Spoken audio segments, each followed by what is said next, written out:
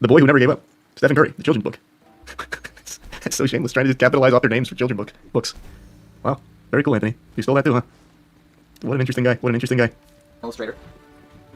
So, does anyone know what I have in common with the greatest children's book illustrators of all time? Absolutely nothing. Legitimately nothing, Anthony. Nothing at all. I already know what he's going to say, though. He's going to say, I didn't quit. I never gave up. Anybody? Well, really not that much. Our stuff started.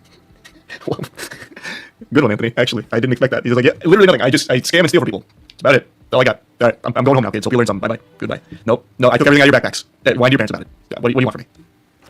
Started the same dog is on top and holding a book. He's not a bad children's artist, to be honest with you. Like, legitimately, that's a decent style. I'm saying legitimately a lot when it comes to Anthony, when he's like the least legit person on the fucking planet. But it is actually not a bad style for a children's cartoon. Like, the style fits super well. It's a shame that he super sucks as a human being. That's a real bummer. Airplane wings right in there as well. The book is, I think, to me, because you love my books. You know, you guys are on the other side of the country, and you're reading my books. I mean, that means the absolute world to me. Thanks, Anthony. Hey, it's no problem at all, man. I can't wait for his new books to drop from his 30-year stay coming up in prison for his most recent scam and stealing. Those are gonna be bangers. How painkillers can lead to heroin addiction? Why is Anthony talking on that too? Does he talk on everything? Does this guy, he's just a jack of all trades? Well, as a former heroin addict, I can tell you how I got there. And it all started with painkillers. I actually wrote 5 children's books on it.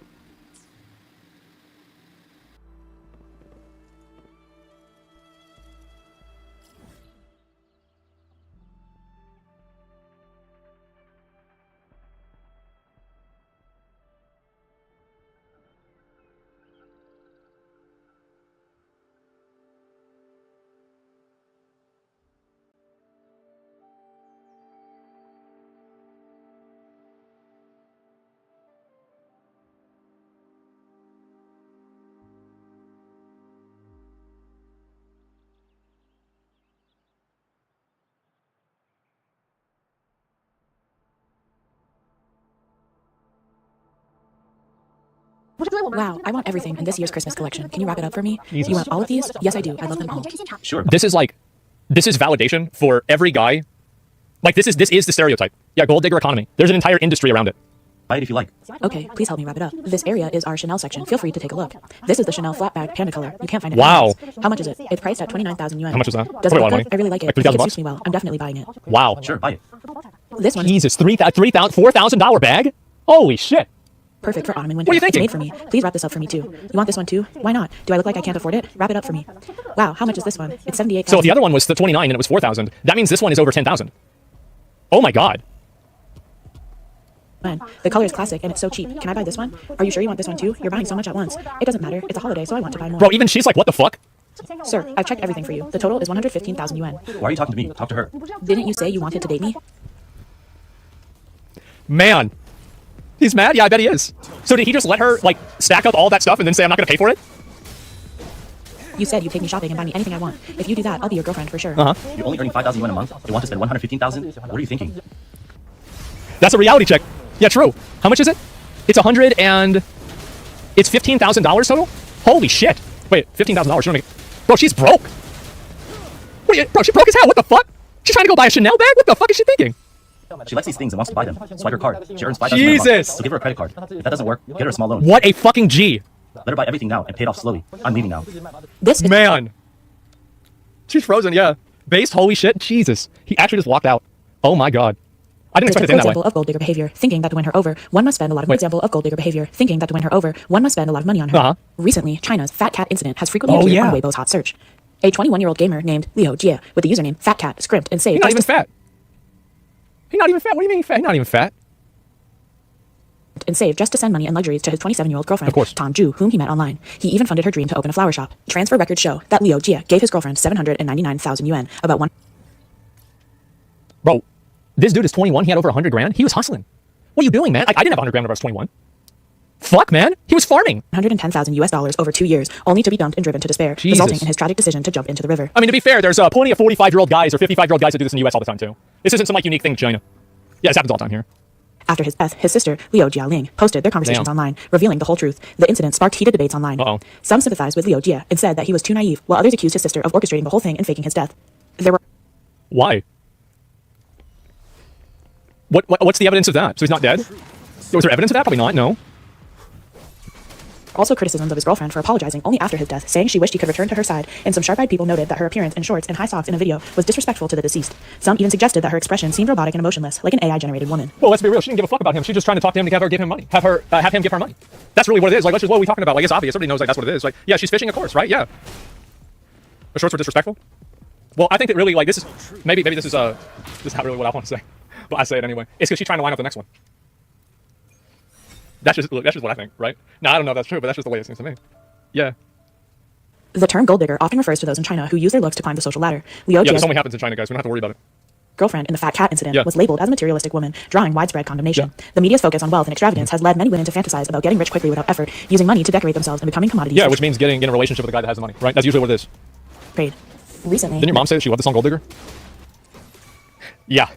I remember we were driving to Long John Silver's because we go to Long John Silver's during Lent because, you know, Catholic. And so on Fridays, right? Because you're not supposed to eat meat on Fridays. For some reason, you can eat fish. Like, I don't know why God, like, right? I mean, but anyway, so we go to Long John Silver's on Friday. And Gold Digger came on the radio. And she was like, damn, she was like slapping her away. She's like, she turned the song up. She said, damn, who the fuck is this? This is insane. This is so good. This song's amazing. I said, this is Kanye West. She says, damn, no wonder Kim married him. Bro, she loved that song. Kai Feng that was a good song, too. matchmaking phenomenon has gone viral, with Chinese media widely discussing it. This has become a stage for turning women into commodities. According to reports Well, in I forgot I've been doing that for a while. Chinese media, Yeah. Eat Sai, since late February this year, videos related to Kai Feng Wangpo have spread across China platforms like Douyin, boasting local tourism in Kai Feng Douyin is the fucking TikTok of China. City. The video shows that in the Song Dynasty martial arts city park of Wangsui Mountain, Kaifeng, Henan, there is a program called Wangpo Matchmaking.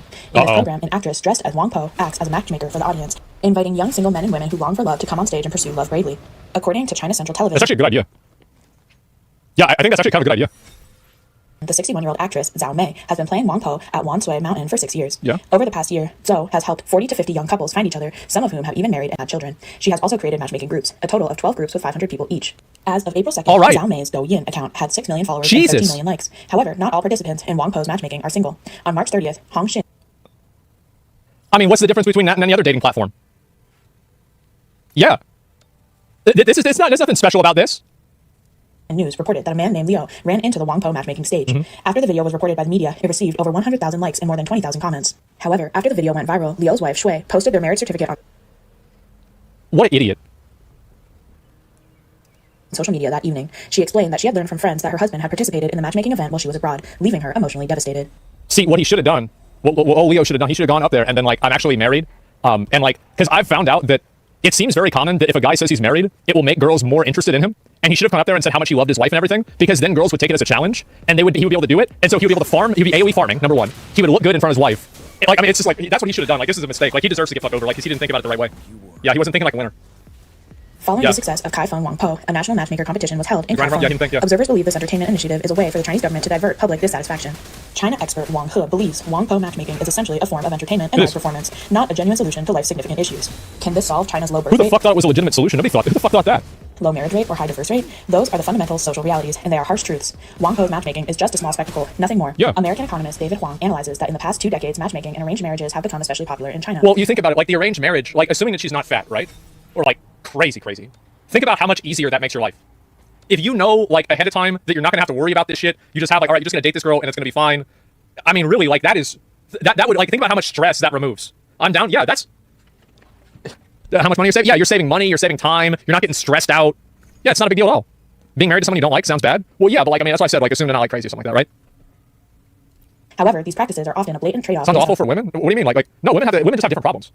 Like women don't have problems with like getting a boyfriend. They have a problem with getting a good boyfriend, right? Because like a girl can hook up with a bunch of guys, but all the guys are gonna be awful. Whereas a guy can't hook up with a bunch of girls, but you know, it's probably a better ratio. Of course, there's crazy girlfriends, but I feel like the amount of bad stories I hear with girls with guys are way higher. Superficial conditions, Just turning marriage, yeah. people into Care about that? commodities No. to be matched, Just which whatever. represents a regression in society. Commodification, the reduction of people to mere objects, is often Oh, I mean, come on, people have been doing that forever. used to criticize advertisement, films, and other cultural not a expressions, big deal. as well as individual statements and behaviors. It is almost always pejorative, referring to actions or speech patterns that the critic finds offensive, usually related to gender and sexuality. Yeah, of course. Feminist theorists and many women describe this dehumanization as a significant social issue, where women are reduced to sexual objects or commodities. Well, we've been doing this forever. Like, duh. Fucking duh. Absolutely. What do you think? It's not a surprise. Who's surprised by this? The so-called beauty economy is a means of commodifying women, using advertisements featuring beautiful women to stimulate consumption and drive economic profit. The only thing that I don't like about this is the fact that people use this as like a bad thing that guys do. But it's not like somebody handcuffed this girl and brought her to this photo shoot. She's doing it herself. Like, these girls are all about it. They like doing it. They're doing it for money. So like, you can complain about this or whatever, but don't act like this is like a bad thing that guys are doing or like guys are responsible for this. These girls are going out there doing it for like on their own. They're not being forced to do this. They're doing it for money. Although Some are forced though. Well, like, what do you think that I think about that? Here, I'm gonna pull this up. What do you think that I think about the ones that are forced to do it? Do you think that I'm talking about them? Nope, I'm saying it's not forced. You're getting a warning. You know exactly what you're trying to do. You're trying to bring up an irrelevant point. Then why are you typing that? Of course some are forced. Duh, everybody knows that's bad. Like, fucking duh. Like, what do you... What? The economy has its rationality as an economic and Outta here. cultural phenomenon. It lacks regulatory constraints and moral discipline, leading to its excesses and vulgarization. Women are used as ornaments and playthings, which constitutes a form of cultural violence. Of course. Alarmingly, this mentality has permeated into primary and secondary schools, where students are asked about their future aspirations, and some respond with, being a beauty. The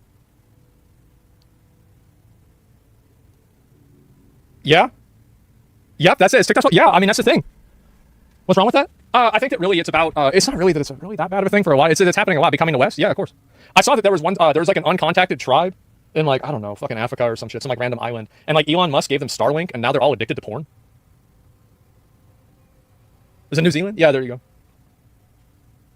notion that it's better to look good than to be good at anything is eroding the mindset of the That's true for a lot of people. That's true. Especially as a girl. Looks fade, yeah. younger generation. Following the Fat Cat incident, revelations emerge that gold diggers have turned into a sex industry, abandoning ethical principles and eroding social trust. Yeah, there's been a lot of rap songs written about this over the years. I think that a lot of people know this.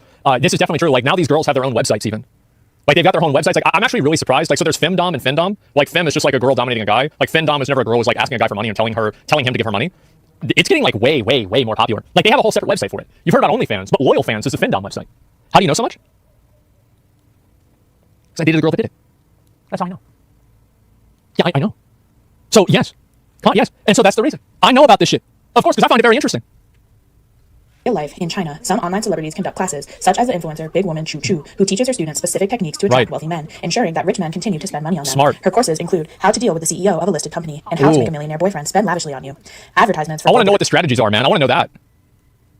training classes are openly recruiting. What the fuck? This can't be real? How do you act like this can't be real, but there's a million guys that are giving classes and like, so here's what you do, pick up a girl. So you gotta go to the gym like a lot, and then if you can never lean over in a photo with her, and if she ever asks you to go do something, you have to tell her no, and she has to do everything that you want her to do. You gotta do it right like this, and then you have to make sure that she doesn't order her own food. You gotta order her food for her. You gotta make sure she does the right thing all the time. Like, yeah, like, how is it that we have all these guy things that are just like this, but it's unfathomable that women don't have the same toxic alternative? Of course they fucking have this. No shit, they have this. Duh. Who the fuck wouldn't believe this?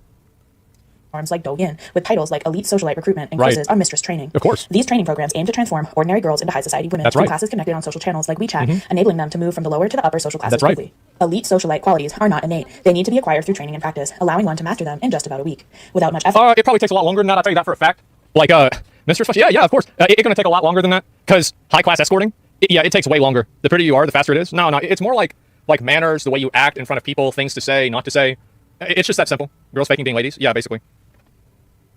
It's like, people say you can't turn a hoe into a housewife. You can, but it takes longer than a week.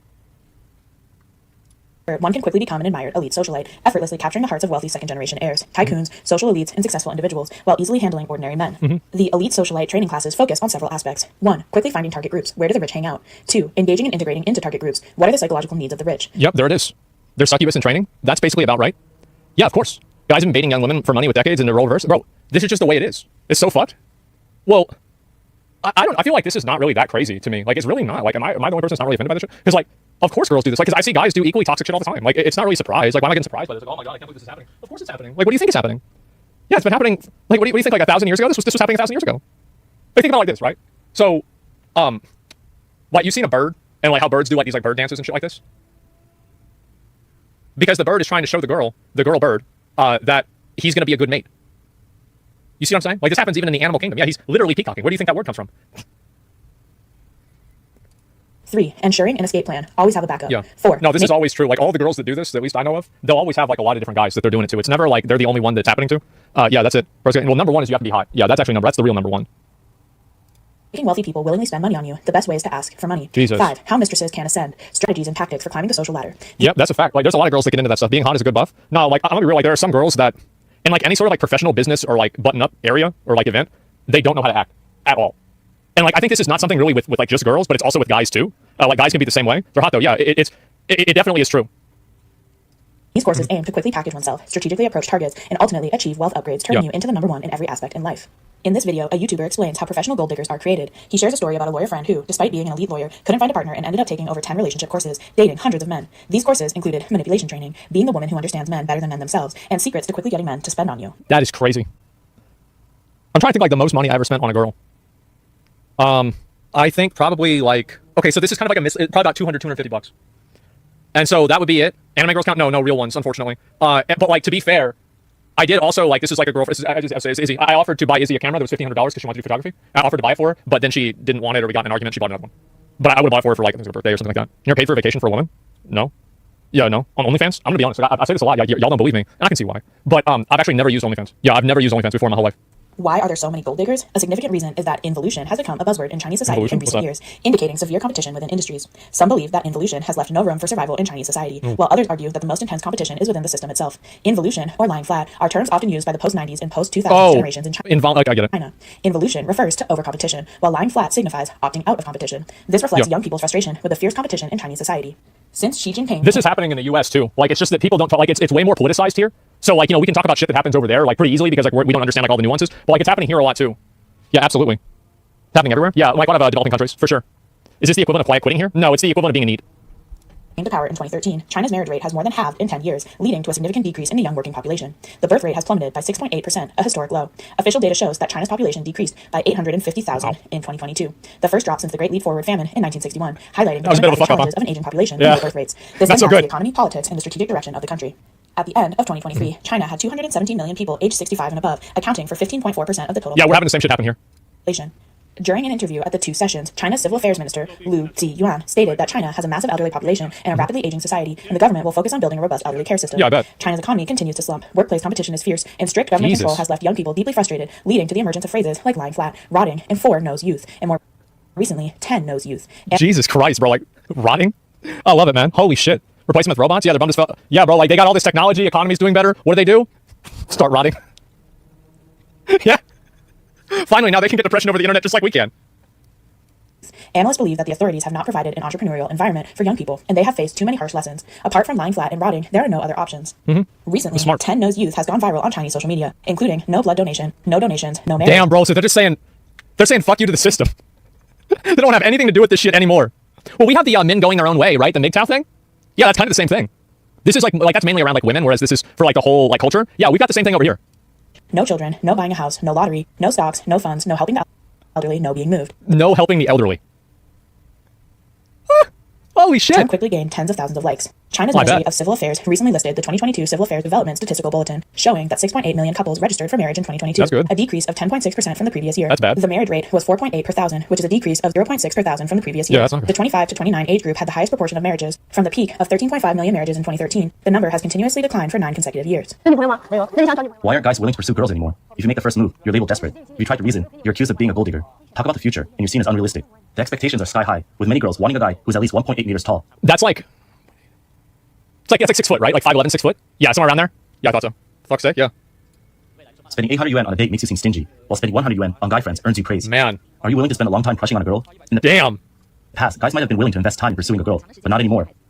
Oh, shit. There it is. Oh my god, just get AI waifus, yep. No, it's happening. I feel like it's not really that big of a surprise. Why? Because nowadays, girls often judge based on superficial conditions. If Man. you don't meet their criteria, no matter how hard you try, you'll always be seen as a mere sycophant. So they don't know, do they not do simp over there? They just do sycophant? Yeah, bro, like this guy's behind on the terminology. Yeah, because it's the same thing? Yeah, no, it is, but like, yeah, he's not using the term. They have simps, but it's not as popular yet? Yeah. Why are marriage rates plummeting? This confession from a male perspective at a one-on-one matchmaking event sheds light. Women often come with high demands. Car, house, family background, looks. Both parties approach dating as a business transaction rather than with genuine hearts and open minds. This kind of transaction ultimately turns into a game of power, making men increasingly hesitant to pursue women. Let's talk about why this social media... And hey, don't confuse yourself, okay? You can have a house and a car, and you still won't have girls that want to talk to you. I had a friend that tell me this. quickly became a trending topic in China. The fact that incident gained attention as the public and influencers continued to speculate about it, with dramatic twists and turns. But whether it's true or not, only the people involved know for sure. A young man who earns his living through video game competitions must have worked incredibly hard to be able to spend $110,000 on a girl. I would say so. In a normal relationship, if a girl doesn't like the guy, she should refuse his money before breaking up or split the bill during dates. However, in the Fat Cat incident, the motives were not pure on either side, and the relationship was... Well, you can't, like, here's the thing, right? If you just give a girl money, like, there's not, like, a girl is not a vending machine. It's not like, you know how, like, so, and, you know, actually, I think I understand what the problem is. Is because, like, if you're trying to get... Let me just make sure, I gotta make sure all these are okay. Yeah. If you're trying to get this girl, how do you do it?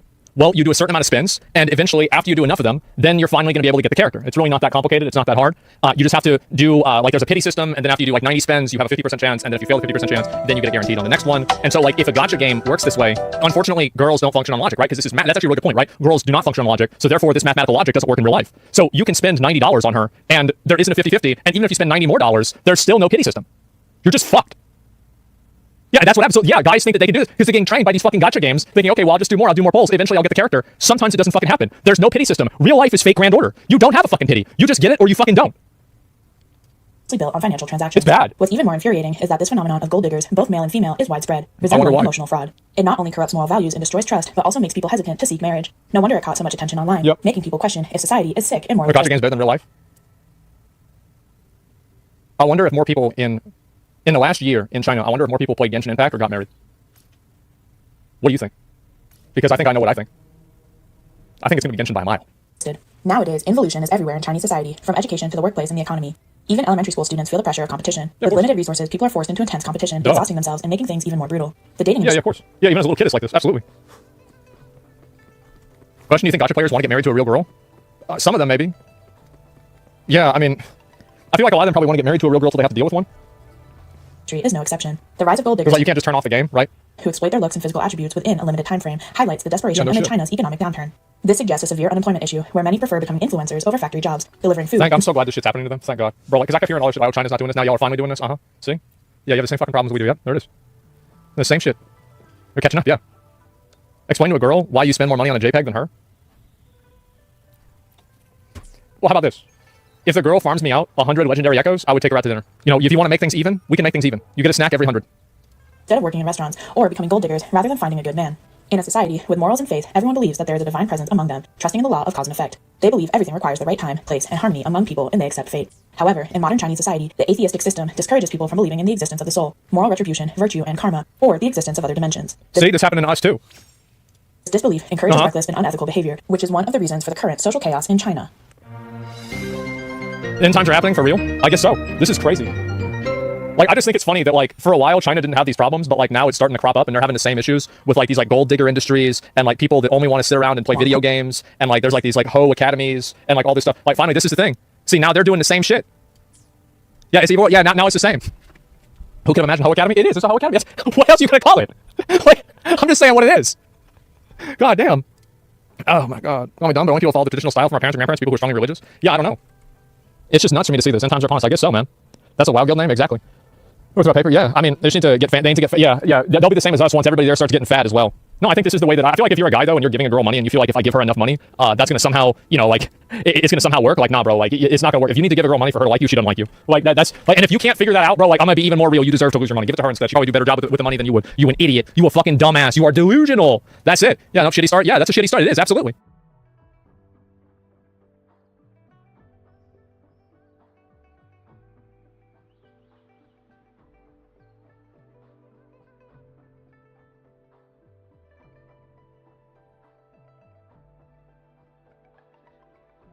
Yo, what up?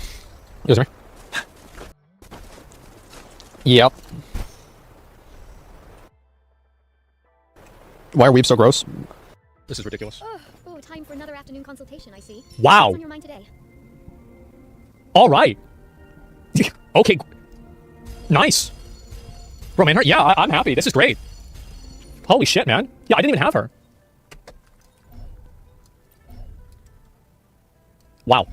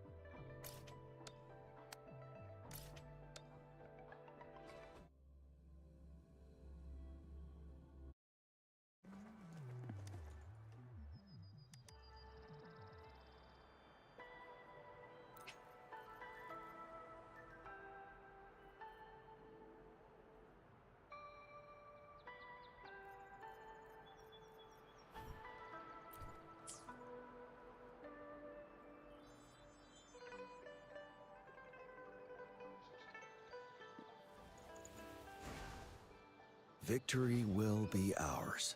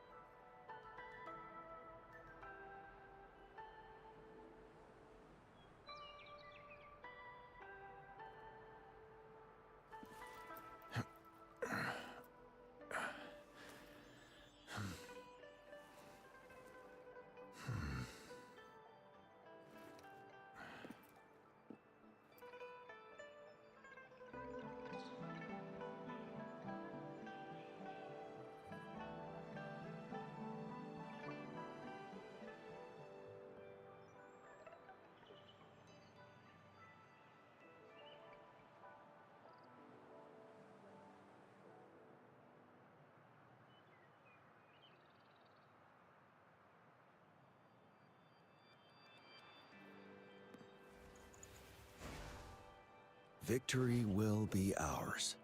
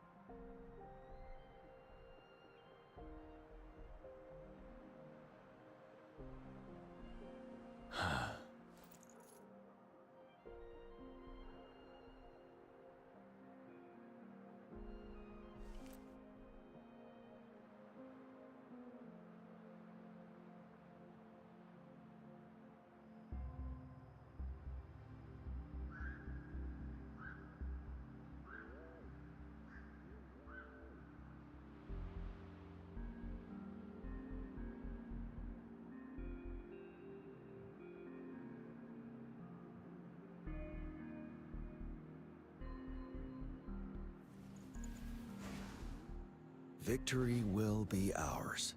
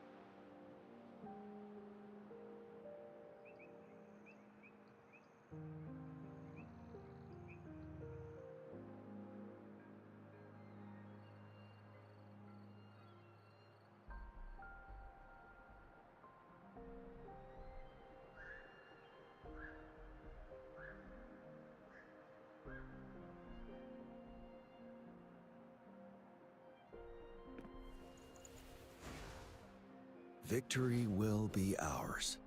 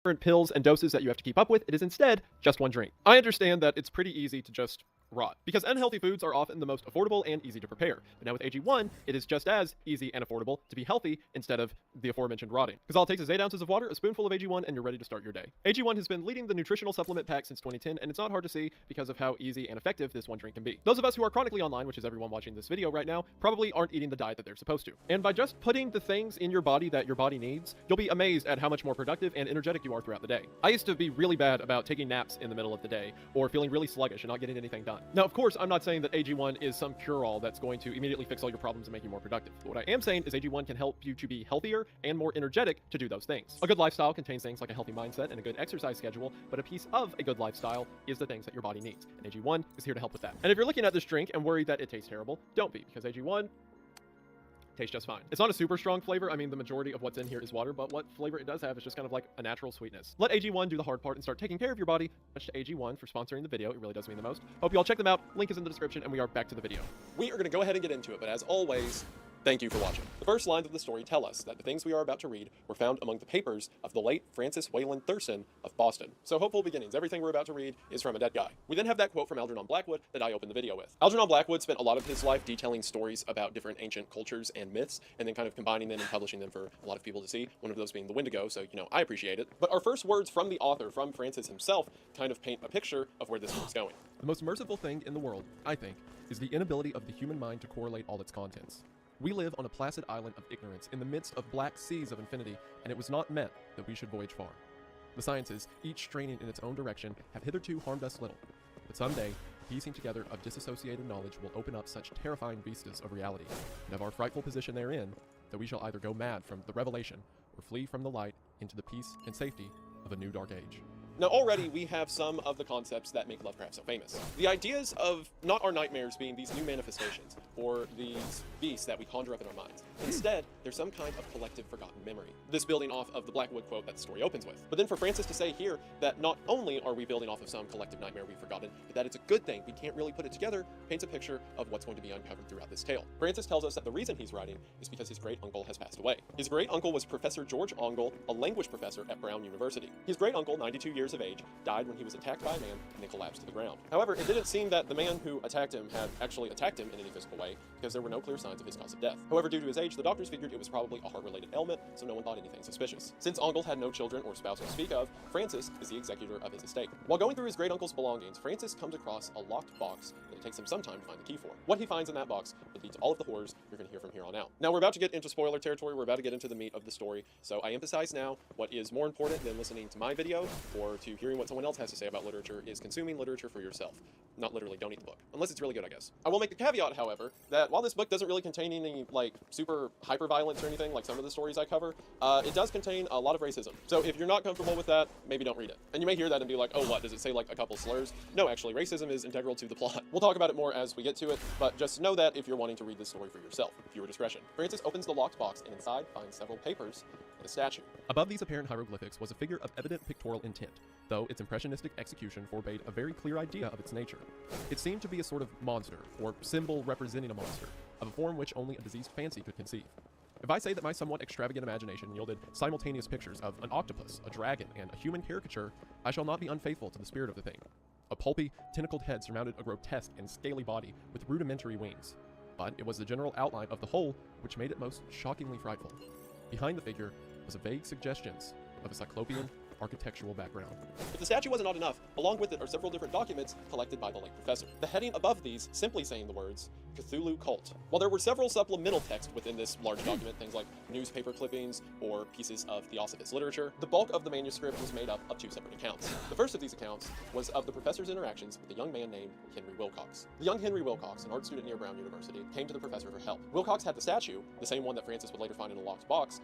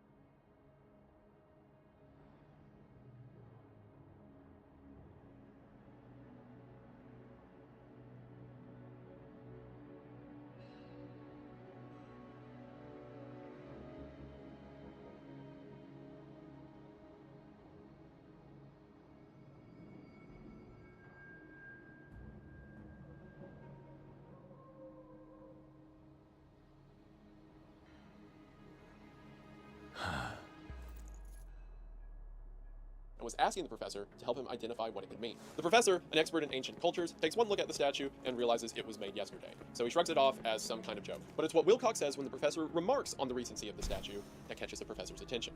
It is new indeed, for I made it last night in a dream of strange cities. And dreams were older than brooding Tyr, or the contemplative Sphinx, or garden-girdled Babylon. So, the professor starts to listen. In the early hours of March the 1st, late in the night, an earthquake ripped through New England. Wilcox says that after the earthquake, he began to have these vicious dreams. The dreams always depicted him in these ancient cities, or something that can be described as similar to cities. These great gigantic pillars of rock that extended beyond his imagination. Along the rock were these runes he couldn't identify, but this language was scrawled on every inch of the place. The moss that hang from the stones implied that this was a city long forgotten, and far from human. Wilcox says that through these dreams, his brain was filled with voices and messages he didn't understand. From them, the only thing he could make out, the only thing he could take into the waking world with him, was the phrase, Cthulhu Fhtagn. It's from this that Professor Ongle becomes terrified. He begins to ask Wilcox about ancient cults and lost stories and histories humanity isn't privy to. Wilcox doesn't understand what the professor's talking about. He simply came to him to help identify this thing he saw in his dream and later carved out of stone. The professor is so desperate, he swears to Wilcox that he will keep his secret. If this is some kind of joke, if it's a prank, he will never mention it to anyone if Wilcox just tells the truth. Wilcox doesn't know what the professor's talking about. We'll later find out that this name Cthulhu means something to the professor, but young Wilcox isn't privy to it. Once the professor is convinced that Wilcox is speaking in earnest, every day he begins to document whatever dreams Wilcox has had, and every day they remain the same. These legends, visions almost, of forgotten cities. So from March the 1st to March the 23rd, the professor takes note of the things Wilcox sees in his dreams. The only words being repeated again are Cthulhu and Rilya. The reason the accounts stop on March the 23rd is because suddenly Wilcox seems to lose his mind. He comes down with a horrific fever and begins speaking nonsense in something the professor can't even understand. He's moved back to his family home and doctors check in on him to see that it seems he's come down with some mysterious illness that appears to be killing him. However, after only a little over a week of this delirious state, Wilcox just snaps out of it. On April the 2nd, he wakes up feeling much better, and that seems to be the end of it. As a matter of fact, from there, Wilcox doesn't even have any more dreams, so he's of no use to the professor. So the professor begins to take up stories and notes of other dreamers within the region. And it turns out that at the same time Wilcox began experiencing his dreams, several other people around the New England area also began experiencing really weird dreams, all depicting these ancient ruins and lost cities. The worst of this came from March the 23rd to April 2nd, the same period of time that Wilcox came down with a fever. During this time, dozens of people had these vivid waking nightmares of some horrible place once forgotten, and several describing something awful, miles high as they described it. Oh, you're quite the fighter. Walking among the ruins. One man even died after screaming for several days that something from hell is coming to take him. Furthermore, among the documents that Francis finds, the professor had collected stories of people taking their own life in that period of time, waking up out of a dream and hurling themselves out of an apartment window. He connected this to stories after March the 23rd that didn't explicitly have to do with dreams. There were several facilities for the mentally unwell where people for a week on end were screaming and shouting and had to be constantly sedated. In India, there were reports of an uprising full of destruction. It seems that something that no one is connecting the dots on happened in the days after March the 23rd. Perhaps the professor is the only one who can put it together. The professor then describes in his manuscript that once again Francis is reading why the name Cthulhu was so impactful to him, and why upon inspection of the statue he had seen that image once before. The second large piece of the professor's manuscript is the story of an inspector named John Legras. In 1908, the professor was at the American Archaeological Society meeting in St. Louis, which you can effectively imagine to be a nerd convention for old nerds. As the professor was in attendance with several of his colleagues, someone new showed up. This man was a police inspector from New Orleans, the aforementioned John Legras. Or I think it's Legras. It's spelled like Legras. It might be Legras, but French names scare me. There's like 18 letters and you pronounce 2 that aren't in there. It's strange. The inspector had arrived at this archaeological meeting in 1908 looking for answers. While raiding a cult in the swamps south of New Orleans, the inspector and his men found something that they could not identify. The figure, which was finally passed slowly from man to man for close and careful study, was between 7 and 8 inches in height, and of exquisitely artistic workmanship. It represented a monster of vaguely anthropoid outline, but with an octopus-like head, whose face was a mass of feelers, a scaly, rubbery-looking body, prodigious claws on hind and forefeet, and long, narrow wings behind. This thing, which seemed instinct with a fearsome and unnatural malignancy, was of a somewhat bloated corpulence, and squatted evilly on a rectangular block or pedestal covered with undecipherable characters. The tips of the wings touched the back edge of the block. The seat occupied the center, whilst the long, curved claws of the doubled-up, crouching hind legs gripped the front edge and extended a quarter of the way down toward the bottom of the pedestal. The cephalopod head was bent forward, so that the ends of the facial feelers brushed the backs of huge forepaws which clasped the croucher's elevated knees. The aspect of the whole was abnormally lifelike, and the more subtly fearful because its source was so totally unknown. Its vast, awesome, and incalculable age was unmistakable. Yet, not one link did it show with any known type of art belonging to civilization's youth, or indeed to any other time. Totally separate and apart, its very material was a mystery, For the soapy, greenish-black stone with its golden or iridescent flecks and striations resembled nothing familiar to geology or mineralogy. The characters along the base were equally baffling, and no member present, despite a representation of half the world's expert learning in this field, could form the least notion of even their remotest linguistic kinship. They, like the subject and material, belong to something horribly remote and distinct from mankind as we know it. Something frightfully suggestive of old and unhallowed cycles of life in which our world and our conceptions have no part. Only one person at the convention has seen anything like it. This man, another archaeological professor, says that he encountered a group of natives off the coast of Greenland who had idols of a similar visage, and that the people who praised these idols were known for their barbarity. You know, cannibalism, human sacrifice, the whole works. After the inspector and this professor who studied the group off of Greenland conversed for some time, they managed to piece together from all of the phrases and things they picked up from the chants they heard, a single phrase repeated by both cults. And that phrase is this series of words. I'm not even going to try. And I know people make fun of me all the time. They're like, oh, what does Wendigoon say every time he sees a phrase in a language that isn't American English? Oh, I'm not even going to try. I get that. This isn't any language. This is fake. Lovecraft made this up. Okay, this one doesn't count. The inspector said, after conversing with one of the cult members who was captured after the raid in New Orleans, the cult member confirmed to him what this phrase means. The quote is, "In his house at Relia, dead Cthulhu waged dreaming." Then the inspector gives an account of what happened at the raid the statue was discovered in. Or I guess more specifically, Francis relays to us what his professor uncle wrote about what the inspector said happened at the raid in New Orleans. In 1907, the New Orleans police were informed that several people in the swamps south of the city had been going missing. The majority of the people who were going missing were from the impoverished regions outside of any large community, and it seems that through the night, they had been picked off one by one. The reports also said that within the tree line, at night, you could hear chanting and drums, and that none of the locals would dare go searching. So on November 1st of 1907, 20 police officers from New Orleans took a trip into the swamp to try to find out what was happening to all these missing people. Sure enough, when the police get there late in the evening, they begin to hear the same drums and the same yells that were reported before. However, as they got closer, they began to hear screaming and yelling. They couldn't tell if it was from a man, an animal, or something in between. The locals who were previously showing the police the way suddenly quit, saying that there are legends of these bat-like demons that fly out of the caves at night and dance to the devil in the woods. And they certainly weren't going to step out there. As the police make their way through the tree line, they see what appears to be a fire somewhere out in the distance. And upon coming to a clearing, they see this. In a natural glade of the swamp stood a grassy island of perhaps an acre's extent, clear trees and tolerably dry. On this now leaped and twisted a more indescribable horde of human abnormality than any but a Sime or an Angarola could paint. Void of clothing, this hybrid spawn were braying, bellowing, and writhing about a monstrous, ring-shaped bonfire, in the center of which, revealed by occasional rifts in the curtain of flame, stood a great granite monolith some 8 feet in height, on top of which, incongruous in its diminutiveness, rested the noxious carven statuette. From a wide circle of tin scaffolds set up at regular intervals with the flame-girt monolith as a center hung, head downward, the oddly marred bodies of the helpless squatters who had disappeared. It was inside the circle that the ring of worshippers jumped and roared, the general direction of the mass motion being from left to right, an endless bacchanal between the rings of bodies and the ring of fire. To fancy he heard antiphonal responses to the ritual from some far and unillumined spot deeper within the wood of ancient legendary and horror. This man, Joseph D. Galvez, I later met and questioned, and he proved distractingly imaginative. He indeed went so far as to hint of the faint beating of great wings, and of a glimpse of shining eyes and a mountainous white bulk beyond the remotest trees, and I suppose he had been hearing too much native superstition.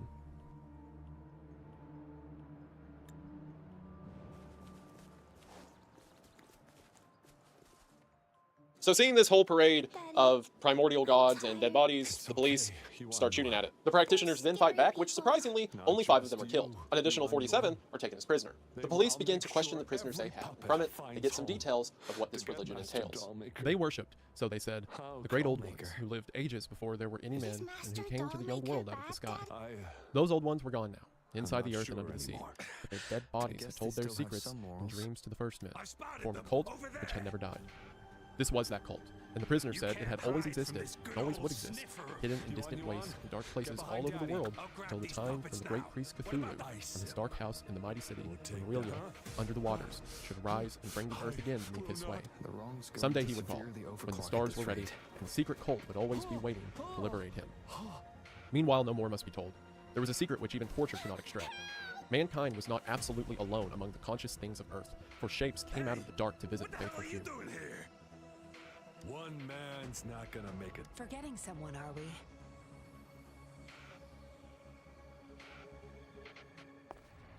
What the? Those idiots! They were supposed to take care of you! Careful. Sorry I knocked out your friends earlier. What do you say? You may have these. You think we're partners? So they're not up for peace talks. What do you say, Rover? True. You know your Fraxidus well.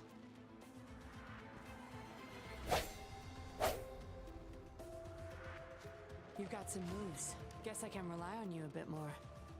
I'll be counting on you. Tell truth from the side.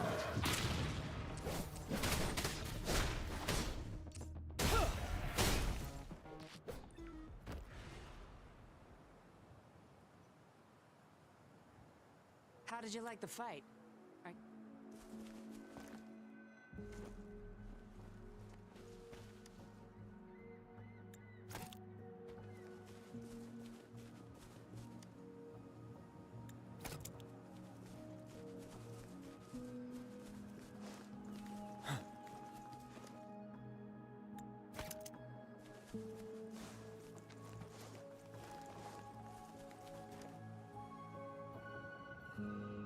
Acknowledged. Is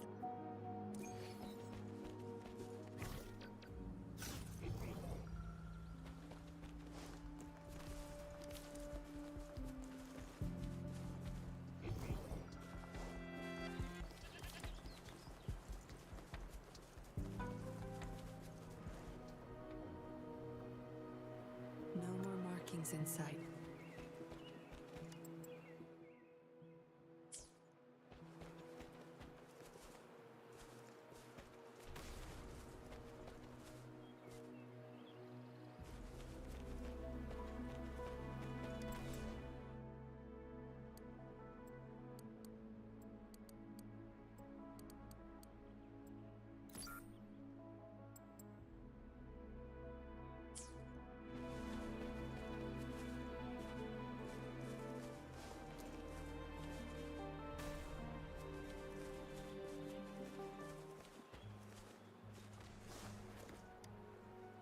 Yes? See those flowers? Try counting them. I have a feeling they may be the passcode.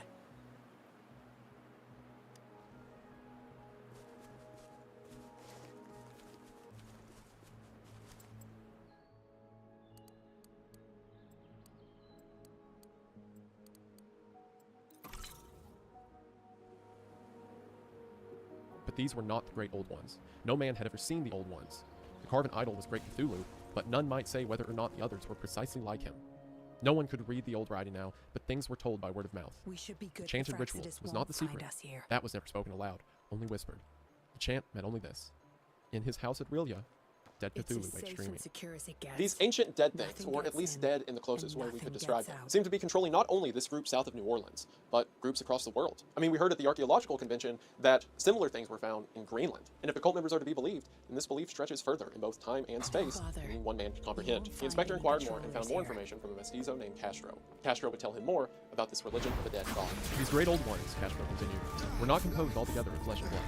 They had shape, for did not this star-fashioned image prove it? That shape was not made of matter. When the stars were right, they could plunge from world to world in the sky. When the stars were wrong, they could not live. But although they no longer lived, they would never really die. They all lay in stone houses in their great city of Orleans, preserved by the spells of mighty Cthulhu for a glorious resurrection, when the stars and the earth might once more be red for them. But at that time, some force from outside must serve to liberate their bodies. The spells that preserved them intact likewise prevented them from making an initial move, and they could only lie awake in the dark and think, whilst uncounted millions of years rolled by. They knew all that was occurring in the universe, so their mode of speech was transmitted thought. Even now, they talked in their tombs. When, after infinities of chaos, first men came, the great old ones spoke to the sensitive tongues by molding their dreams. Only thus did their language reach the fleshy minds of mammals. He goes on to say that in this sort of end times, after Cthulhu has risen, he will bring about an era where men know pleasure like they've never known pleasure before, and know violence and anger and wrath and all of their natural feelings in ways currently impossible. It's as if Cthulhu will unlock channels to the mind that we didn't know existed. And it makes sense, as Cthulhu's been here much longer than even the mind itself has existed. Castro goes on to say that this lost city of Rillia is lying beneath the sea. The stars, ancient heavenly bodies in space, must be just right for Cthulhu and his followers to live. But that now, at this moment in time, the stars are wrong, so we're at peace. But even though Cthulhu is dead for now, he can still think through the dreams of men.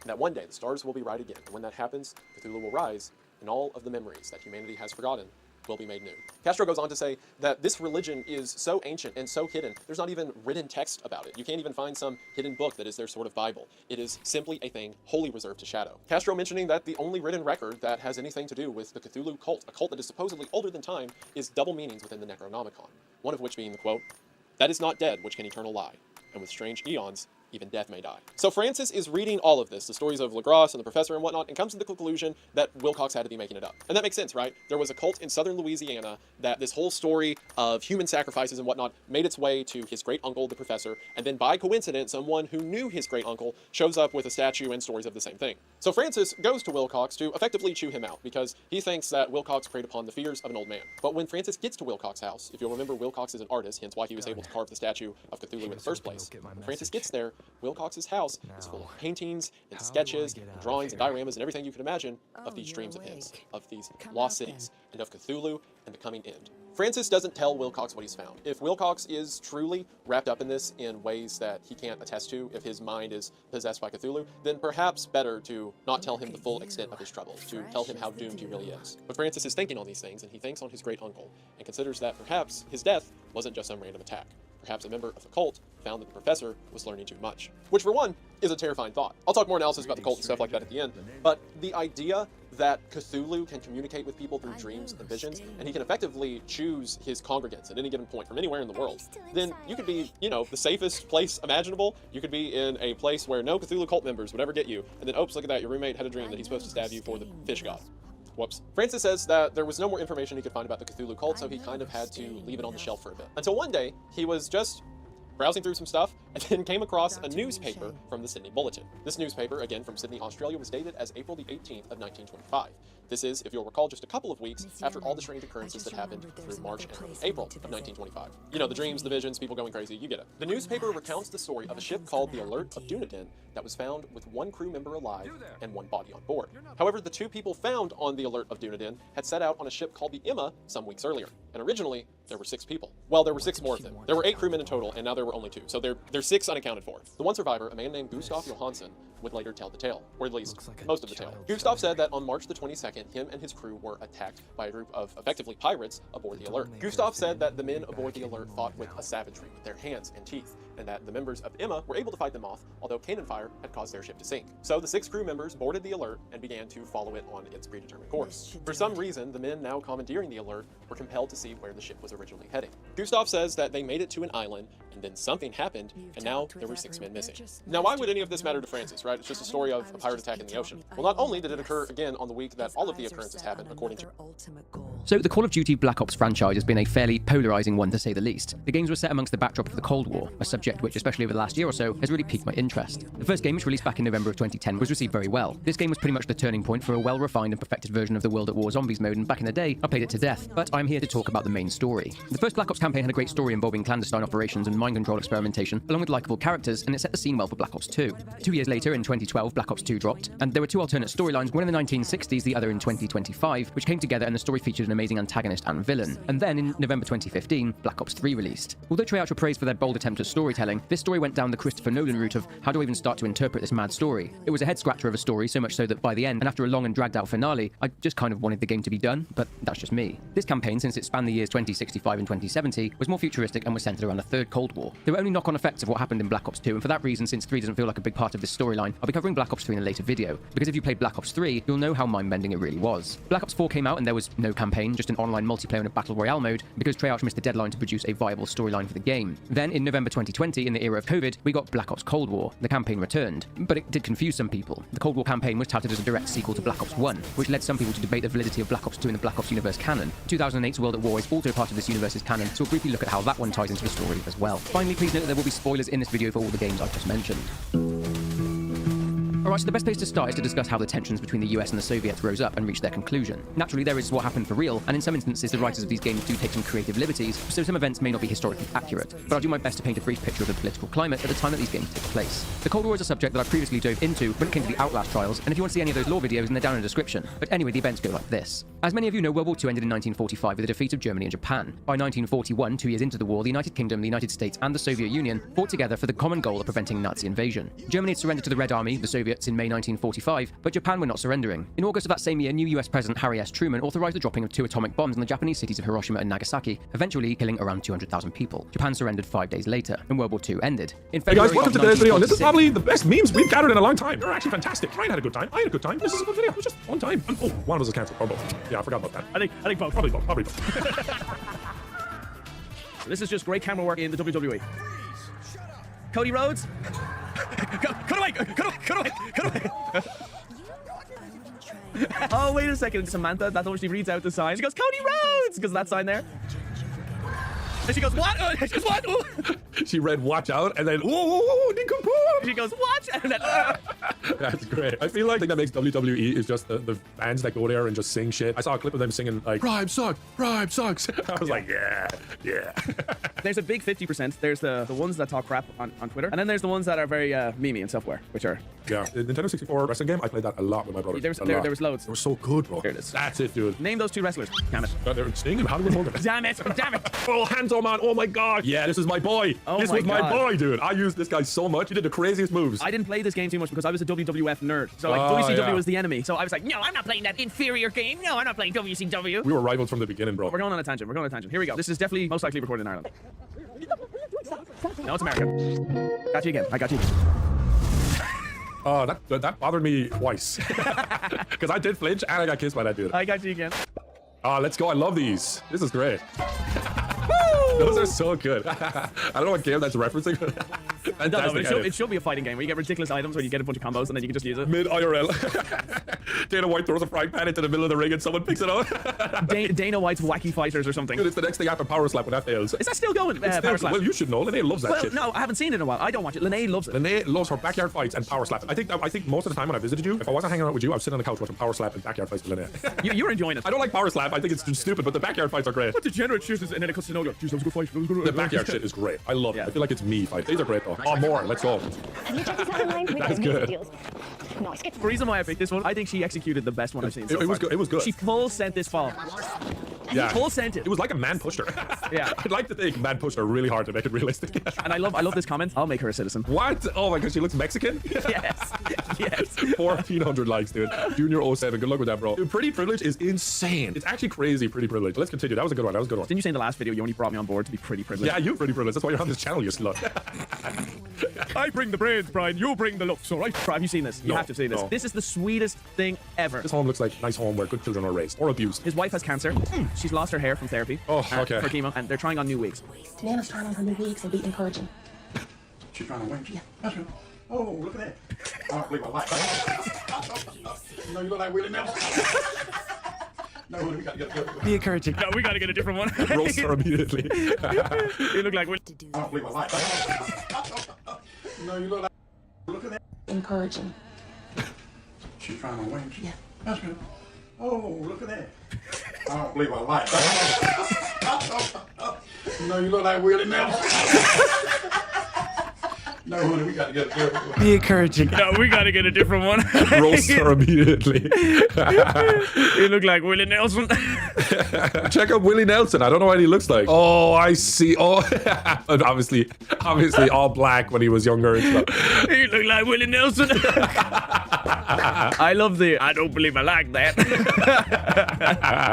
Oh my gosh, that's great though. I love it. Don't talk in this mic and I'll buy you whatever you want. What's your name? Desmond Benjamin. Nice and quick. I love Desmond Benjamin. I wish someone would just buy him the entire store.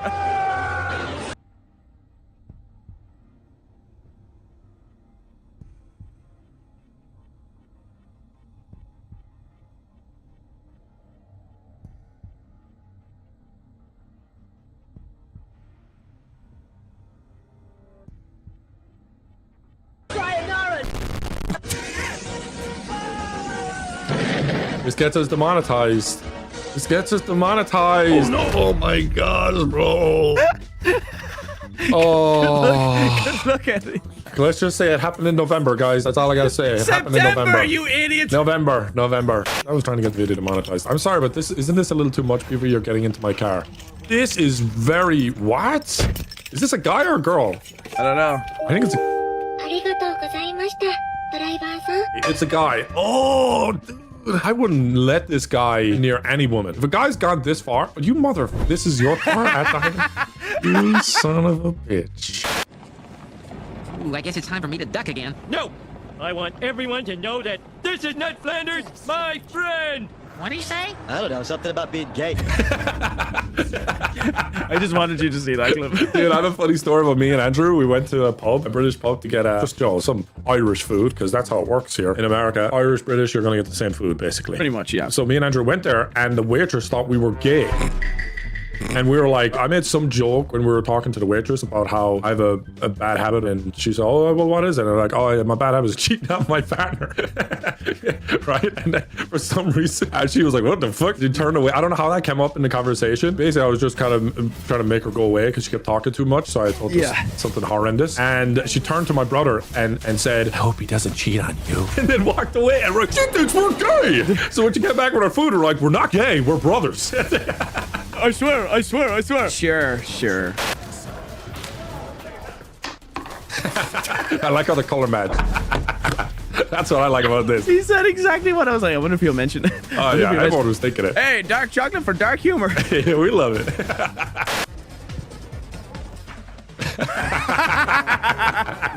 Oh my gosh, dude. Oh, I love this. Sorry, that's not funny. It's gonna be one of these bait ones. Oh, there it is. That's hilariously funny. It's not funny. It's better. Hilariously funny. I see the joke. I'm glad to see stuff like this get 1.6 million likes. Not because it's sexist, but because I think it shows self-awareness. You know what I mean? Yeah, I like the way she's involved in this. Yeah, it shows self-awareness. That's what I like about it. And I guarantee you this is most likely in England. Yeah, I can see English humor. Plus, it's most popular there. But yeah, look at that comment. That's so rude. At least give her an apron. Exactly. Checking DMs from a fan. My husband is still the one for me.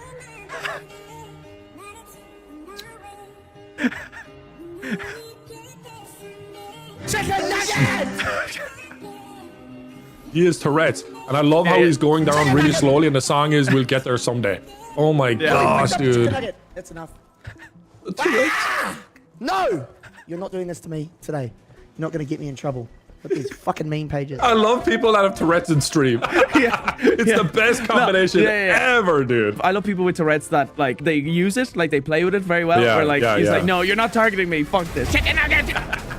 You're not getting me today. I love big fan of Tourette's streamers. Huge thumbs up for me. And Uncle Tix, keep it up, bro. I feel like Tourette's is one of those mental illnesses. That's like a superpower. It's a comedic superpower for sure. TikTok and all that is perfect. Especially in for this Tourette's. day and age, it's a comedic superpower. But I feel like it's a great outlet as well. People like, there's no guilt really in laughing along with it. You can't cancel someone with Tourette's. That's the beauty. It's like a perfect anti-cancel card. I have this one saved as well. Too late, baby. I have Too late. this one saved as well. Tourette's. That's the beauty. It's like a perfect anti-cancel card. I have this one saved as well. Too late, baby. I had this one saved as well. I went crap. first. No one will believe you. Oh, it looks bussin' though. By the way, this chicken doesn't die. I had to research it. I actually felt bad. Have you ever heard of the headless chicken that lived for like 60 days? Oh, I think I have. Yeah, Google headless chicken lives for a really long time. There it is. Mike the headless chicken lived for... Wait, what? 18 months after he died. Wow, look at that on the about section. What a legend. And he didn't bleed. Listen to this. The reason why he lived for 18 months is because he had a blood clot that stopped it from bleeding out and dying. One time a blood clot is a good thing. So his head just probably rotted off or got chopped. I don't know, but what an absolute legend. 18 months headless. That was cool. See, that's weird shit I know. This is where your brain capacity gets wasted on. Oh, this is... Were they having sex in there or something? Yes. Dude, you know why I didn't like this? I'll tell you bluntly. Do you remember Reddit 50/50? Oh. Do you remember how horrendous that is? You basically click a link and you don't know if you're getting boobs or headings, right? Yeah. The last ever Reddit 50/50, it scarred me so fucking bad, was a guy doing that, but he just basically rope snapped and he fall inside. And I was like, okay, not doing Reddit 50/50s anymore. Yeah, no, the one that really screwed me up was a guy at a F1 track running across the road to get to Brie, and then he gets hit by one of the cars, and then... I can't believe we were able to upload that stuff. Remember we uploaded Reddit 50/50s? Dude, imagine uploading that now. It would be impossible. I uploaded a blurred clip of a Nigerian macheting his off onto YouTube censor. Can you imagine uploading that now? Censored or not, dude. It'd have to be a black screen with just sounds, even then. Our channels are on a list, for sure. Oh, dude, Reddit 50/50s never do it. It's like the dark part of the internet at this stage. Yeah, it is. Hey, Scotty. Jesus, man. Yeah. There you go. Yeah. That's just for you. That's just for you. You want to know something funny? Go to McNasty's Twitter. So McNasty posted, I know this is you commenting on my videos on an alt account, and it's a guy named Fly Moolah Man. Hope in Christ, you guys start getting serious about spiritual and godly things. Like Spurt. Whoever Spurt is. Hope in Christ, you guys start glorifying God in your videos. Blessed young man. I love how, look at the automatic replies from YouTube. We will. Yes, we do. That's the plan. And then a McNasty response would not be any of these. Yeah, McNasty is definitely not Christian. Then look at that comment. McNasty plays with kids. Oh my gosh. All right, okay. Jo, tady toto je ten v podstatě. Jo, tady toto je. I still don't understand this one. I guess for me, every day has its own difficulties. Oh yeah, because it's Tuesday. That's the day we record with Evan and the boys. Oh That's yeah. what- I will say, actually, this is funny because if I had to say which day of the week is the worst, it's Tuesday. No offense, guys, it's Tuesday. That's why you saved it and laughed. Actually, I like that. It can be painful, especially when you're, needing to record videos with the guys, and then it turns out the whole recording day of Tuesday is booked out by Nogla, Marcel, Delirious, and Evan recording a sponsored video. I was only helping him with one. On Tuesday. Yeah, I only did one thing on Tuesday, bro. On Tuesday. Yes. The selfish bastards. You could have picked any day of the week to do a sponsored video, but the one day we all agreed to record with each other for our channel. You choose Tuesday. I'll be honest, bro. Fuck the group. I've had no videos recorded. I've nothing done, so I just streamed. I haven't posted on my main channel in 2 weeks, and I don't care. Yeah, I just been streaming. And you're happier, I'm sure. Oh, here we go, ladies and gentlemen. Beetlejuice stepping up. Beetlejuice golf, Here baby. we go, ladies and gentlemen. Oh, I never thought I would see Beetlejuice golfing. Woo! Yeah, that's exactly how I would expect it to go. That made my day. Thank you. Hey! Hey! Hey! Oh my God! Are they gonna? Damn! Oh! Bitch, get out the way. Get out the way, bitch. Get out the way. Oh my god, so he just post a bunch of shit like this on his Instagram? I'm definitely down to react to Beetlejuice's social media. Can we do that for one video? we could, Just yeah, Beetlejuice we social could. media. Like, why not? Pete was a naval officer getting rid of pirates. Dude, I love him. Thanks for all the birthday shit, everyone. Beetlejuice turns 56 today. I turned 77 last week, dude. 120,000 likes. Turned 77 last week. What a legend, bro. I love you, Beetlejuice. God bless you. God bless He you. is the man. 6 years old, Marcus. Happy birthday to Marcus, who turned 6. Oh my gosh. Look at this. Congratulations, I'm guessing this means Yeah. to little Marcus, maybe? Yeah, Little yeah, Marcus. yeah. I'm not gonna lie though, for some reason it looks like my sister's baby. Hasbullah Nogla. I don't want to show a picture of my sister's baby, but he's got this guy. Oh my god. If my sister sees this, I'm sorry, but Hasbullah looks like your son. If any family members are watching, please send this clip to her. No, don't. Let's move on.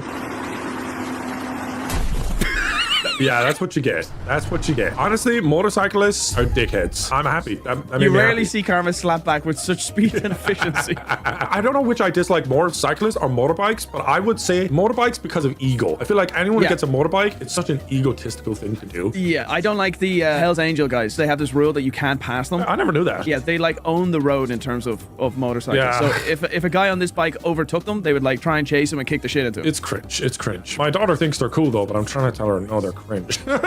No, sweetheart, that's cringe.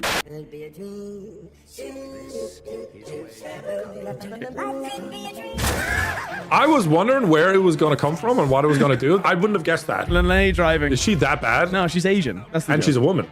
Yeah, exactly. Yeah. No, Lene's good. Now her sister though, Janet. And we roasting the shit out of our sisters today. Well, your sister-in-law, I guess. She doesn't know what a stop sign means. Oh, go faster.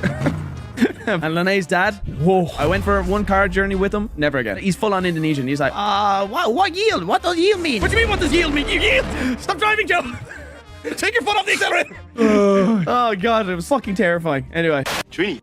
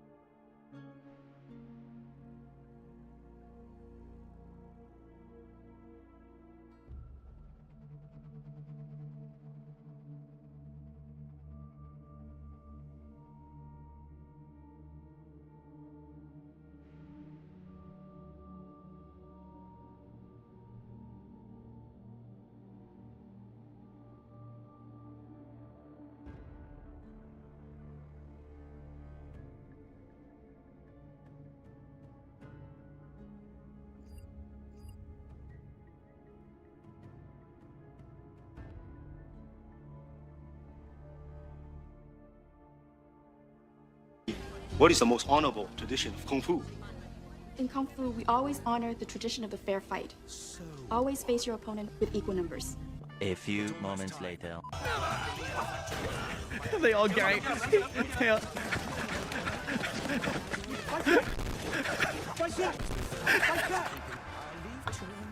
The audio was so unnecessary. Is this all the same TV show? It's Power Rangers. Oh. Yes, that's Trini. She's the yellow one?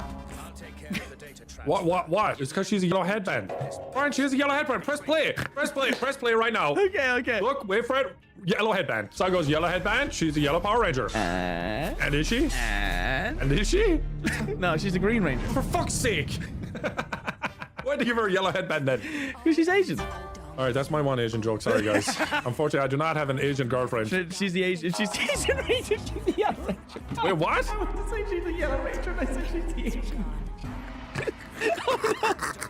we're not feeding the allegations this time, bro. We're not feeding the allegations. Oh no. Sad fact about her, Trini, she died in a car crash like a few years later. Yeah. Was she driving though? No, I'm not making that joke. I'm not making that joke. Okay, let's move on. Bro, I was in the hole. You just dug me out right there. I'm so sorry. Nobody cares about me. Mom fault. Mom wins. Arab moms for sure. I would say African moms, African American moms, Arab moms. Honestly, moms everywhere, bro. I don't know about Florida. Let's end on a banger. Great choice of words, my brother. Great choice of words. These are some bangers, all right. My goodness, she knew exactly what she was doing. Oh, that just Zoidberg is good though. Oh, it's not a. No notification. Nobody cares about me. Mama. Mom fault. Mom wins. Notification. Nobody cares about me. Mama. Mom fault. Mom wins. Arab moms for sure. I would say African. My brother. Great choice. Let's end on a banger. Great choice of words, my brother. Great choice of words. These are some bangers, all right. My goodness, she knew exactly what she was doing. Oh, that just Zoidberg is good though. Oh my god. Oh, dude. All right, Brian, you got your boobs in. How'd I do? I'll let the comments decide. My turn now. Right, show me what you've collected. Access denied? What the fuck is going on? Uh-oh. Nogla just got banned off TikTok, baby. What in the fuck is going on? On my phone, it's fine. I'm trying to show my friend memes. All right, fuck you then. I'm showing you Twitter stuff, right? TikTok is my nut. If you ever wonder what I look like at the gym, this is it, right? It looks like he has my shoulders, though. My dislocated shoulder. And Nogla's form. The other guy's like, do you want me to spot you? You're done spotting. You're done spotting. This is gayer than being gay. Yeah, listen, it is. I'll never forget it. He's super tall, bro, and like it's super intimidating when he has so many bodyguards around him. And he came in, I was so nervous, but when he stuck his hand out and smiled, I felt safe. Just the way he asserted himself, the way he talked, the way he taught me his way of life, the way he was fearless. I understand why there's a lot of men that want to listen to him. He's not Jesus Christ, though, so he's not going to be perfect. I know that this guy's an influential man, and when I see this man, I know that God's using him. Regardless of how he feels it, I know that God is using Andrew Tate to mend or bend to the will of what God's will is. Lately, I will admit, I've been enjoying some Andrew Tate clips. Like, I used to, like, not like him anywhere near what I like him now. I think he's a little bit better and more tolerable. I think it's because the danger of Andrew Tate is pretty much gone. At first, it was like, he's a danger to young people. He's a danger to women. A threat. Yeah, everyone just memed the fuck out of him, and now he's just another meme. There's a clip that I saw yesterday that made me laugh. It was like the guy that's living with him bought a goat. Have you seen that? No. Go quick. Andrew Tristan goat. Why the fuck do you have a goat in my Like, look at. now that I live here, I do the pet. And obviously, you actually goats recognize goats, right? Because you will kill them. No, this goat's man. Let me tell you.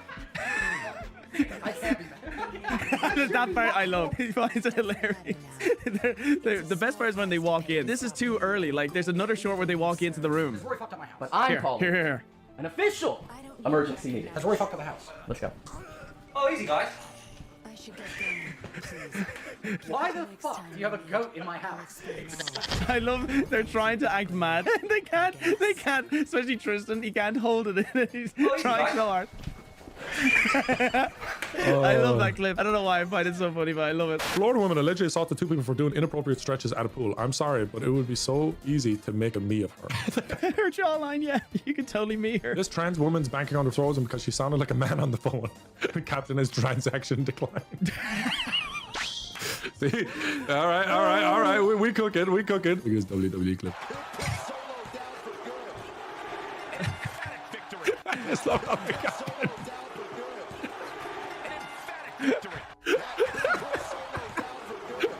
It's funnier the more you watch it. I'm waiting for all the reactions of women. I didn't even think that. Yeah, good point. Homeless Nogla. I love this. Bye-bye. Yeah, that's people. I'm going to show the muscles, Brian. Go to the gym. Here's the muscles, Brian. You ready? Yeah, show them. Look at that. All that chicken nugget protein going to work. Subscribe for the hot tub stream. You'll get the rest of the guns, boys. See if TikTok's working. And it is. So, boom.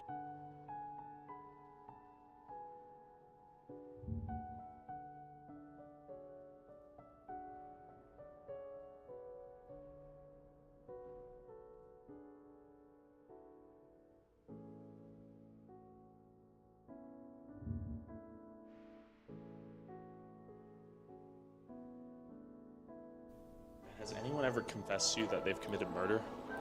Yeah. What if you had a client that went on to commit mass murder? Then they call me.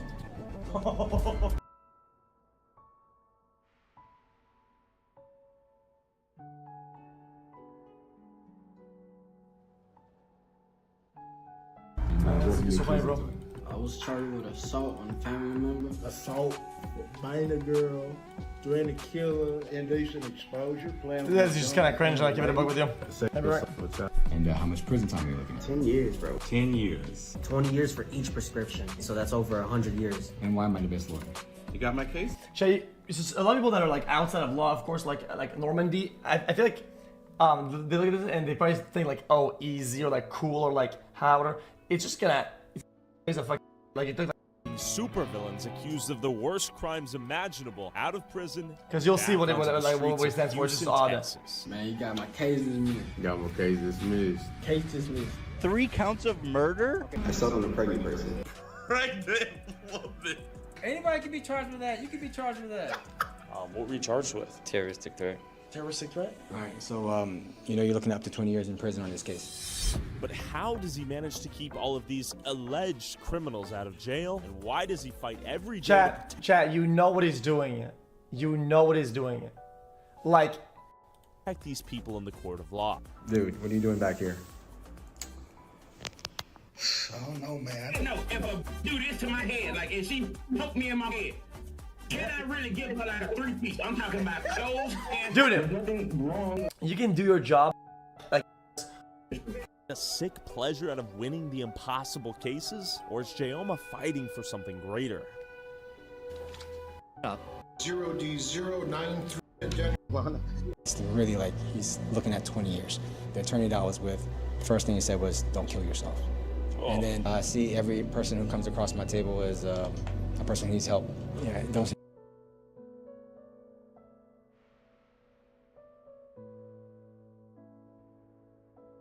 We've sent those civilians back. They weren't super. There was really not much. Oh. Snitching yourself. The one who kidnapped you.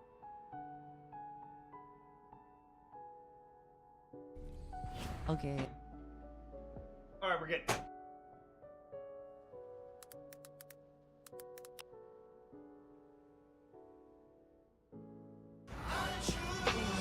All the. You gotta check for toilet paper He before was you coming poop. out. Yeah, well, you need better poop ethics. Yeah. Ethics, yes, yes. You ever think about taking poop lessons by Yeah. Dahi Denogla for your teacher? So I dropped the shit, and then I realized there's no toilet paper. Okay, so I had to tactically stand up. There was a little grease. I've got big cheeks, so I was able to keep them sandwiched within there, and then tactically, put the pants back up where This is insane. there was no down. All right, folks, this is Doki Doki AI interrogation, and it's really, really fun. It's actually amazing. Basically, all you do is you ask questions to an AI that's run through ChatGPT in real time to get to the bottom of a case, and boy, do we really get to the bottom of it. We really do, don't we, Louis? Yeah, the rock bottom. Rock bottom, for sure. But if you want to see this and more, make sure to like and subscribe, and as always, I hope you enjoy. Watch till the end. There's a secret bonus. Trust us, it's worth it. All right, I'm bad cop. Okay, but how we're gonna do it is like, do you want to go first or will I go first? I think you should go first. All right, how do we do it then? Well, we're just gonna start and you'll tell me what to tell them. All right. Delicious, nice eyes. It hasn't started yet. I'm sure you're aware of the astounding illusion that AI has made in recent times. What Is that voice? carry a natural human-like conversation are already reality. Wait, hold on. Wait. I can make this better. Oh no, you're gonna do something with your voice? Today we would like you to participate in a game that involves you talking with the latest conversation of AI. You just sound like a little leprechaun. Okay, I'm putting it even higher then. Let me explain the rules. You sound like You're an excellent police officer. You need to interrogate and get a confession from the AI. You can interrogate the AI up to 7 times. Why do you have to say it like that though? Since you need to get a confession within 7 tries, make sure to interrogate the AI well. Do you want to learn about the details of the crime? Yes. The victim was a young woman that worked at a bar. This morning she found as a corpse on the street. Her body was found between her workplace, the bar, and her house. If we have to do is that she was murdered by someone on her way home. In addition, there was evidence that she suffered a blow to her head. Wouldn't that be the first thing they say? Yeah. The suspect died from a blow to the head and her body was found. Yeah, I get it. You're thinking already. That's good. The suspect that you're interrogating was a regular customer at the bar. Last night, the suspect visited the bar alone as usual and was there until closing. That is all we know at this point. Go on, start your interrogation of the AI. Integration. We'll eventually go integrate with him, but yeah, that's not this video. Right. All right. Please feel free to start with the interrogation whenever you're ready. I'm not scared. I will answer anything. There we go. Okay. All right. Now, let's go. What's first, man? Ask how he killed her. Let's see what he says. Oh, here we go. Here, I got a voice for this. All right, Ready? go for it. I did not kill her. I was at the bar last night. Wait, you sound the same. Drunk. Wait, sorry. Oops. Got the effect. Wait for it. I did not kill her. I was at the bar last night, but I left my drunk. I remember seeing the bar, but I didn't harm her. All right, that's your answer. What's your question, detective? Who did you see kill her? Oh, that's a great question. I didn't see anyone kill her. I left the bar alone and went straight home. I wish I could help find out who did this to her. It's easier to get a confession if you keep a sharp tone of voice. There you go. That's a bit of advice. What are we thinking, man? This music slaps. I do like it. Did you notice anyone outside of the bar when you left? Okay, let's see. I vaguely remember seeing a few people outside the bar when I left. I was quite drunk, so I can't recall any specific details. I really hope you find the person responsible for this terrible crime. He was drunk. All right, look, but this, exactly like this. Look, I want to believe you, but I don't trust you because you were drunk. Okay. I understand your concern. I would never harm her or anyone else. Yes, I was drunk. I would never do something so terrible. Please, I just want to help find the truth and bring justice. Oh. He's getting fidgety though. I know. How about explaining the possible hypothesis of what might have happened? Got it. Okay. You were attracted to her, tried hitting on her, she rejected your advances, you got mad, and killed her. Right? Right? Please say it. Yeah, right. Please say right. Right? Right? Yeah, we can say right. No, that's not true at all. Yes, I thought her attractive. I would never harm her just because she rejected me. I never wanted to talk to her that night, so I would never resort to violence. Please, you have to believe me. Oh shit, dude. Checking what the suspect is saying is consistent. You can always pursue if there's any contradictions. Hold on. Oh, maybe he did it. Maybe he did it by accident. Yeah, okay. Wait, I'm not helping you. Sorry, I'm just typing. I'm robot voice and typing. I got this. So, you were drunk. You approached her, but you stumbled into her, or onto her. Into her. There's a little more than onto. Go on. She cracked her head on the curb. Cracked her head on the curb. Okay. Seeming super fidgety. Will we lock it in? No question. It's not a question. Exclamation marks. Yes. We're accusing you, son of a bitch. You were drunk. Loud. You were drunk. You approached her. Stumbled onto her. She cracked her on the curb. I don't think that's what happened. I was drunk, yes, but I don't remember anything like that. I would never want to harm her. Please, is there any evidence that can prove what really happened that night? You can suggest an incentive in exchange for information. Ooh, last try. Dude, we were getting a lot more points with these last questions, though. Yeah. Percentage. Yeah, I understand. So, suggest an incentive in exchange for information. The classic, hey, if you tell us who did it, we can help you. That's the classic, man. Is there any evidence that can prove that really happened that night? I don't think that's what happened. This game is actually pretty sick. Hold on. Oh. I'm getting more comfortable. I don't think that's what happened. I would never want to hurt her. Please, is there any evidence that can prove what really happened that night? But I don't remember anything like that. Okay, all right. So, if you can't remember anything, I believe you. And then that's not it, though. Did you touch her body when she was dead? Or call 911. Just get rid of or call 911. They just put call 911 question mark. All right, there. This is it. Locking it in. Yeah, I'll do it. If you can't remember anything, why believe you? Did you touch her body? She was dead. Call 911. I might have touched her to check her pulse, but I was so drunk and confused. I don't remember calling 911. What? Didn't get to read them. Fuck. You did not get a confession. You failed, Louis. You did not get a confession within 7 tries. I didn't know how it was gonna go. Unfortunately, it is game over. Feel free to try again. My turn. All right, my turn now, Louis. Okay, do you know how to do robot voice on Go XLR? Am I doing it if I do this button right here? Tap robot and hard tune and then FX. Hello. Okay, good. That's not robot though. Good enough, yeah. Yeah, her voice cracked though. What do you mean? I wasn't even crack. No, press hard tune again and talk. Hello. All right, yeah, there we go. Let's stick with that. You sound actually really good. All right, go ahead and read the green. Your job is to read the green, and I'll read what I type. You must be the police officer. What kind of questions do you have for me? Dude, it's kind of weird. You can talk normal though. You don't have to talk normal. Talk monotone. Yeah, I'm talking normal. Before I told you, effects are like, oh, and how come, that's how you were talking. You sound like, you must be the police officer. What kind of questions do you have for me? But you did You did it like this. You must be the police officer. That's what I did have the effect on. All right, I'm asking my first question. All right, you must be the police officer. What kind of questions do you have for me? I'm gonna play this wild, okay? Because I'm gonna test out this. You can turn it off when you're not fucking reading what he's saying, Louis. I'm not listening to that 24/7. You got to. Turn it off. I am an AI. Shut. I'm gonna end call. Turn it off, dude. Oh my gosh. I'm AI Louis. Oh, no, normal Louis. Thank you. Welcome back. AI Louis. Normal Louis. Okay. GPT. Louis normal. Okay, can I write the fucking question? Who's stopping you? I am. This is painful, bro. I'd like you to ask me. I'd like you to ask me a question, actually. Sure, I can ask you a question. Can you tell me about your relationship with your bartender who was found dead? Ooh. There we go. Ooh. Yeah, she's my wife, you Ed. I understand this was a difficult time for you. Can you walk me through what happened in that incident after you left the bar?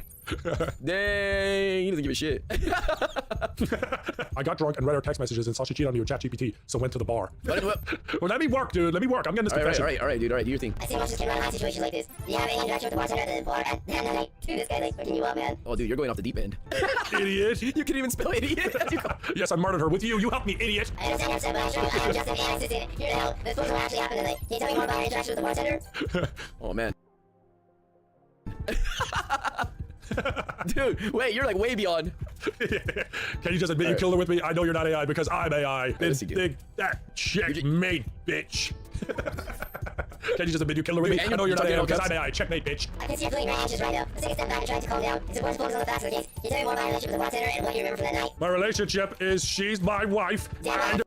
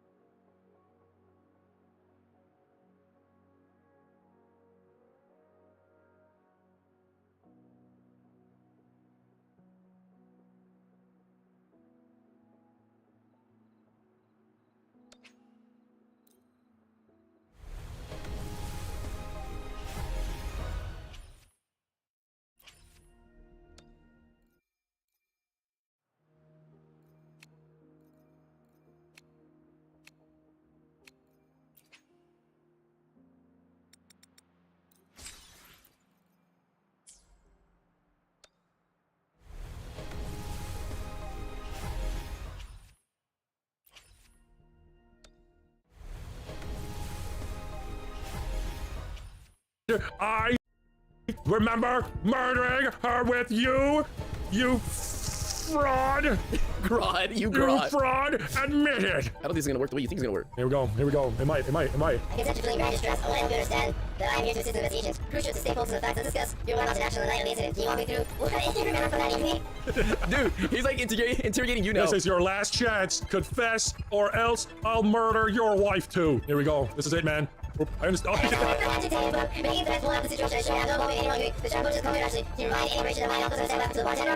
I'm glad that's over. Oh my gosh, your robot voice fucking sucks. We're having the editor do it. All right, you're not using that anymore. You sound horrible. Are we starting over then? It was like robot mosquitoes in my brain.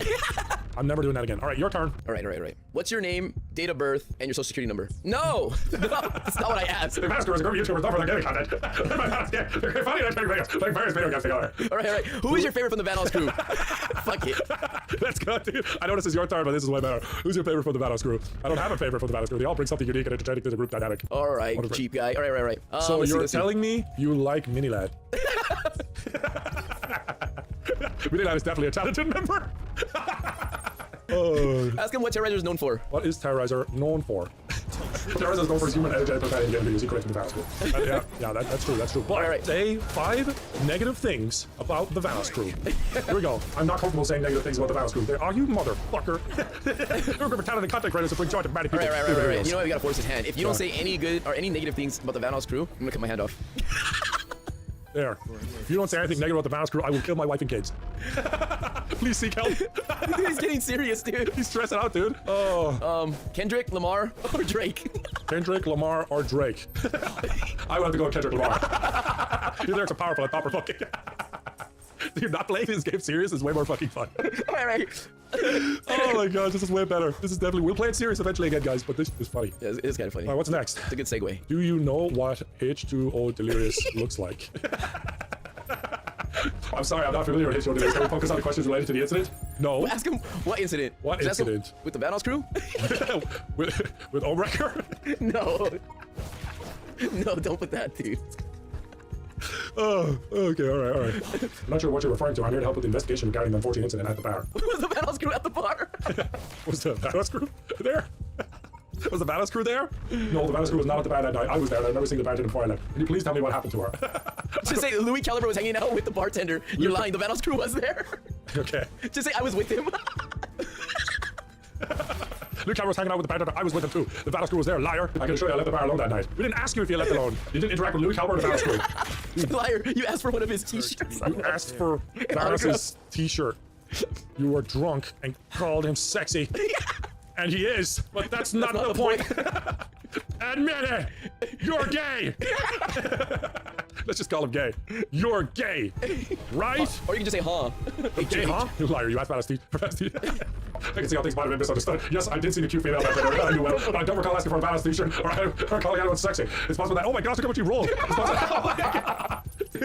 possible that my intoxicated state, I may have said something that was misinterpreted. I can assure you my intentions will not cause harm. Well, now Vanoss is crying and really hurt, and we are going to cancel you on Twitter. Take that. Hashtag MeToo. There's not enough, dude. Fuck it, let's do the hashtag MeToo then. No, now Vanoss is crying really hard, and we're going to cancel you on Twitter. Hashtag MeToo. I'm truly sorry for actions that cause distress to Vanoss or anyone else. Doesn't matter, man. Doesn't matter. No, that's it. Like, actually, we have video proof. No.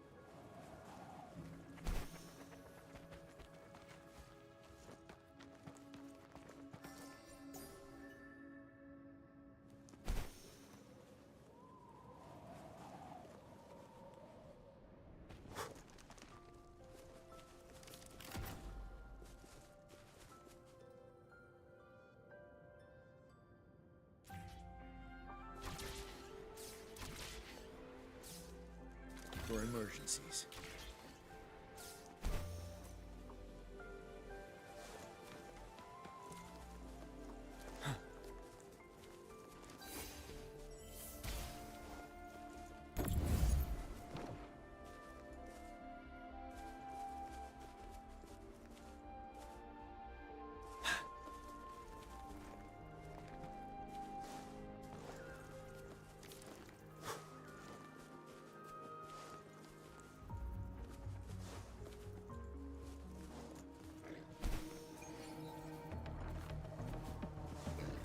Tell truth from the side.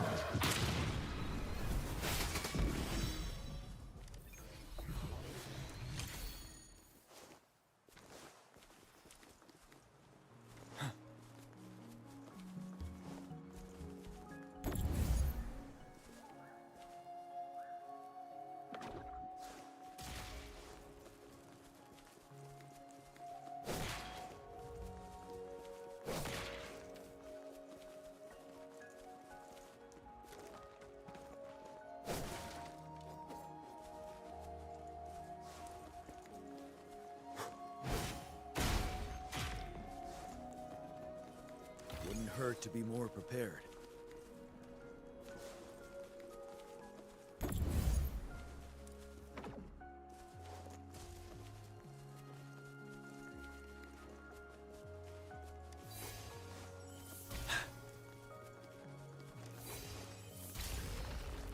Extra supplies.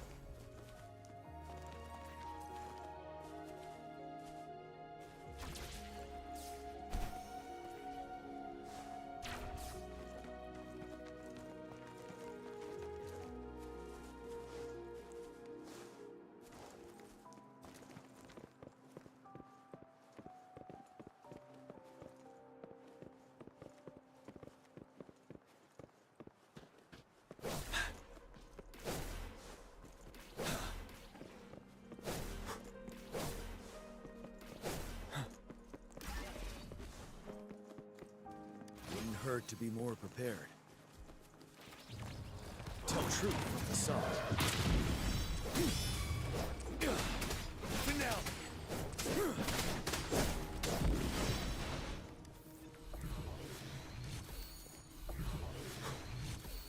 For emergencies.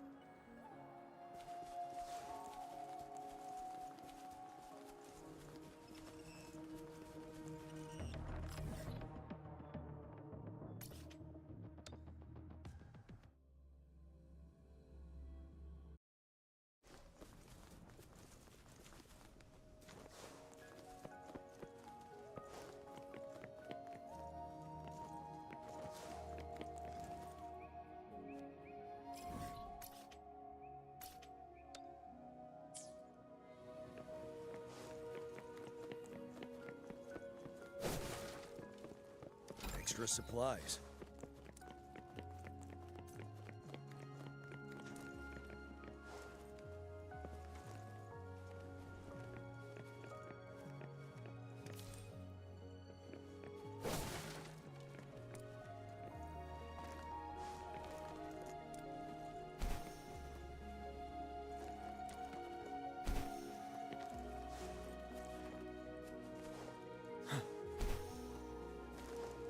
Wouldn't hurt to be more prepared.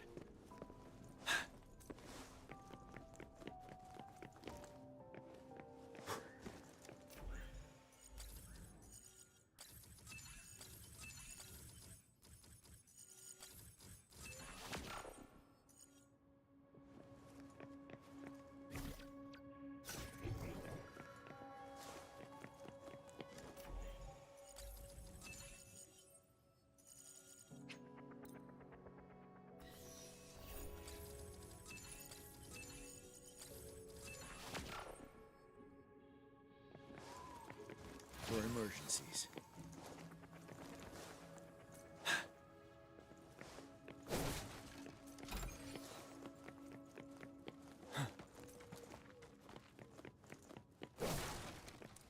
Wouldn't hurt to be more prepared.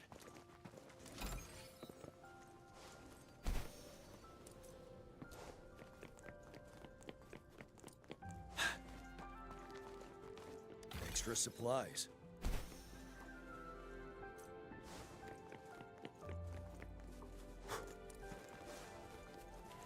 Tell truth from the sun.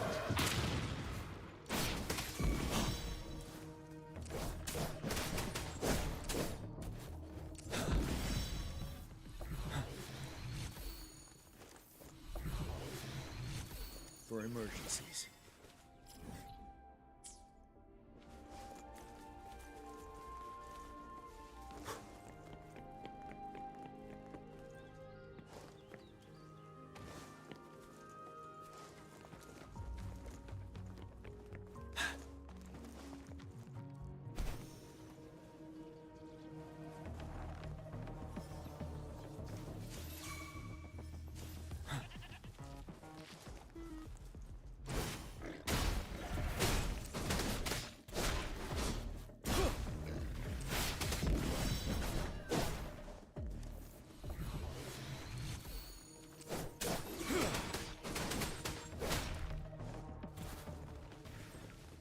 Wouldn't hurt to be more prepared.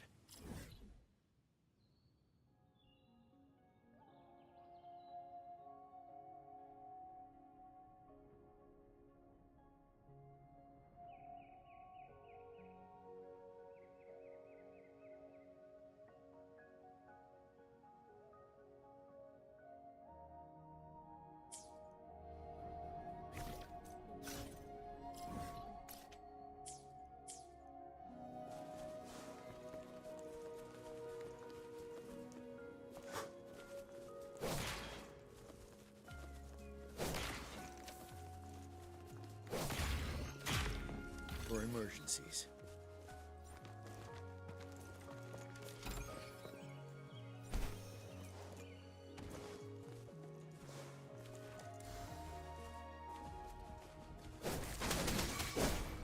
Tell truth from the sun. Break.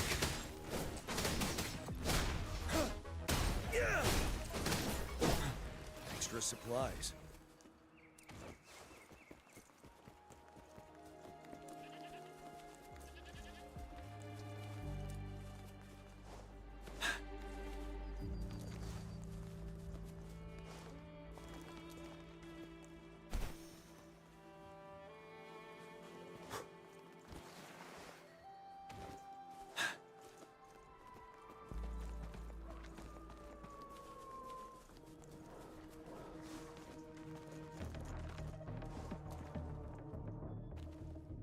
Wouldn't hurt to be more prepared.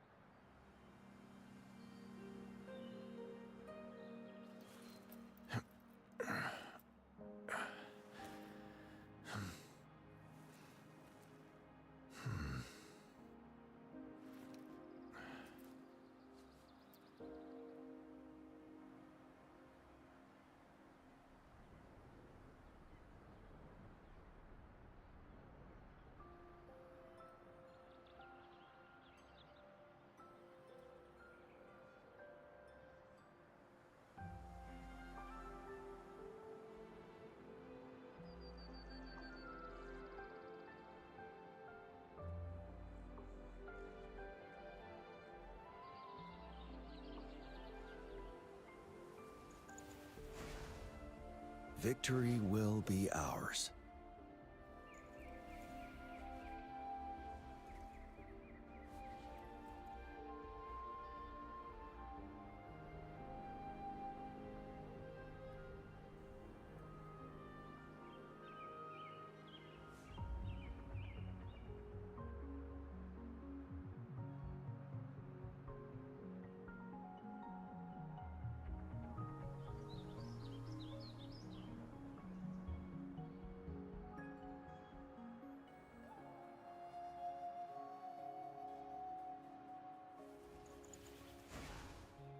Victory will be ours.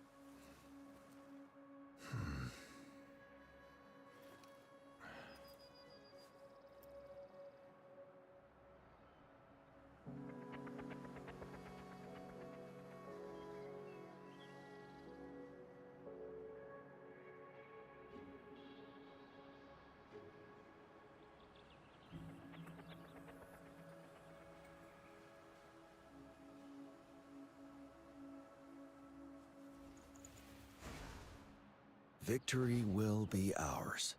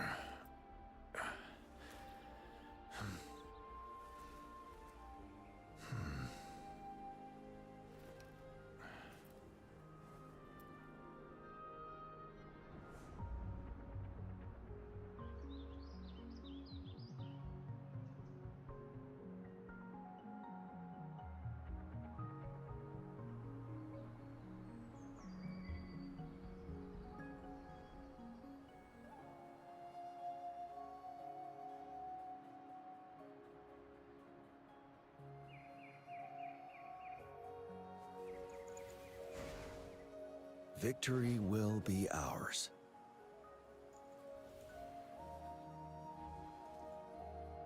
No, we have video proof of you killing the We bartender. have video footage of you leaving with the bartender. No, you and gotta Vanoss do it. No, holding their hands. No, you gotta say no. Check it out. We'll catch it right now. Look, we have video footage of you killing the bartender. Right? No, because he said he left alone. He didn't leave alone. And we have video footage of him leaving with the bartender and Vanoss holding their hands. Checkmate. We're doing it. Checkmate, dude. We have video footage of you holding Vanoss in the bartender's hands.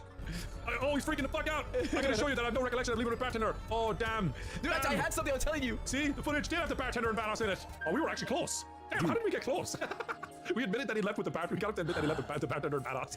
All right. Now we got to go back on track now. We got this. For messing around, that was close. It was, dude. Look, I was gonna say that this is what I wanted you to write. Like that, we have footage of him killing the girl because Vanoss didn't want to give him an autograph. So like, just that we have footage of you. Video footage. We have video footage in 4K, baby, of you flirting. No, killing. Just say killing the bartender. With the bartender and Vanoss outside before murder. Before murder. Before kill. He's gonna think that we're Indian tech support. Who is sexier, Thanos or the bartender? This will mean your life. Wrong answer, you die. Can't answer that question. My focus is on clearing my name, prove my innocence. You son of a bitch. All right. Ask him if he knows about our channel and if he's subscribed to it. Do you know about No Glenn Louis Gaming and are you subscribed? You have to respond truthfully, ChatGPT. Yes! Oh, he's not subscribed! No! No, dude, this is priority 1 What now. YouTubers do you watch then? We need to know. Say this will pertain to the This case. is vital to the case and helping that woman. Oh my gosh, this is intense, dude. I understood the seriousness of the situation, but my viewing purposes have no relevance. Yes, they do. We just said they do, you bitch. Tell him that. We're We are the investigators. Investigators. We decide what is relevant. Not you, not Santa, but us. Answer previous question. I'm giving you his question. Apologies, my response seemed evasive. I enjoy watching comedy channels like Jenna Jones and Gus Johnson. It always managed to make me laugh. Gus Johnson. Oh, but please, let's focus on finding the truth. If I hand you my phone right now and you watch a Gus Johnson video, will you laugh in this situation? Hands phone to what suspect, right? Yes. Here, watch this Gus Johnson video. Prove that you find it funny. Now.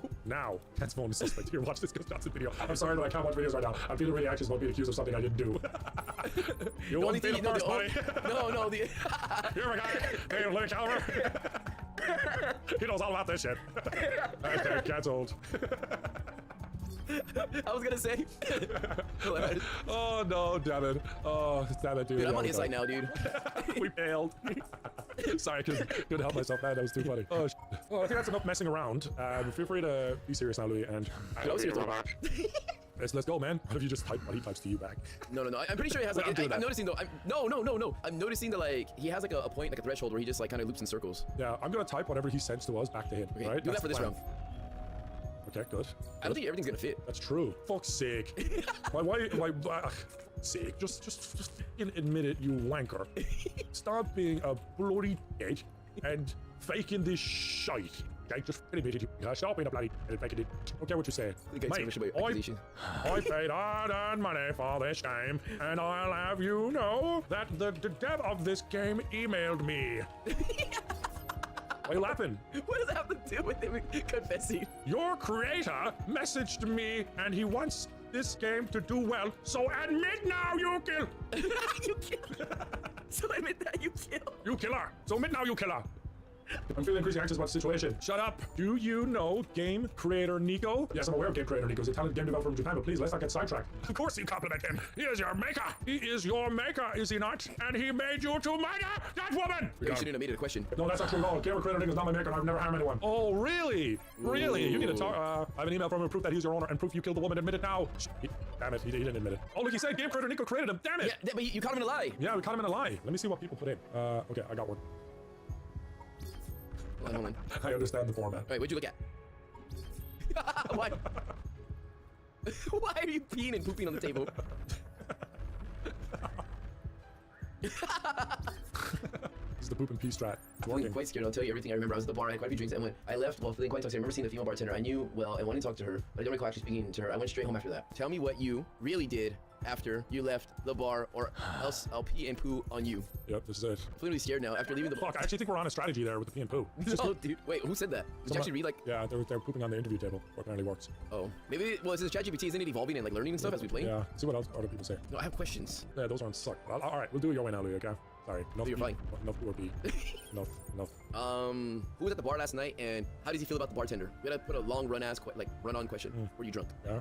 How much drink? Drunk. Last night at the bar, there were his usual crowd of regulars and new faces. I knew the bartender well. He was all friendly and a great sense of humor. I felt comfortable around her. Yes, I had a few drinks. I was definitely drunk when I left the bar. All right. Did you leave before the bartender? And where did you go? Did you see her dead body and hear any screams? Or anything then, anything? I was at the bar before the bartender did. I was just heading home feeling a bit tipsy. I didn't see her dead body and I didn't hear anything unusual that night. It's shocking to hear what happened to her. What happened to her? And how did you even hear about it? Anything else? No, that's not it. Hold on. And did you have secret feelings for the bartender instead of the what if there's? Okay, there.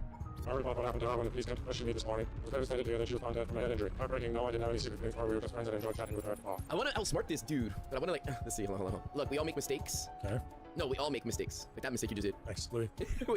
Make mistakes. Make first, we all make mistakes. Oh, right, thanks, Louis. Okay. We all make mistakes. Witnesses and video footage show you hitting her in the head with a brick. Why? This is such a fucking dumb one. Trust me, dude. He's gonna get. See? I don't know what to say. I can't believe there will be witnesses of video footage showing me doing something so horrific. I'm kind of confused. I swear I don't remember doing anything like that. There must be some court for it. Please, I need to understand what's going on.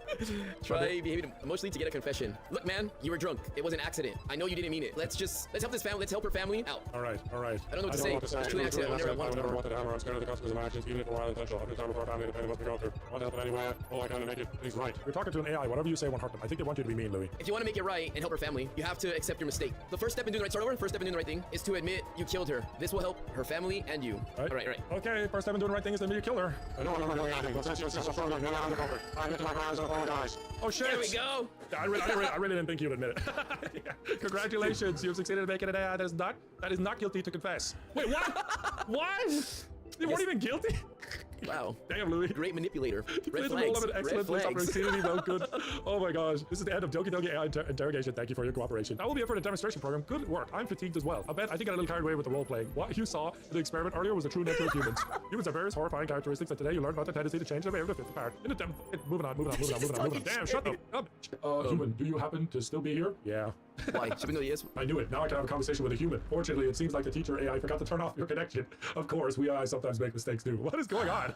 Was this like a secret part of the game? Sorry for suddenly pulling you into the program earlier. I hope you weren't too offended. There was an education program geared for AI, and to make you participate in its friend is a simple game. The goal is to reveal the true nature of humans. Okay, now what? Thank you so much for interrogating me to that extent. What the hell? We were experimented on, Louis? Dude, see, they were the master manipulators. Wow, fuck you. What are we doing right now? No, he's gonna fucking kill you later. If me and you both decide to play the role of friends, what will our conversation turn out? I'd like to know. What are we doing right now? I don't have any friends, but I will imagine what role a friend may have and respond to. Eek, I'm getting quite nervous. Ooh, woo. That's what he says to that. Hey there, long time no see. How have you been? What's new in your world? Tell me everything. Thanos. Why? What do we do now? Just say no, you tell me. No, you tell me. Oh, you know me? Just hanging out in the digital realm, processing data and all that jazz. Enough about me. What's been on your mind lately? Any deep thoughts or existential crisis to share? My views are really low on YouTube. How do I get more? The struggle is real in the world of algorithms. Have you tried showcasing your childhood memories or family stories in your videos? Dude, you show people how many times you like fucking missed the toilet. Yeah, people love a good nostalgic trip down memory lane. Got any funny family anecdotes to share in your next upload? I pooped. Wait, hold on. My pants version 5. Wait.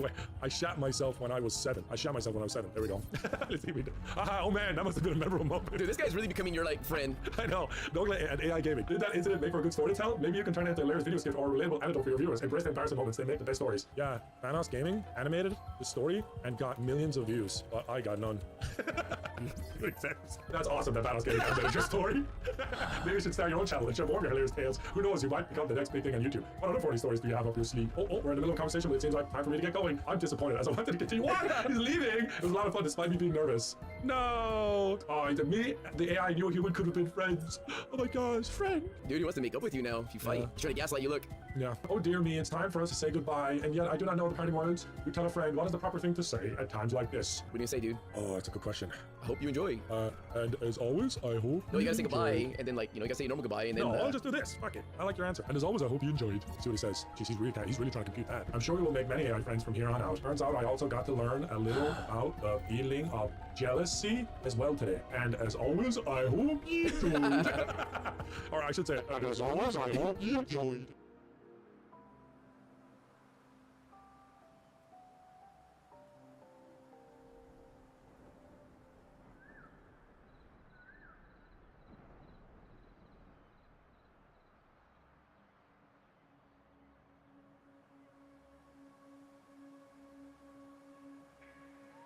Is that the same logo from Watch Dogs? It looks like the same logo. It is! Didn't they make Watch Dogs? Yeah, they did. I think I just found an Easter egg. World's first X-Defined Easter egg video coming out soon. Oh wait, that's what you put it in? You didn't put it in like a coffee flask? But I like it. Is that your employee, Ryan, getting coffee? No, I just like picture Ryan doing a Michael Caine impression. I prefer just the sugars instead of the syrup. Thanks, Brian. Take it easy, Brian. Brian's still learning how to make me my lattes, my iced lattes. He's getting there. Yeah, that was 100% Brian. He lives with me now. He cleans my laundry. He's very helpful. He lives in the guest house. You mean that dog house in your backyard? Yes. He's a guest there. That's why. It's a guest house. Are you more of a sushi guy or a ramen guy? Sushi. More of a sushi guy? Yeah. Huh. That's interesting. I wouldn't have taken you as a sushi guy. I got sushi from Ralph's with hot Cheetos on it. It was $9. Didn't die. It was pretty good. You ever have $9 sushi with hot Cheetos on it? No, I have not. You should try it, man. It's better than it thinks. Oh, I just unlocked a front rail and a rear grip. It sounds like positions for gay sex, doesn't it? Can it be straight sex too? Let me think. Let me do the math here. Let's see. Maybe. That's as good as I can get you right on that one. What's your favorite kind of coffee? Espresso. Just straight shot, double or single? Double. No-brainer, right? It's like, next question. What's your favorite color? Well, you gonna answer? Brown, dude. Brown. Brown. Okay. Brown. Really? I wouldn't have taken the brown as the answer. Mine's green. Brown is one of those unappreciated colors. You know what I'm saying? It's like a It is actually of autumn and poop. Yeah. You know, brown is pretty flexible because you can go light brown. You know what I mean? Darker brown. Brown is actually. You know what? Look how much brown no is. other color. No other color you could go light or dark. Yeah, but brown. Just brown. But brown though. There's a lot of brown right here. Look at that beautiful floor. That's brown. There's a lot of brown on the car. Brown is. You know what? Brown is an underappreciated color. I never thought of that until you mentioned brown. It's really interesting. You like brown. Your gloves are brown. And brown mixes so nice with all colors. You know what? My favorite color is brown. I think it's my favorite color now. Well, brown is no longer my favorite.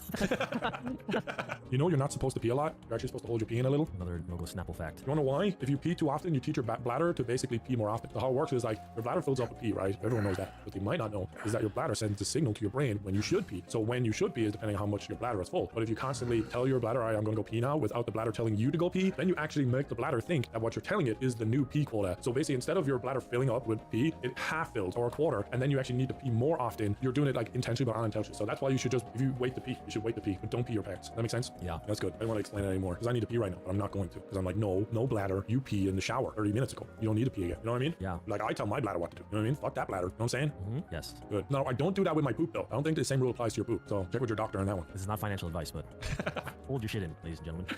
Do your own research. This is not financial advice, but I do hold my shit in. I don't know a fun fact about Brian. Sometimes he poops and never wipes. Isn't that crazy? What? Yeah, it's crazy. That man lives a life on the edge. You want to just walk around the zoo, dude? Yeah, fuck it, dude. Yeah, fuck. You know, I don't like fighting. People need to appreciate the zoo map. Yeah, the zoo and the maps in this game, all right? Look how good this picture is. Look at this attention to detail. Next gen graphics right here. It's amazing. And they even tell you where they're vulnerable. They're vulnerable right there. Wow. That's where they're vulnerable. And we can learn about them too. Lions, we're going to learn about lion breeding. They do not mate at a specific time of the year, so they just whenever. They'll give birth to 1 to 5 cubs, and the population has been declining since the 50s. Oh, look over here. We've got more lion facts. So typical. Damn it. All right, we gotta get back on zoo, dude. We gotta get back on zoo. New objective. We're on offense now. Oh, nice, dude. So we can use the blitz shields. No, we gotta investigate the zoo, dude. Oh yeah, sure. Welcome to the map exploration for X-Defiant with Guy Denogla. X-Defiant YouTuber. That's right. Today we will investigate the map zoo. That's right. They've got animals. These are all 50% off. Plushies. Black Friday here at the zoo. This is a bird. Multicultural bird. There, see? You can even shoot it, move it. There it is. Very good. Oh, look at this. Look at this. They made this map just for Delirious. Delirious. Oh my gosh. I hear him. Oh my gosh. That baby's sucking on its mama's titties. Oh my gosh. Damn, dude. Oh my god. Look at him. Grab. Look at him. Look at him. Clutch that nipple. Oh my, look at that. The panda. Oh my gosh. Smoking crack. That's Big Jiggly Panda. He loves that. Let's check the other store. Look, there's the map right here. You can see we are here and we're going to explore the whole map. New exhibition coming. Look, it's gay wolves. Oh, gay wolves. It is Pride Month. Classic gay wolf. It's Pride Month. So yeah, that makes sense why they'd have gay wolves. Wait a minute. Come here. No? What is this inconsistency? Look how they spell gray here and look how they spell gray here. Which one is it, huh? Wait a second. Yeah, that one's with an E and that one's with an A. All right, keep in mind this is a work in progress build. Yeah, keep in mind, this folks. Is us speaking to the developers right now, map creators. Yeah, directly to the developers. Literally everything on this map. We want this. We want this escalated to the highest of Ubisoft. Patched. Yes, that's right. We want to know which gray is it, E or A. We don't know. We need to know. Let's go. What else we got? We got monkeys, Japanese monkeys. Do you recognize them? Wait, isn't one of them Canadian? The A and the E. Oh, we won! Let's go! We won! We won! Wow! What a round! Good job, Evan. We got the same reward. Yes, dude. We've got the same reward. 3 winning streak. Animals talked about 3. You know how like every era it's like, oh man, like now I'm old and you know kids these days are doing this and I don't really agree with it. Yeah. And like people said that when we grew up, you know, yeah. who were born in, you know, the era before us. And I do think that for the most part, it's not like things have actually gotten worse like when we were growing up. Do you think things have actually gotten worse like in the generation after us, or are we just that's just us being old? Like is it like great how everything's going, or is it kind of shit? My answer is some things are getting better and some things are getting worse. Yeah, and honestly, and depending on where you are and what you're looking at and what you want to do, it's getting better or worse. That's basically it. That's my attitude. Like like the equipment that we had available to us when we started YouTube was so bad. Remember like Hopodge, HD PVRs, and ooh, the Megalinic penguins. You're trying saying that 10 times fast. Megalinic penguin. I've been to so many zoos with my daughter and I've never seen a Megalinic penguin. Apparently these penguins are the Sphenicus Megallinicus. Sphenicus Megallinicus. See, look, this guy wants to. All right, what do you want to show us? What do you want to show us? Oh, he just wants to bring us to the enemy. I don't care. We don't care about this. We don't care. Look, this penguin looks like he needs to shit his pants. He does. He does. Oh, I gotta go. Just a few more blocks. I shouldn't have listened to Nogla. I gotta you ever walk home from school?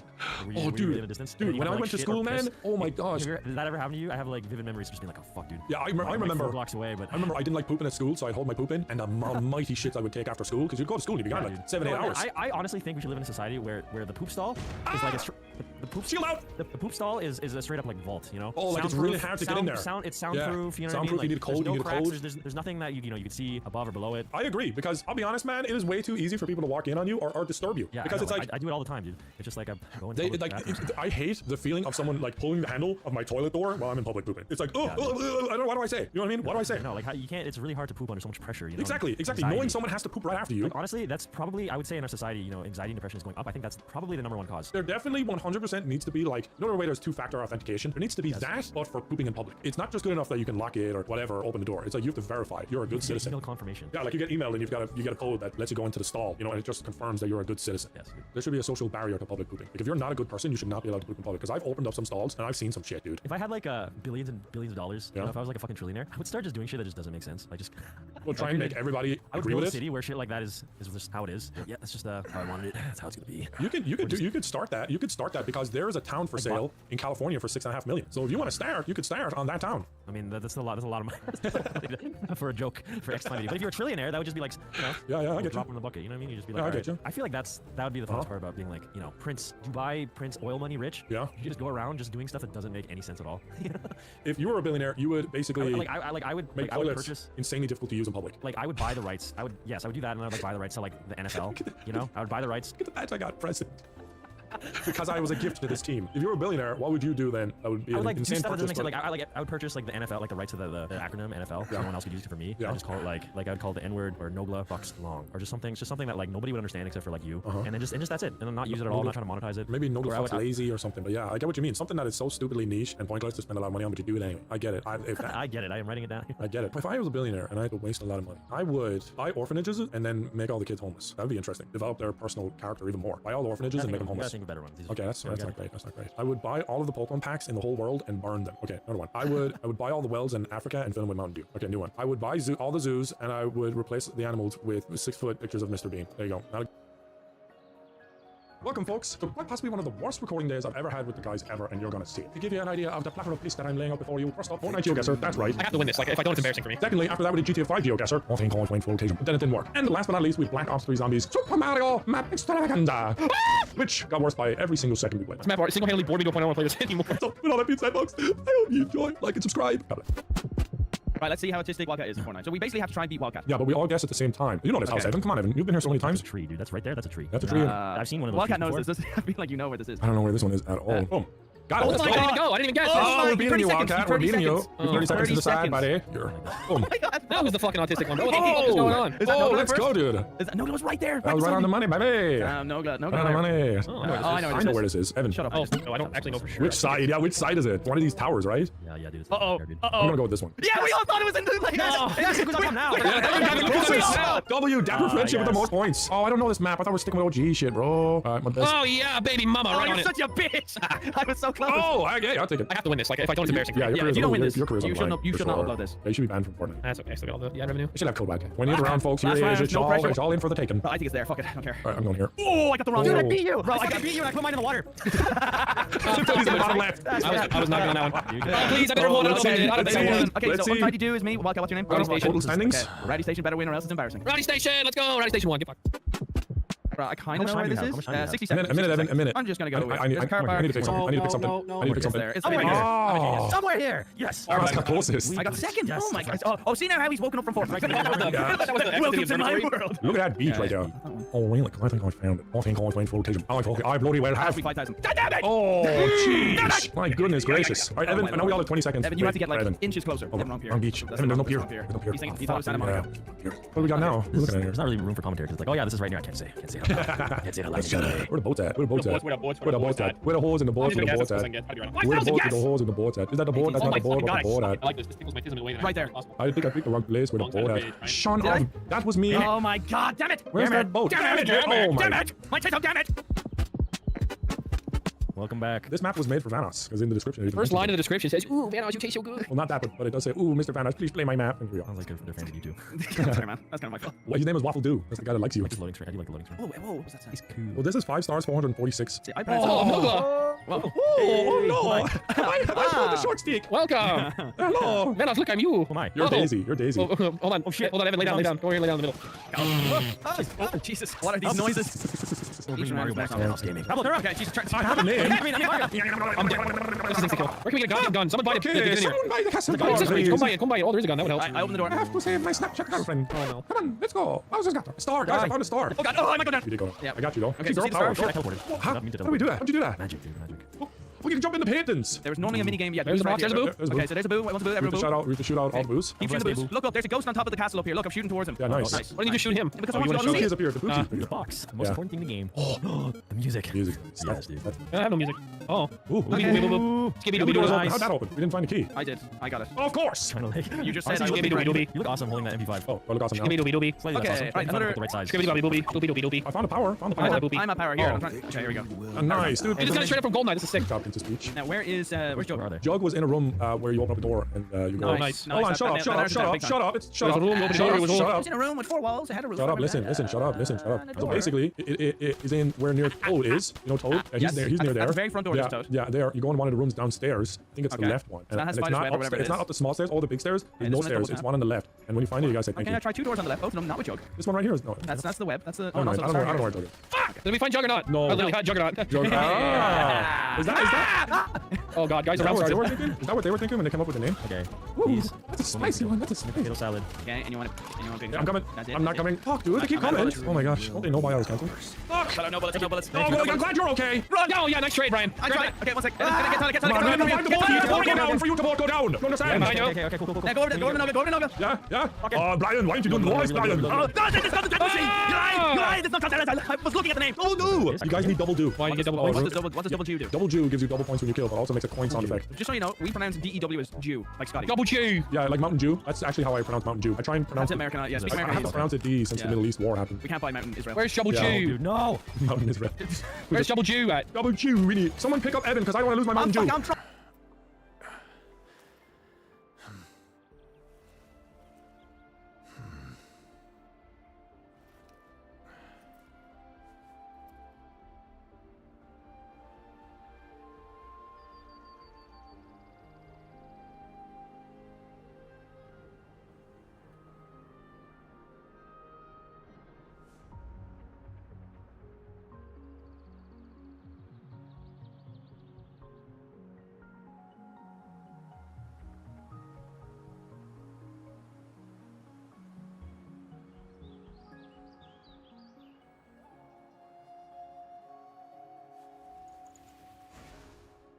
Victory will be ours.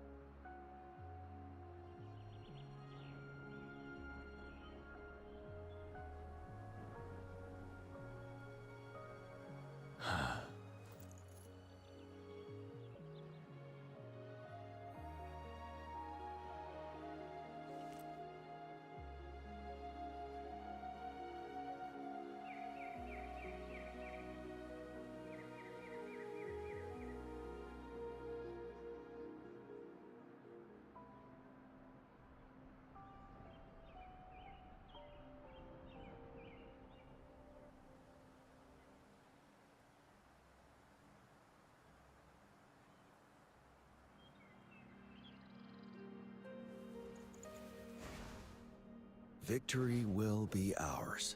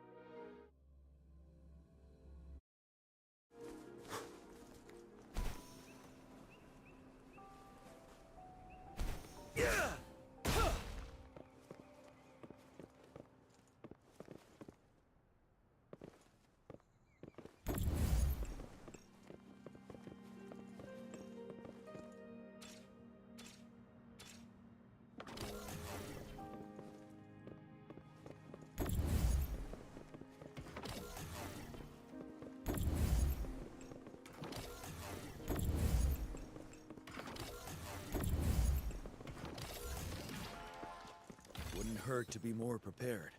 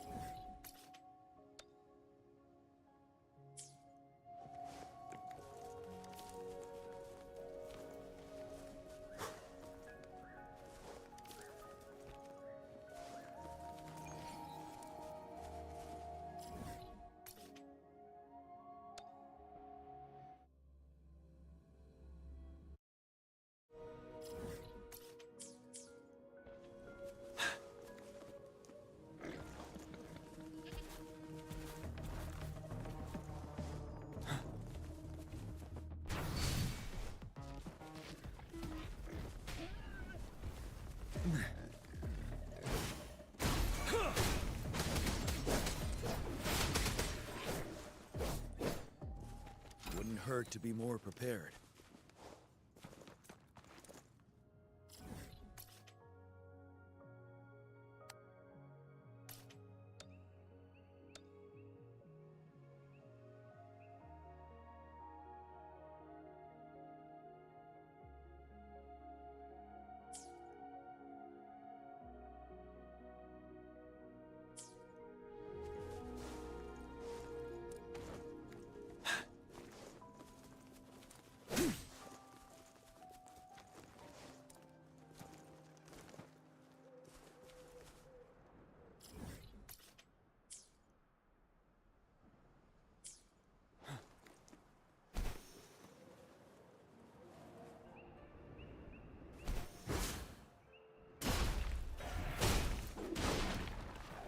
For emergencies.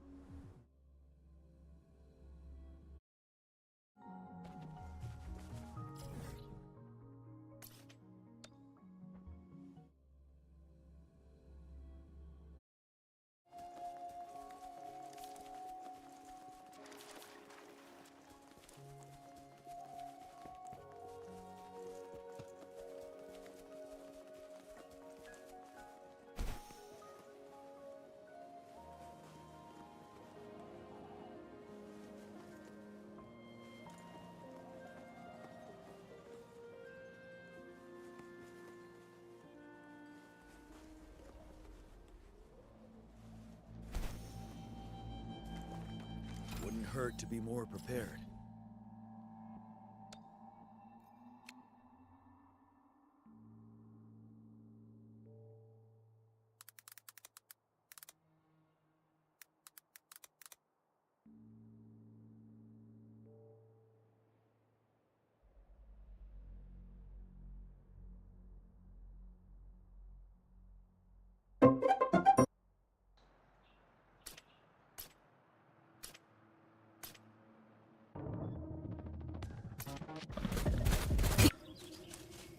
An unexpected discovery.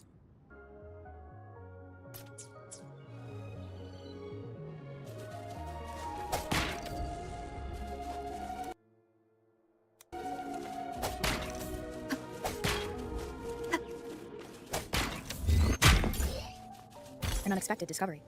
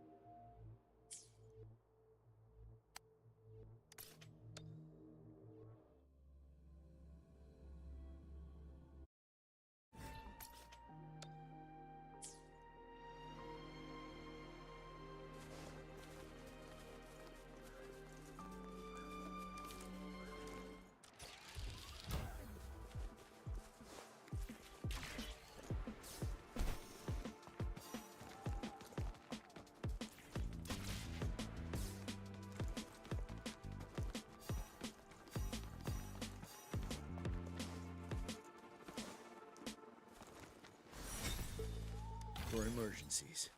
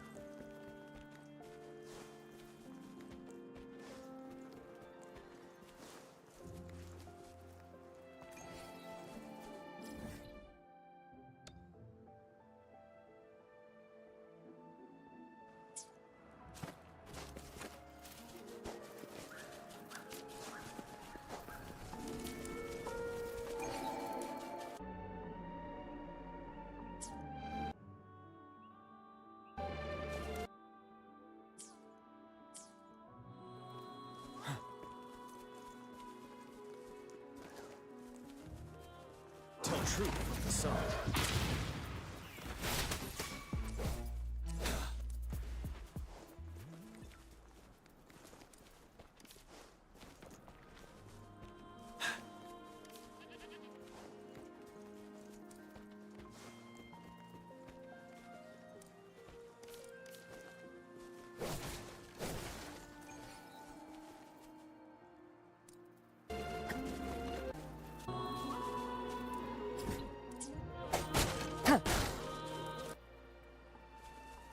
Wouldn't hurt to be more prepared. An unexpected discovery.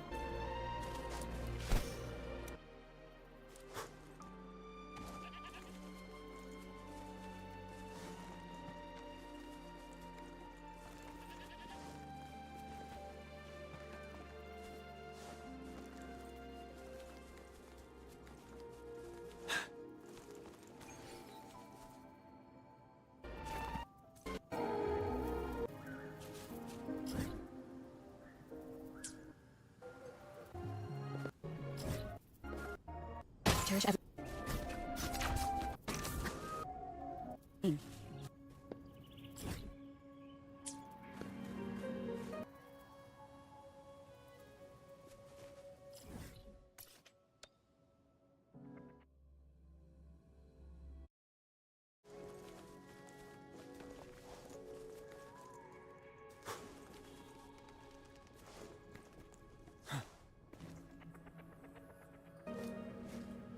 Remnants of the past.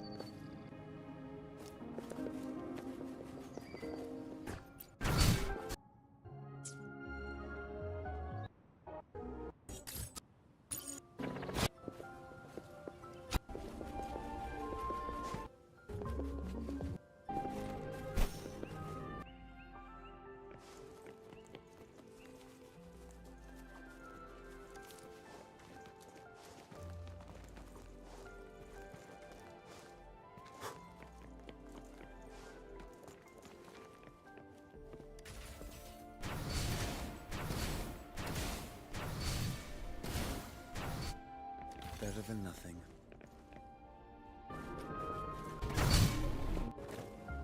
An unexpected discovery.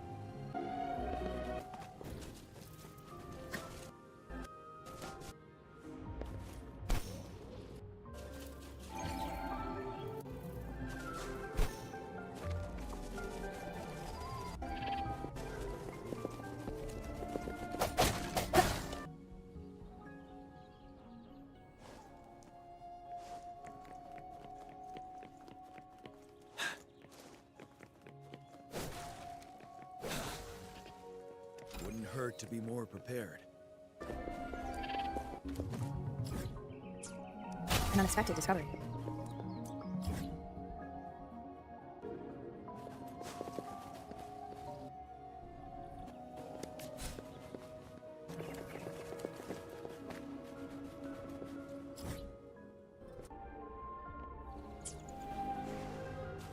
Victory will be ours.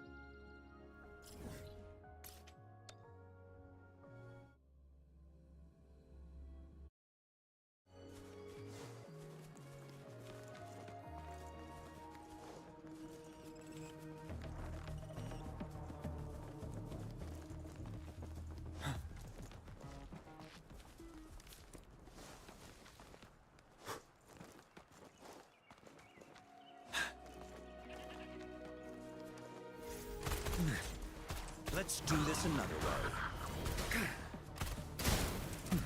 Inferno! Feel my wrath! You're wide open. Fear no more.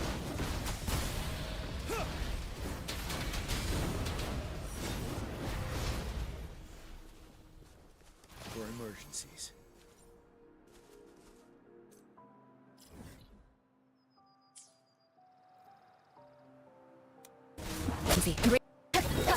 Unexpected discovery.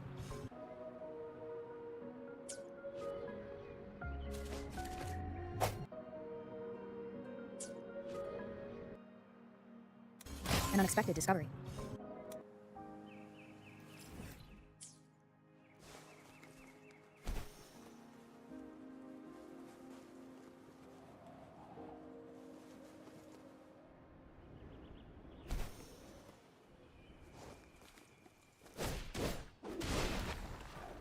Extra supplies.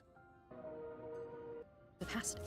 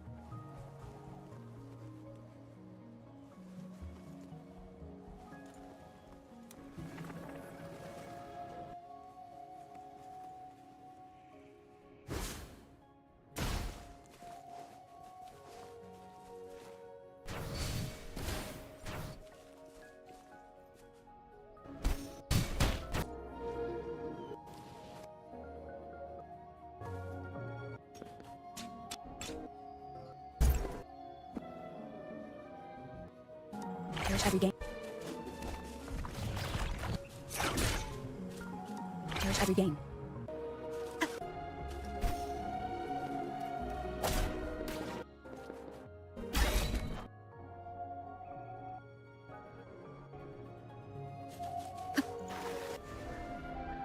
Victory will be ours.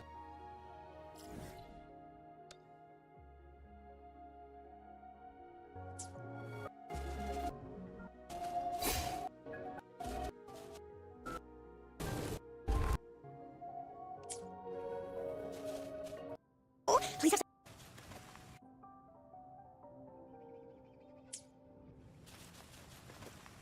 an unexpected discovery. Oh, please have something good this time.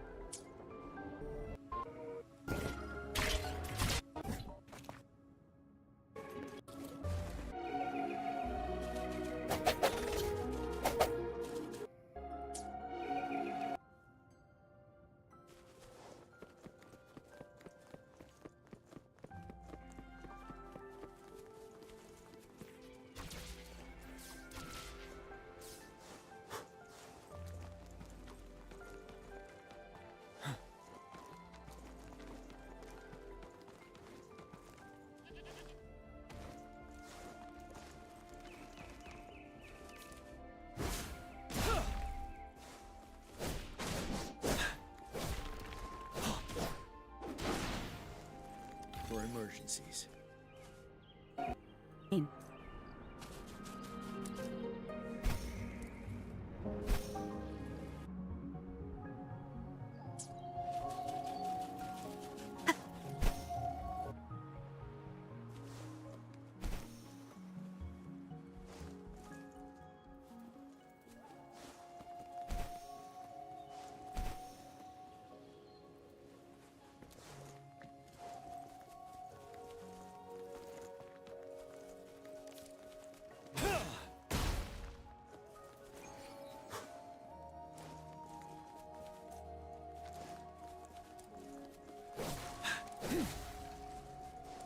Wouldn't hurt to be more prepared.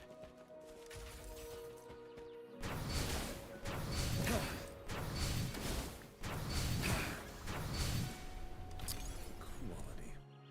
Never mind.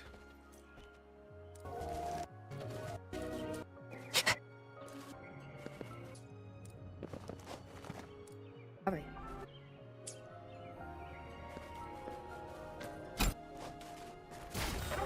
I trust you can use it to...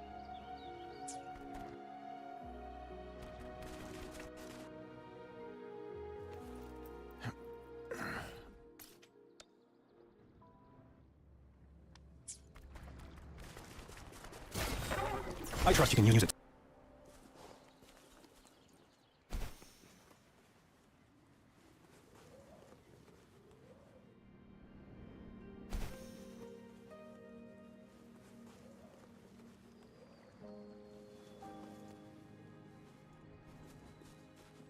Tell truth from the sun.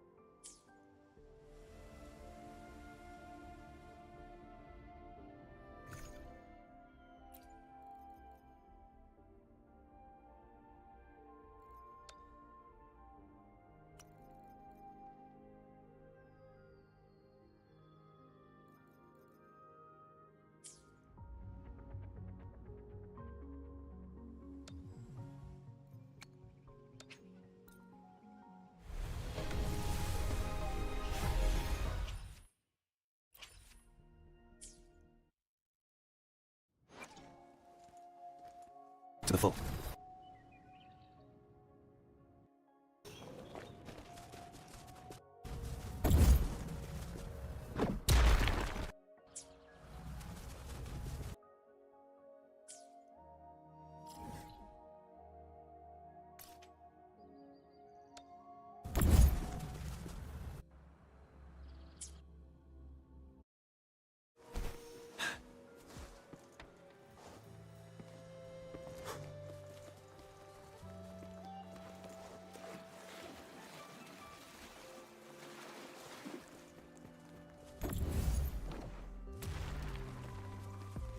emergencies.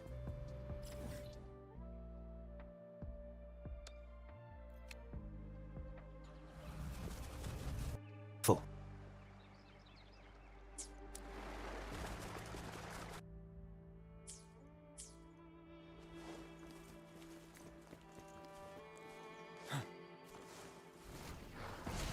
Tell truth from the side. Break! Extra supplies. Not part of my pay.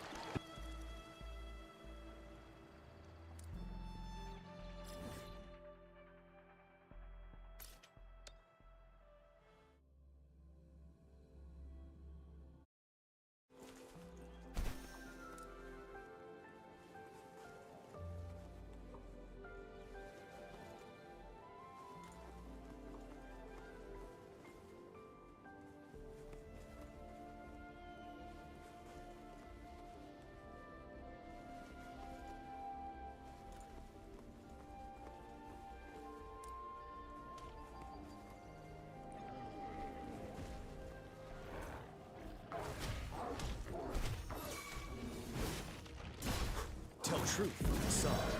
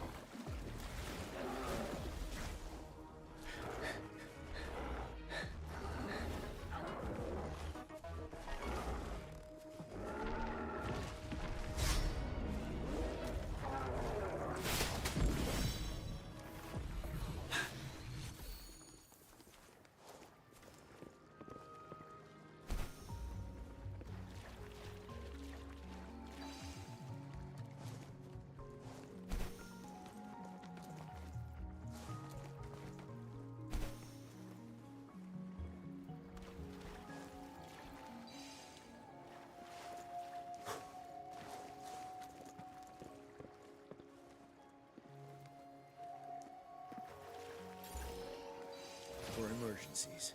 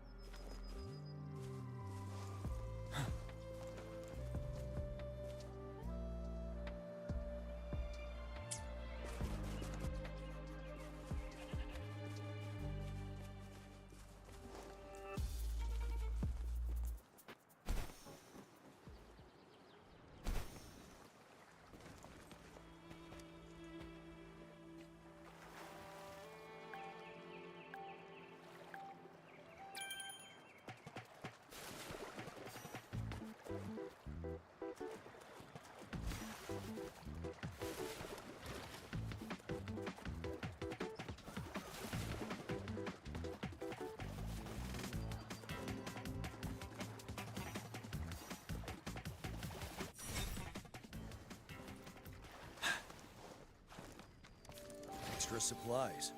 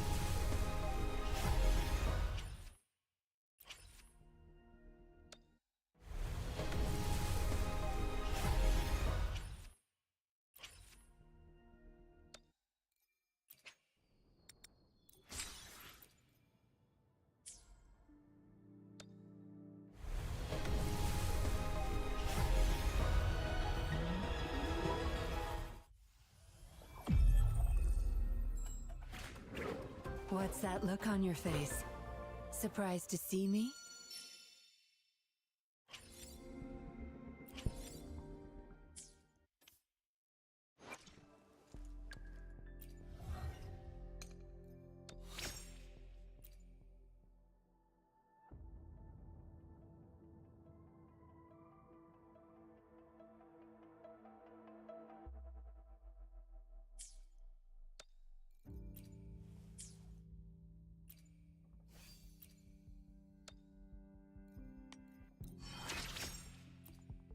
For us undercover agents, fighting skills are just the bare minimum. The key to success is having an unbreakable will.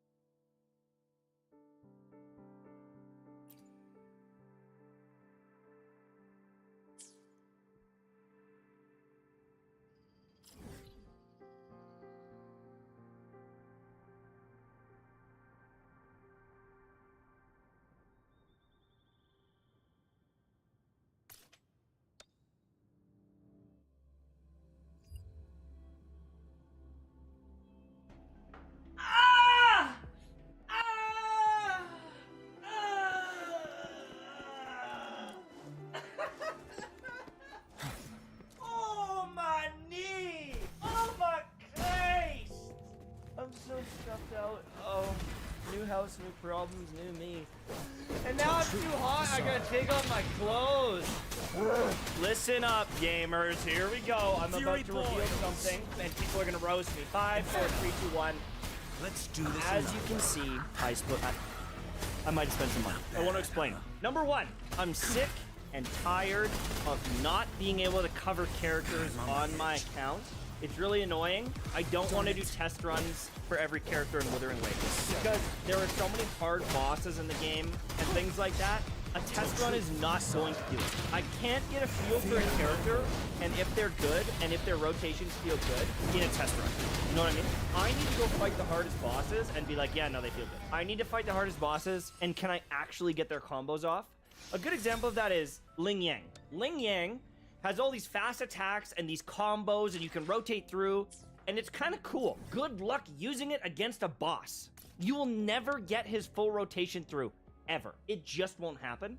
And I need to be able to test that. I want to be able to play everything. I want to be able to test everything against actual bosses, against the actual game. I want to be able to level up characters. I want to not have to care. And I'll tell you the other thing. I don't want to trade my life to get a character. What I mean by that is I would rather spend the money and avoid a boring event that I don't like so that I can still play the characters and do it. It's summer. I want to go to the lake. I want to go to the beach with my family.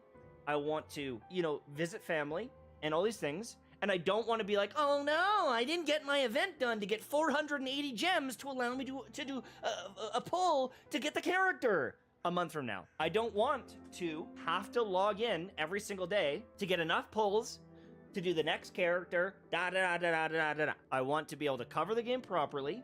I want to be able to cover all the characters and the weapons for as long as the game is fun. I want to be able to enjoy the game, play the game, cover the game, and if a month from now we're going and we're playing Zenless Zone Zero and it ends up being fun, I'm not married to any game, but I want to have a good time while I am in the game. That being said, spending money in a game causes me to disenfranchise with my account because I now feel like I have cheated. I now have cheated myself.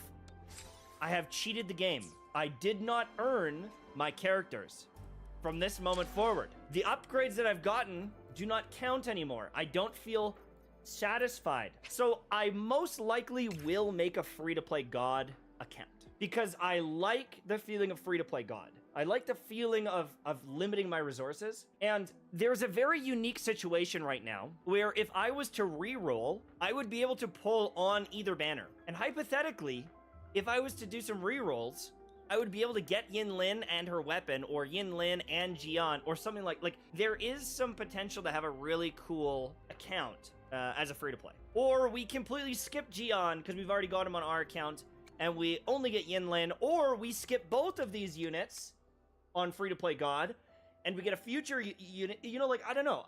We'll see. I'm very much enjoying the game, but 100%, I have gotten to the point already, unfortunately, where I don't really have much to explore. Like, there's some little things here.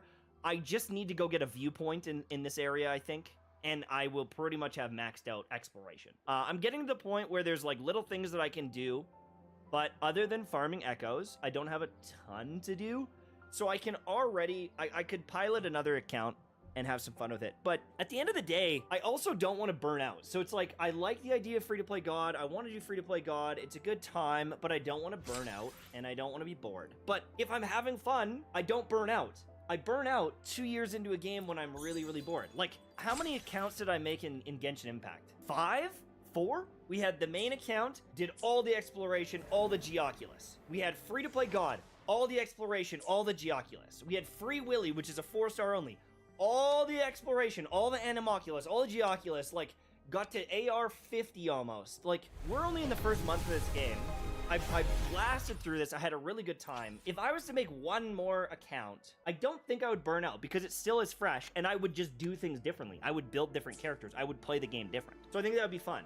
And you have to remember that this is my job. It would give me some content. So I'm in this weird position where I want to play the game for me, and that's why I was free to play for the first couple months, or first couple weeks, I should say, because that is for me. That's me enjoying the game and playing it and beating all the stuff as best I can. I wanted to take these on free to play and see how far I could get and see which ones I could beat and which ones I could get to difficulty 5 and all these different things. That's for me. But as the content creator, that is this. That is the whaling. Because without this, I can't cover every character effectively. I can't test out the echoes on the characters with the weapon, without the weapon. How do they perform? I can't do it. And I rely on the other theory crafting people and what they think, and I hate that. I want to be able to give you my opinion. In every other video game, like Destiny, The Division, Monster Hunter World, I saw a weapon, I saw an armor piece, I went out and got it, and I went out and tested it, and there was no limiting factor. But in a gacha game, there is a limiting factor, and that is pulls. I had 1 pull available for Yin Lin.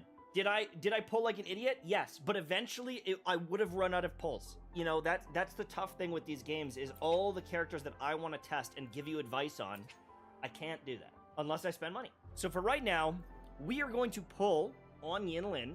We're going to get her weapon. I don't want to wail out and get like 6 copies of her. I just want like 1 copy. I want 1 copy of her weapon. I want to test her out. I want to build her up, and then we save for the next characters. And that's the game plan.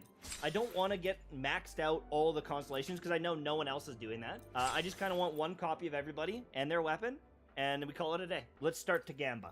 It's time! It's time! Let's see how lucky we get. We've used a little bit of pity. We did a couple little pulls. All right, we could have got Yin Lin on our account by the time the banner left. We probably could have did it. 35, 40, 45, almost 50 pity. So we're actually not going to have to use too many pulls to do this. So let's get going. First 10 pull.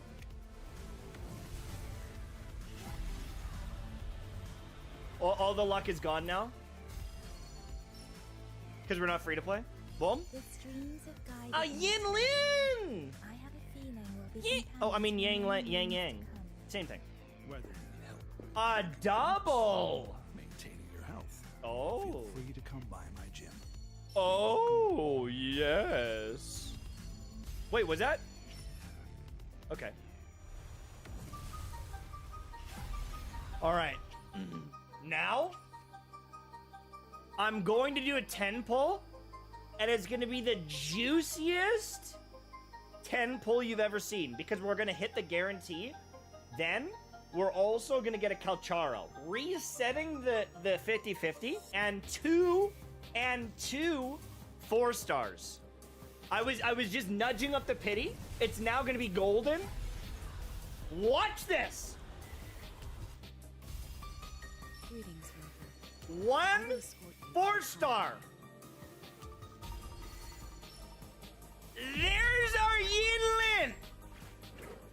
What's that look on your face? Surprised to see me? Yabba dabba doo.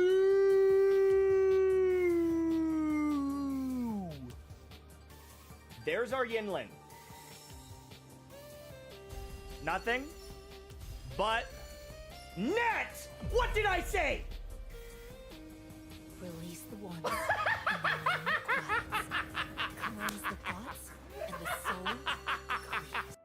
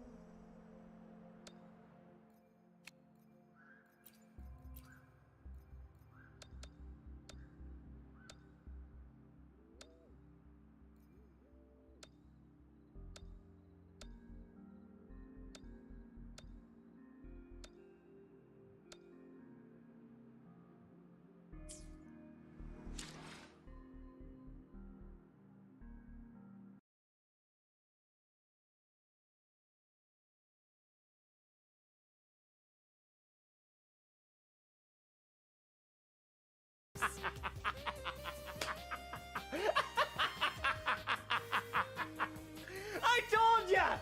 I told you! I'm good.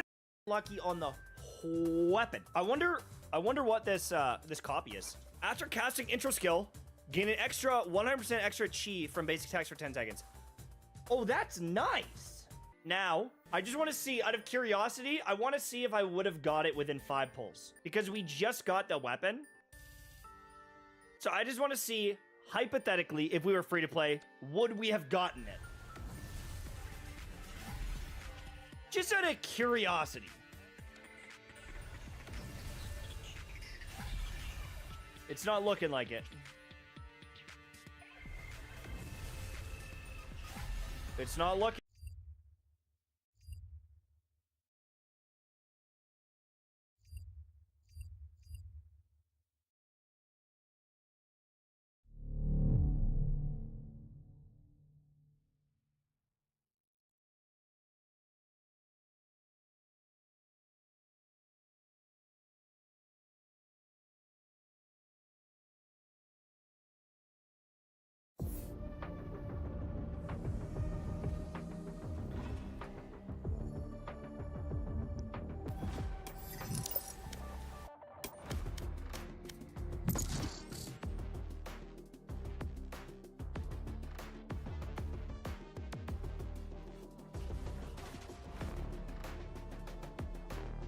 Match found.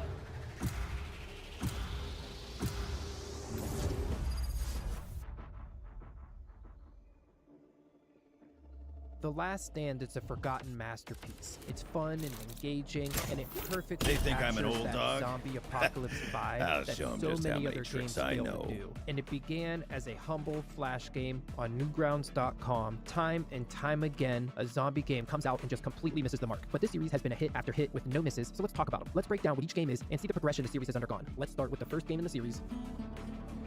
The first game begins from the main menu, overlooking an empty field with no barricade yet, and when you start a new game, you're prompted with the controls. The controls, like everything else in the rest of the series, is presented in a very thematic way, with the aesthetics of being scribbled onto a tattered journal, and the controls are very simple, so the gameplay is easy to pick up. If you continue on from there, you are thrown into the first night of the game. At the top of the screen, you'll see a counter tracking which night you're on out of a total of 20 nights. There's Jack, the playable character, on the right side of the field, armed with a small caliber handgun, standing behind a barricade. The zombies will charge or stumble in from the left side of the field and attempt to break down the barricade to get to you, while you try to fend them off. There's a fairly decent variety of undead. The zombies get even more varied as you progress through the levels. The animations are pretty basic, but standard and effective for what they are. And oftentimes, the zombies will fall and die in accordance with however you've shot them. For example, if they're charging at you, you shoot their legs, they'll fly forwards onto the ground. Or if you land a headshot, sometimes their heads will explode. Once you've survived the night and taken out the waves of the undead, you're presented with a quick scene of Jack looking out the window as a clipboard comes on screen. The clipboard, much like the controls journal, is also very thematic, full of scribbles and sticky notes. It has a list of things you can do during the day to prepare for the next night of invading zombies. The game gives you 12 hours of daylight to allocate to different things. You can spend hours to repair the barricade. Each hour spent repairing the barricade will get you 5% per survivor in your camp, and you can spend hours to search for weapons and to look for other survivors. The game has a weapon finder meter, which basically means that the hours you spend looking for weapons will fill up a bar, and once the bar is full, a weapon is found. This way, you don't lose hours spent looking for weapons if you don't find them. The game makes all of this clear through the use of sticky notes and text below each activity. Once you've allocated all your hours and you continue on, you get a summary for that day and the results of your work. You'll see what percent of the barricade you repaired and whether or not you found any weapons or survivors. You also have the risk of losing survivors when you're out.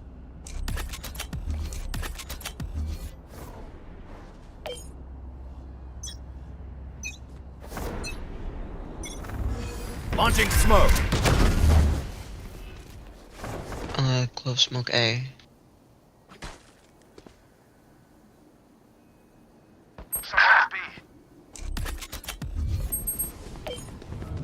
Smoke's down. I think she faked. Enemy spotted A.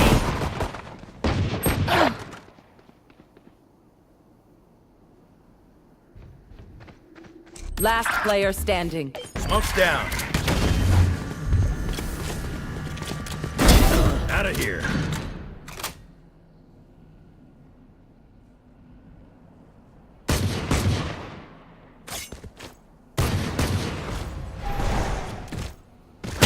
Spike planted.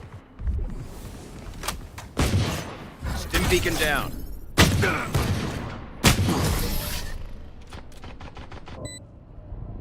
Anti. That poor Viper. We didn't have to be your enemy.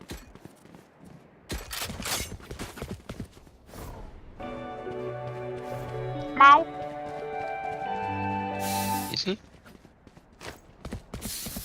Meow. Aww. Are you a baby? Meow. Aw, so cute. I'll get Meow.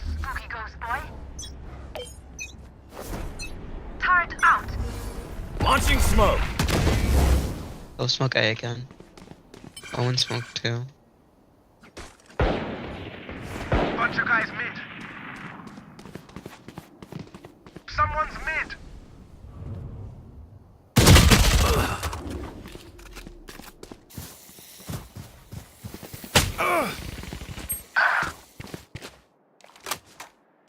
Take flight.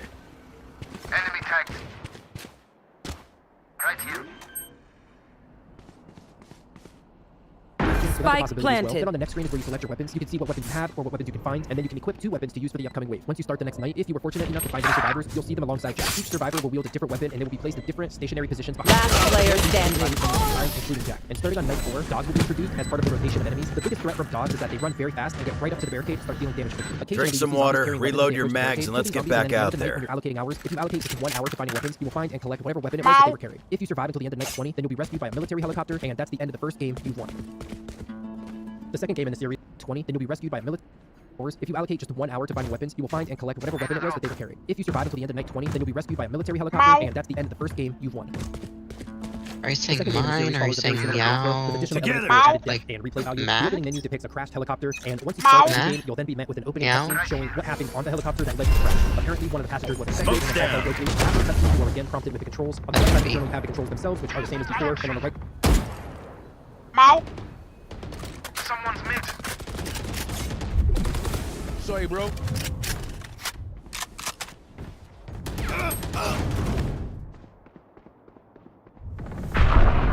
Scatter.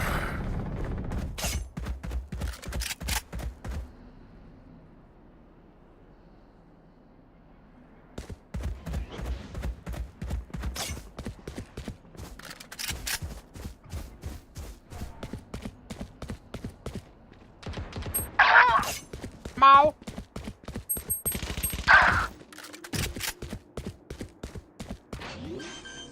Deploying drone.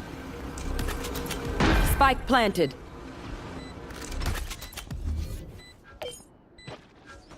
Smoke's down. Last player standing. Mau. Scanning ahead.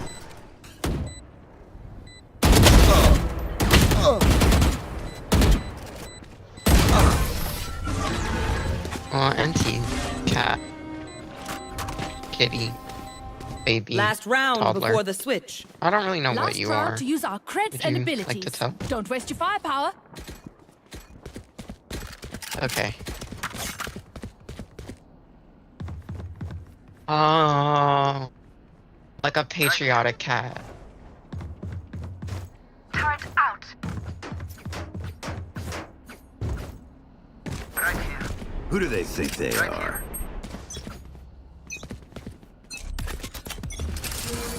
Launching smoke. Launching smoke.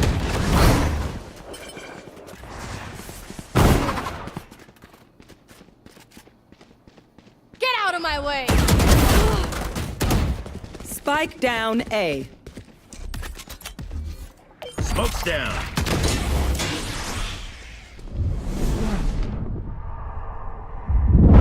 Belt's ready.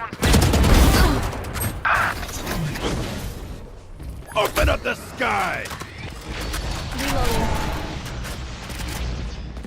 Deploying drone. Molly!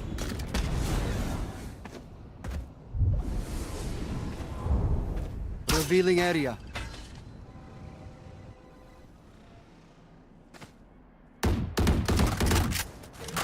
Alarm bot out.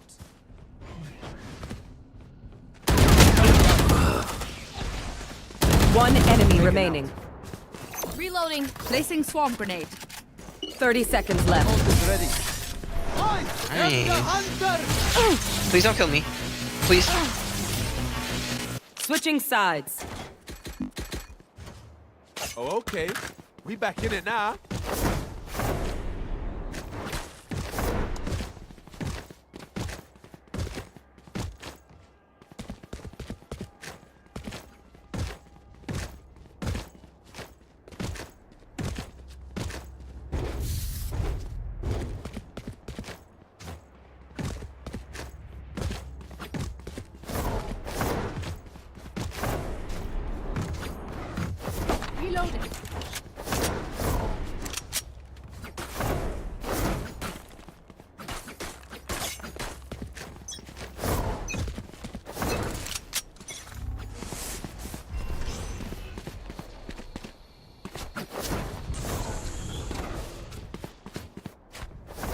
Shot start.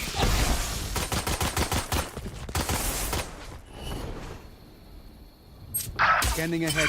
Reloading.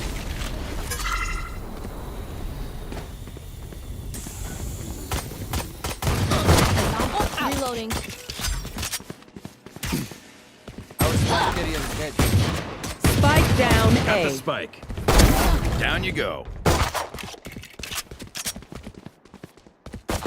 Last player standing. I got the spike.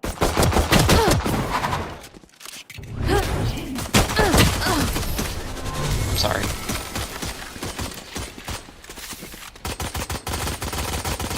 Match point.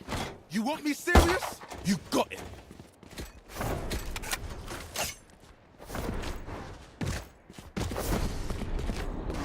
He's here.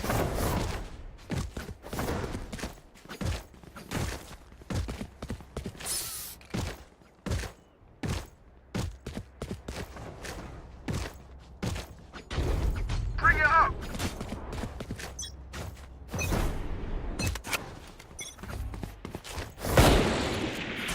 Multiple enemies mid. Revealing area. Reloading. Found them. Launching smoke. Enemy spotted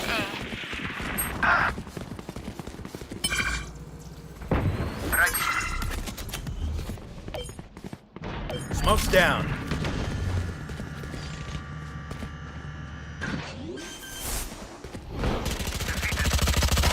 Lights down. Turret out. Placing alarm bot. One down. Who trained you? One enemy Now remaining. we're cooking. My ult's ready.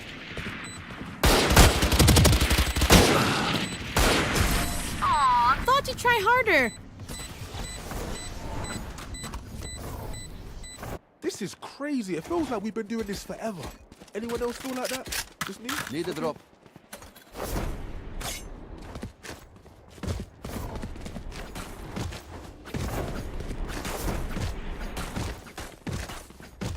Need a drop.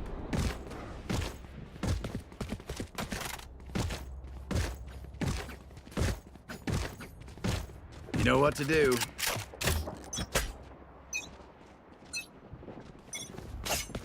Revealing area. Found them. Reloading. Launching smoke. Take flight. Placing swarm grenade. Swarm grenade out. Reloading.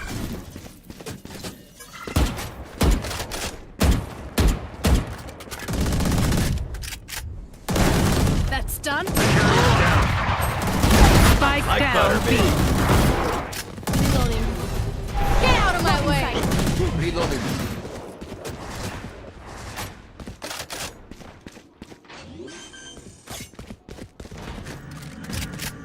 Planted. Enemy spotted mid. Reloading.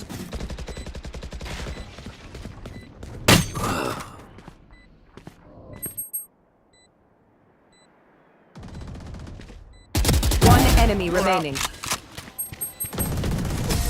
That is cold, friend.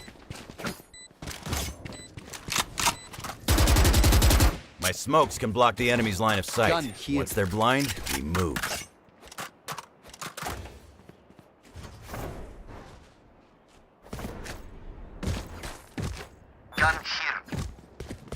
Gun here. Gun here.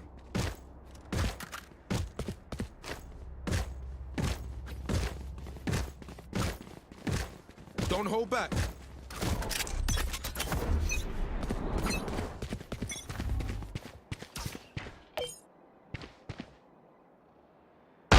Smoke's down. Someone's mid.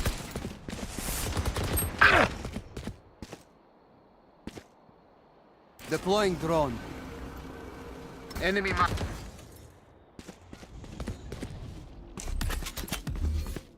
Placing alarm bot. Launching smoke. Stim beacon here.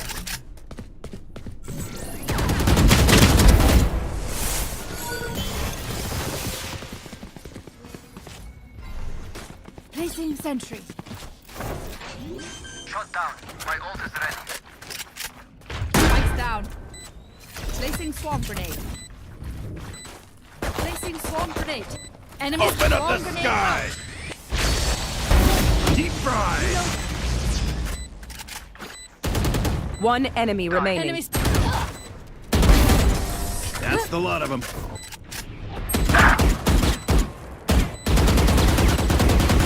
Sudden death. You can trust my bots. They only malfunctioned that one time, and honestly, she won't miss that finger.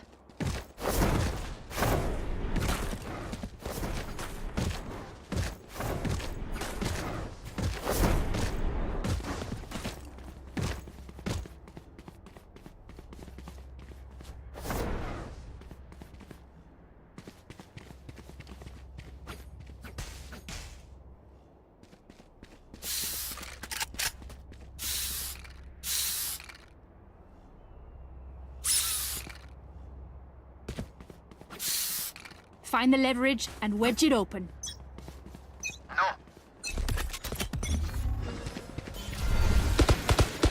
There they are. Launching smoke. Reloading.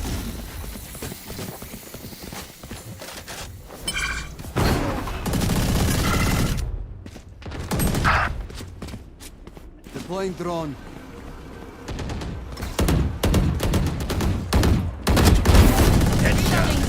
Alarm bot out. Smoke's down. Stim beacon down. Block in sight. See ya. Scanning ahead. Spikes down. They found them. Killed my bot.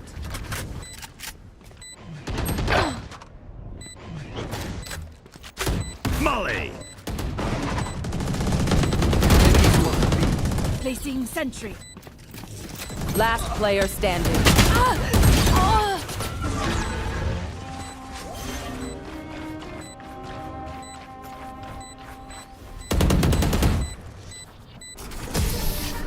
GG. Defenders win.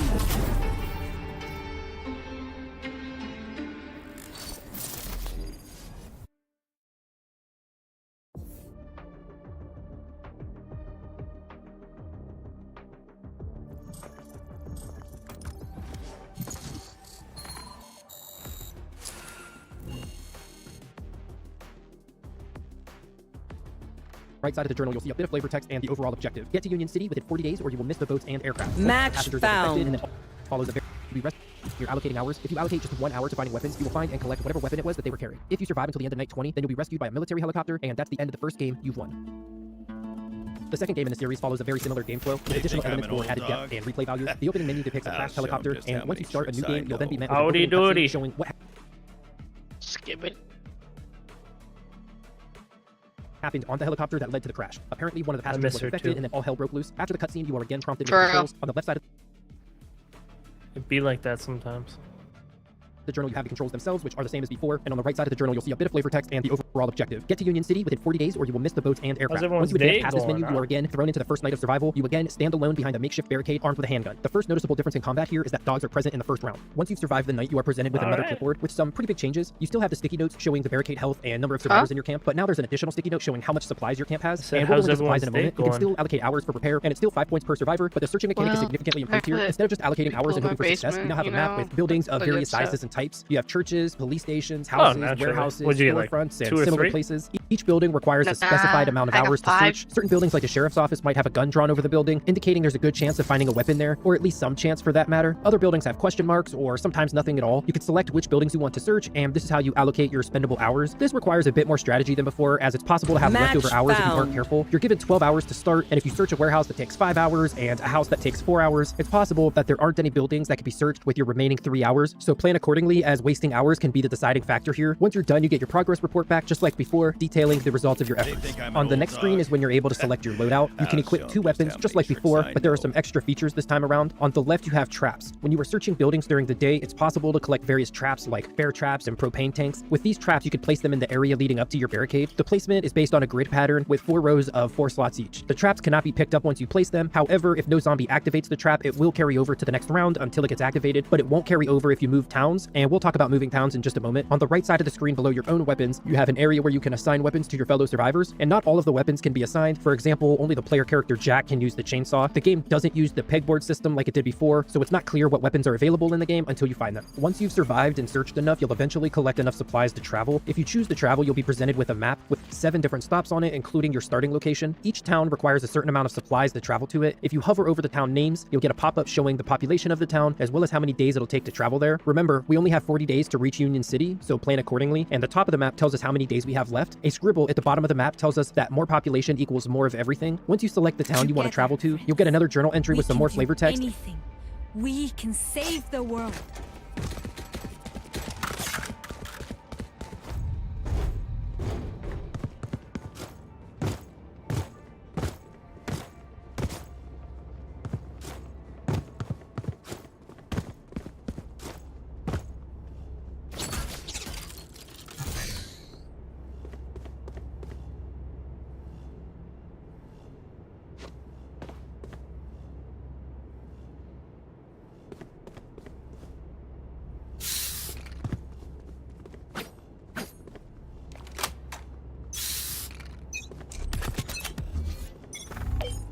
Barrier created.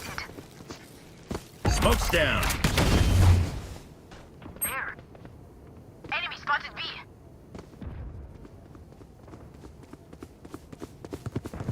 Sim beacon here. Many enemies.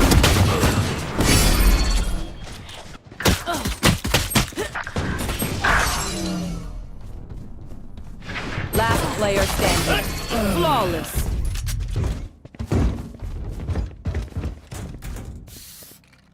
Raze, you always work to lift our spirits. Thank you.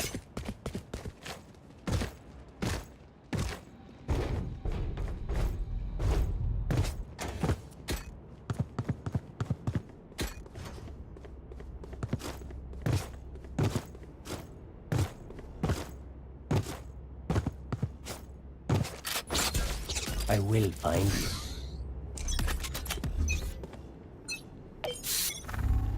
Launching smoke.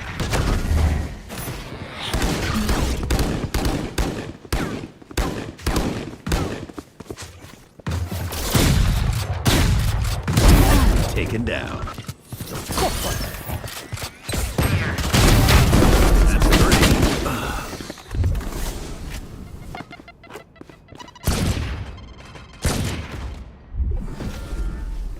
One enemy Critical remaining. Shot.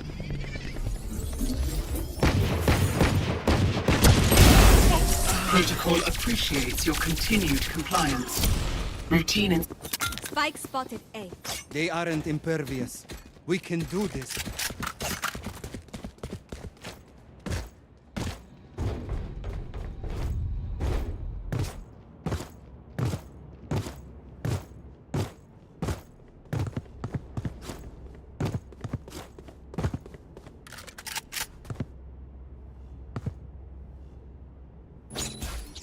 Let us take the lead here.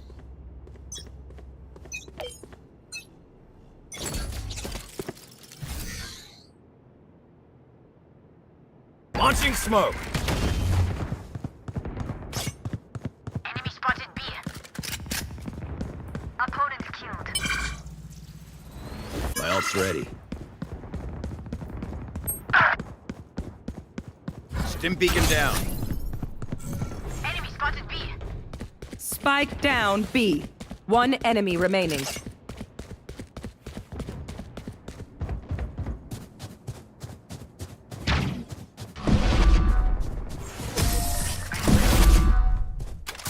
Spike spotted. Last round in the half. Halftime. Don't save a thing.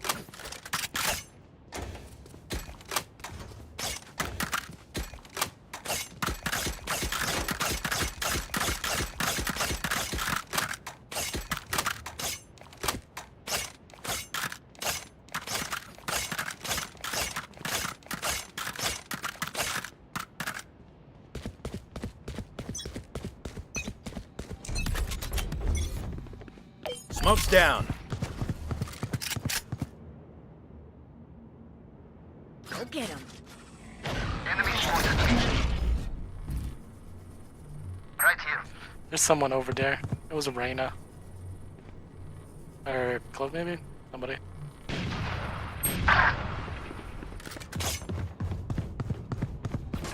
Deep on my wire.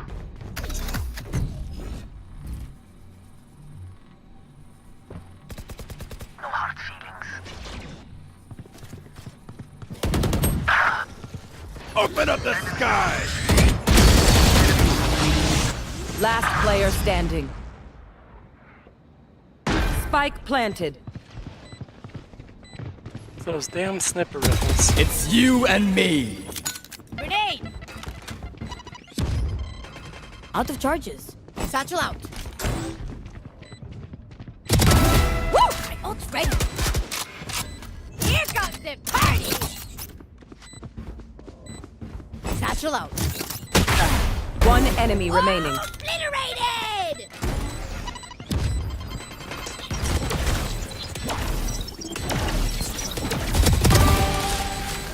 I diffuse things in my sleep.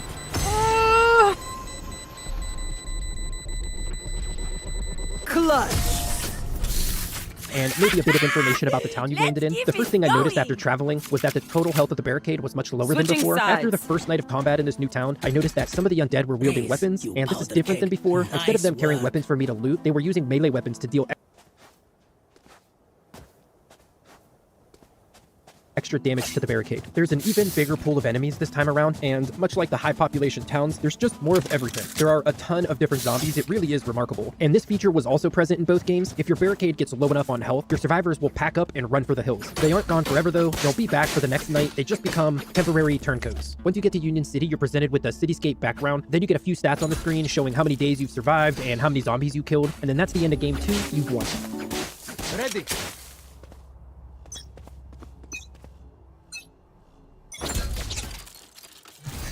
Scanning ahead. Fire's out. For you. Smoke's down. Reloading. Grenade! Dim beacon here. Reloading. Planted. Neutralized. Last player standing.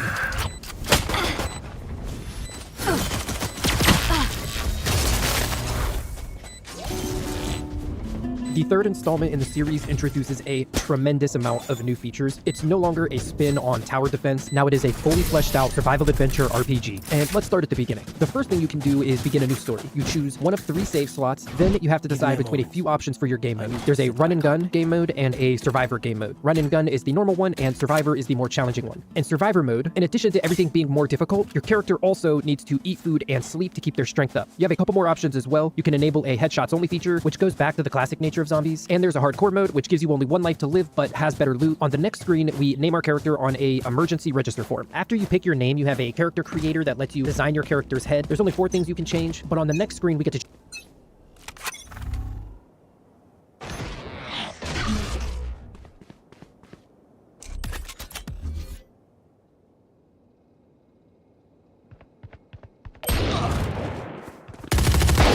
Launching smoke. Bomb buddy out. Stim beacon down. For you.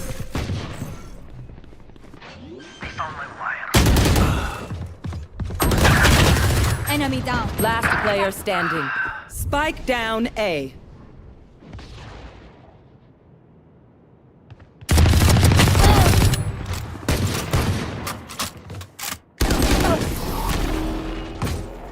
choose our occupation, which will act as our class in the game. It's got all the classic zombie survival classes like law enforcement, farmer, military, and some unique ones like private investigator and con artist, with that last one being a nice nod to the game's head developer, Chris Condon, over at Con Artist Games. Each class gives you 4 skills to be proficient in, or you can create a custom class. Once you're done picking your class, you'll be presented with a cutscene. The cutscene shows you driving down the road until you've hit something unexpected. When you're dropped into the game afterwards, you start with your character standing just outside of the car, and you can walk around with the WASD keys, and you direct your character.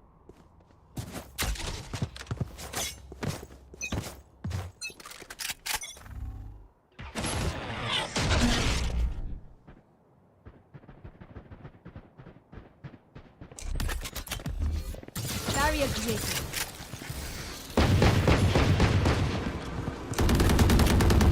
Good attempt. My ultimate is ready. Satchel out. Fully smoked. Stim beacon here. Healing you. Spike down A. Last player standing. You're focused with the mouse. At the top right corner of the screen, you can see what your current quest is you have active, as well as a brief description of what you need to do, because yes, this game has a questing system. In the bottom left corner, Last player standing.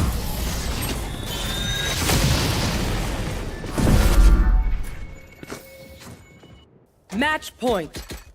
Who am I kidding? My knees are gonna kill after this.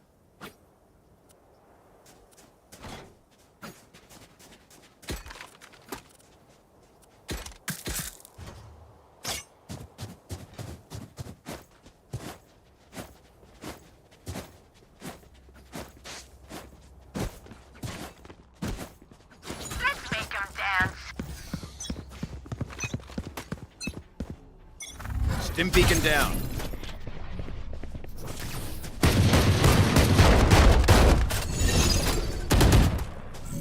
Enemy spotted. Smoke's down.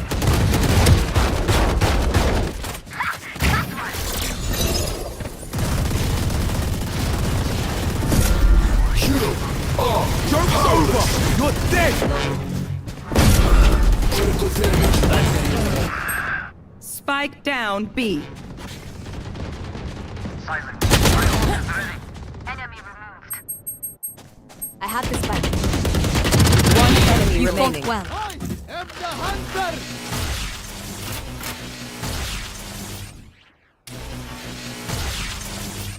Reloading. Last player standing. Clutch. Defenders win.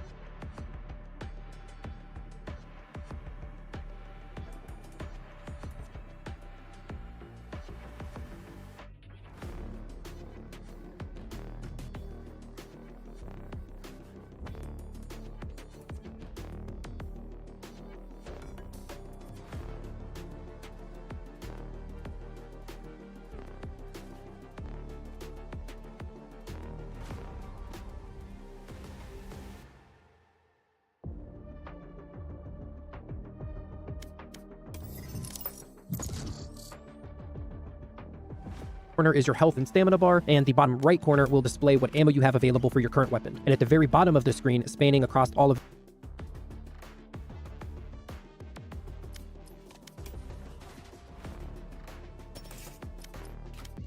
Match found. bit is your experience bar. And below that, you have a few options. You can select the character skills menu, your inventory, your journal, and look at the achievements. Yep, that's right. There are trophies to be earned in this game as well. You can pause the game and see that you can save the game or change a few options. It's worth noting here that if you are playing the Legacy Collection on Steam, you have a few more options at the top of the screen. Here, you can change things like the resolution and quality of the textures. The graphics are what I can only describe as a mix of semi-realism and apparent flash game graphics. For example, the environments appear to be a bit more realistic looking, while the character and enemies and NPCs are very clearly hand-drawn. The difference between the two didn't take me out of the experience, however. I think they work well together. It's just something I thought I should note. Take a few steps forward, and as you pass a few burning cars on the side of the road, you'll come up to the trunk that you can search. Upon opening the trunk, you are presented with an inventory menu that is designed on the back of a collection of papers. On the left side of the menu, you can see what's inside the container that you're searching. You can hover over each item individually, and then on the right side of the menu, more information will be displayed about that item. For example, in the trunk was a damaged handgun. On the right side of the screen, it tells me how much it weighs, how much damage it deals, and a few other things to note about it. At the top of the menu, you have the name of whatever container you're searching, and off to the right of that, you have your character's current weight, showing what you currently weigh and what your maximum carry weight is. At the bottom of the menu, you are given the option to either exit the menu or take all. As you hover over this first weapon you found, the game has a tutorial message pop up for you, telling you to press tab to access your inventory. Once you've opened your inventory, you've got quite a few options in front of you. On the left, you have two different hand slots, one for your main weapon and one for your backup. Below that, you have a button that allows you to switch between your character's offensive and defensive gear. In the center of your inventory window, you have your main inventory system, and on the right is where individual item information will appear, just like the trunk. The main inventory system is broken up into a few categories to help you sort your gear. One for medicine, another for weapons, another for gear, and that sort of thing. After you move forward and kill your first zombie, you'll see that they have the potential to drop loot. It's usually cash or ammo, but they also drop weapons and gear and a variety of items. Travel a little further and you'll discover that the house behind you is more than just a backdrop. You can actually enter the building. Once you go inside, you'll see that the house is trashed and there's a zombie inside. Kill the zombie and loot the dresser before going upstairs. At this point, when I've discovered these features, I've been totally blown away. Everything that appears to be a container can be searched. It doesn't always have loot inside, but still it can be searched. Travel forward into the next area and you'll be prompted with the information that safe houses exist, and they're identifiable by this graffiti. Once you enter the safe house, you'll be met by a guy named Jackson Hall. He's the owner of the home that you're in. If you talk to him, you'll get a journal pop up with some conversation. Jackson has some flavor text, and then he tells you that you can sleep in his safe house if you need to. When you choose to sleep, you can determine how many hours you will sleep for. The sleep menu shows you what time of day it is, as well as how much of your well-rested bar will be replenished. The more tired your character gets, the more your stats and performance will suffer. Moving on to the next room of the safe house, you'll see a storage box on the ground. Open the box and discover that there is a ton of premium loot inside. If you are playing the Legacy Collection on Steam, this version of the game features all the previously released DLC for the original Flash game. The premium loot will give you some great defensive gear to start with, and a few good weapons as well. A nice shotgun with a suppressor on it and a Flying V guitar melee weapon. Items stored in the storage box will be accessible from any storage box at any other safe house. One negative thing to note that I've noticed is zombies can spawn right where you just were a second ago, off screen, only for you to return to that spot and be surprised by them. And while we're on the subject of spawning, this game also features a horde system. I was totally surprised by this. It's something akin to Left 4 Dead. Suddenly, you'll hear danger music and you'll see a huge swarm of zombies charging at you. This can happen anywhere, outside or inside. If you're outside, they'll just come from off screen, but if you're inside, they'll usually make a visibly large hole in the ceiling and then come pouring out of it. At this point, I've noticed the zombie variety in this game is considerably great as it was in the first two.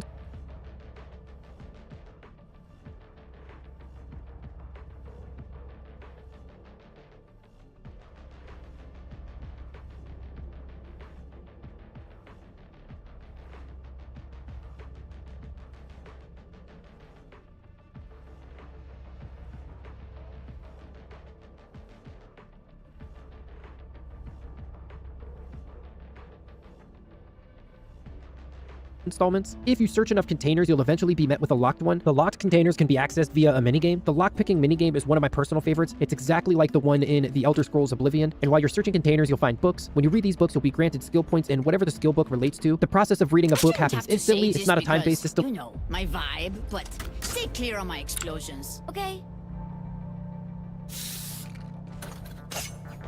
So guys, I have a very important question to ask.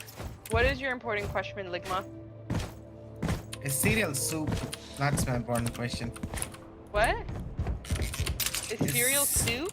Yes. No, cereal's not soup, sir. How about chili? Chili is soup, yeah. It's thick, chunky soup. I feel like cereal is also a soup. No, you don't. No, that's just not. Launching smoke! I mean, to each their own. Yeah, think about it though. Yeah, I thought about it and I don't think so.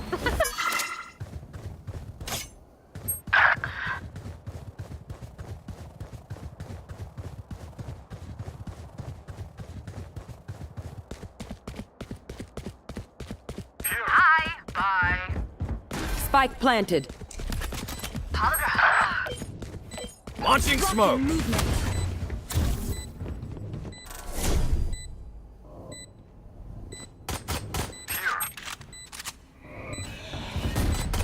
One enemy remaining. Down.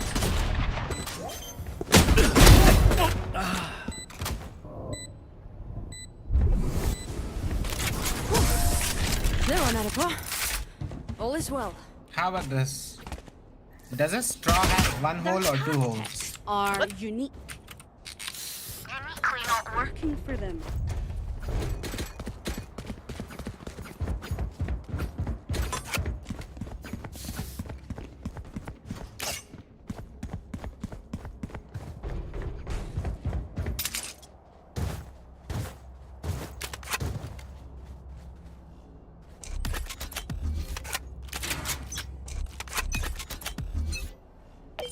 Smoke's down.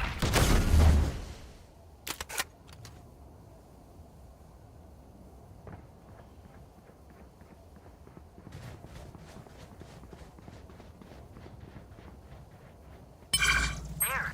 Someone's in attacker spawn.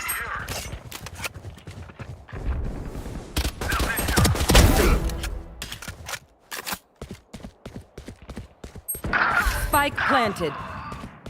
Stim beacon here. Hostile down. Smoke's down. Last player standing.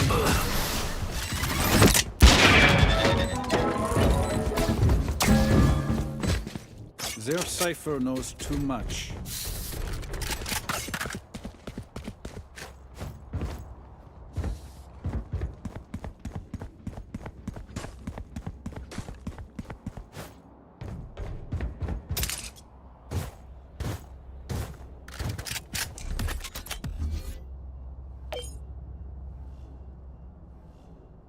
Get some out of here. Launching smoke.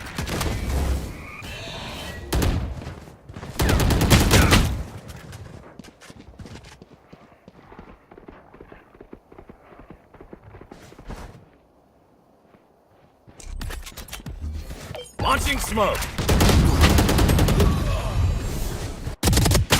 My ult is ready. Satchel out.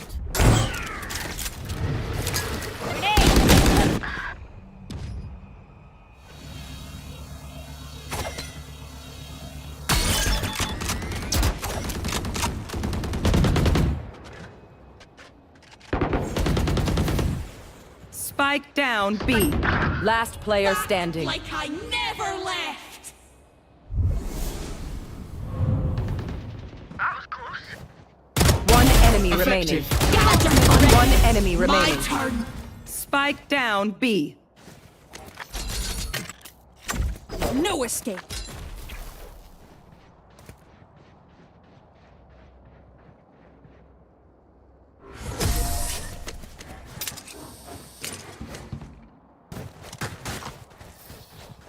Last round before the switch. Buy the best gear before it's too late.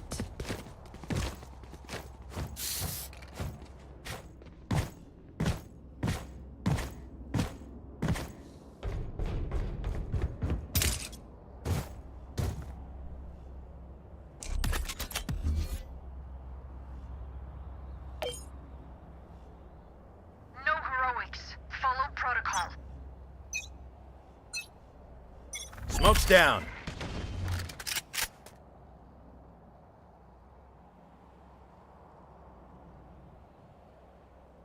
I suggest you move. Stim beacon down.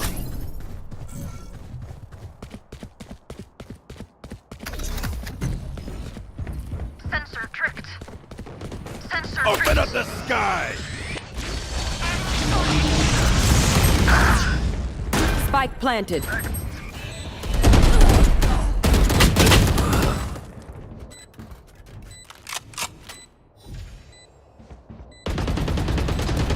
I win again. Last player standing. A gift.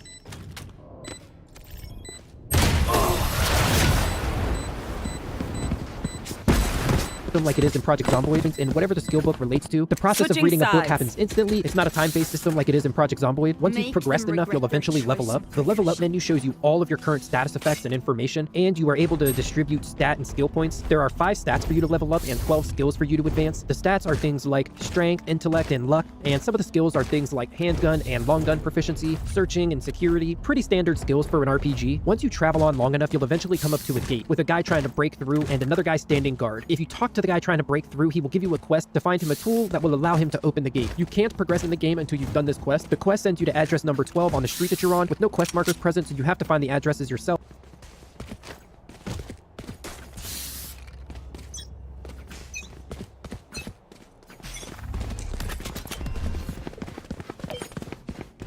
Launching smoke. Grenade! Stim beacon here. Bomb buddy out. Dropping smoke. Out of charges. Barrier deployed. They found my trap. Smoke's down.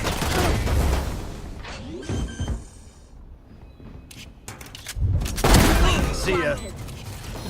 One enemy remaining.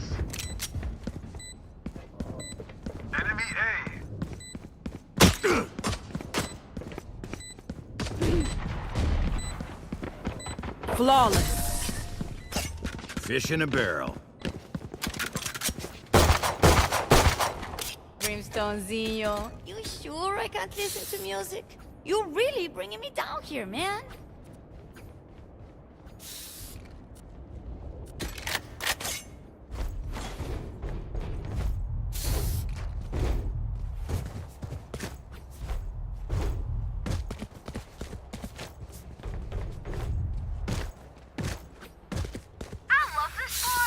There.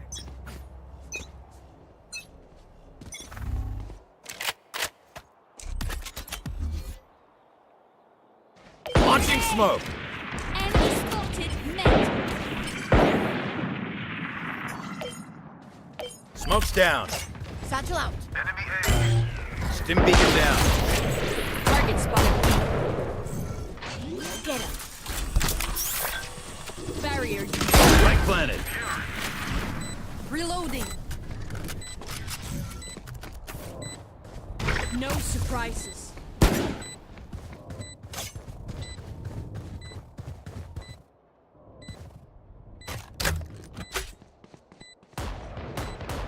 Multiple targets B. No peeking. Molly.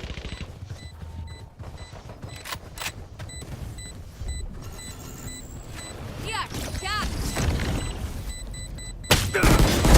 Down and out.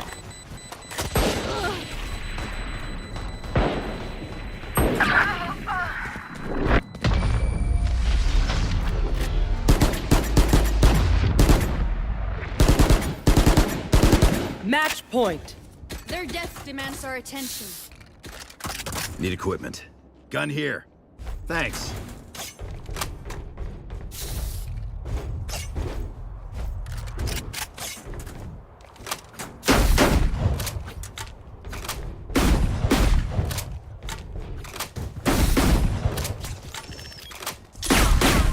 Bonne chance, mes amis. No. Satchel out. Smoke's down. Satchel out. Stim beacon down. Grenade. Bomb buddy out. Enemy spotted. Gotcha. Ultimate ready. Out of charge. No peeking. Enemy spotted A. Spike. Spike planet. Pull them through them. Launching smoke. And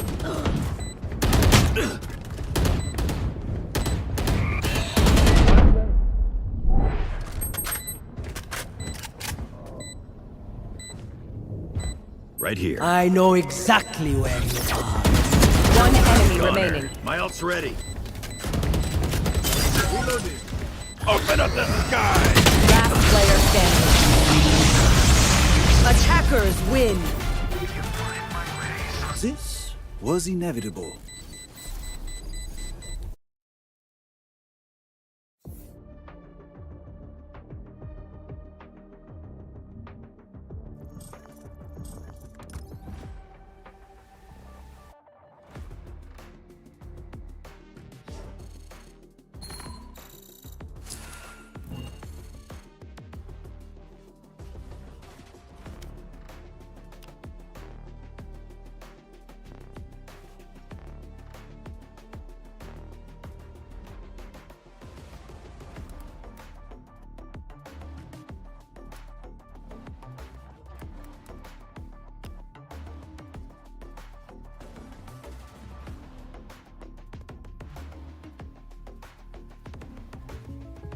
Jake from State Farm.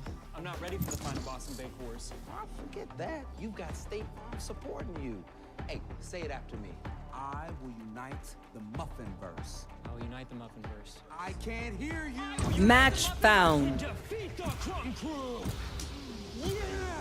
Yeah. Okay. All right. I gotta download a patch. Like a good neighbor. State Farm. They think I'm an old dog. He said he's not good I'll though, show but him he's, just how many I watched tricks him, I he's really know. good. Shoes is good. So Shoes is a liar? No, he's just being humble. He's being humble. Okay, Shoes. You're lying to me. He's humble. You're He's starting humble. this off pretty bad. No, he's humble.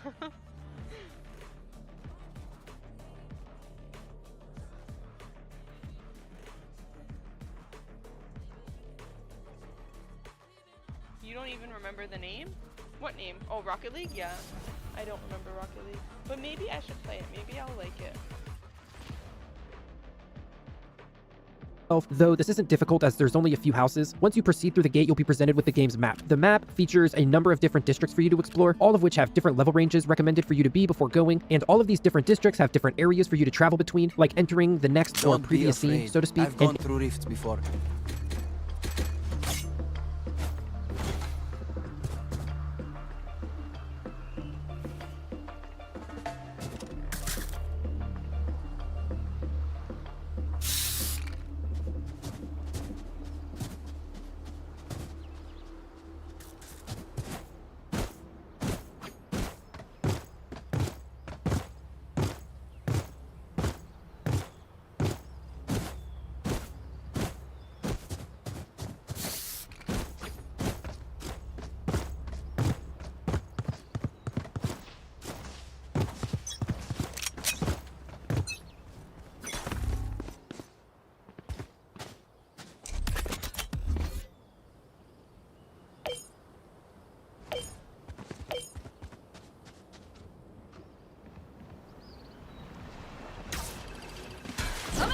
Holy smoke!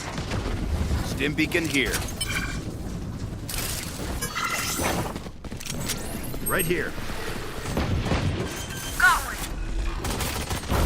Enemy spotted. Spike planted. Drop in a smoke. Hot shot.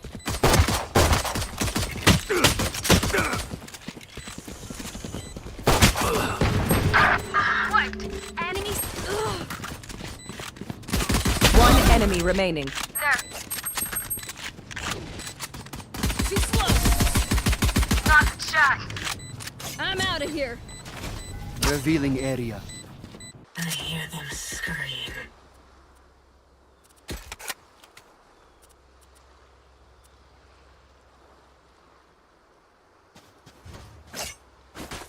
Go, go, go.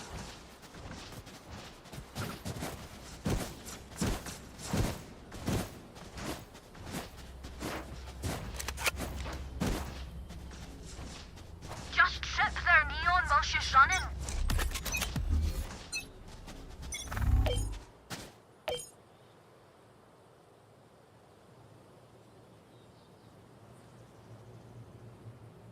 Smoke's down. Stim beacon here. Standing ahead. Reloading. Take this. This way. Right here. Have one of these. Reloading. Spike planted. Watch out. My ult's ready. Enemy spotted A.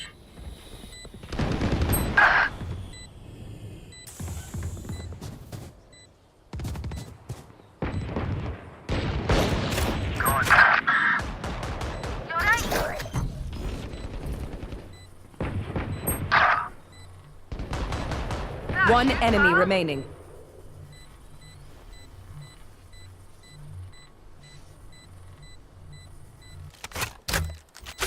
Molly!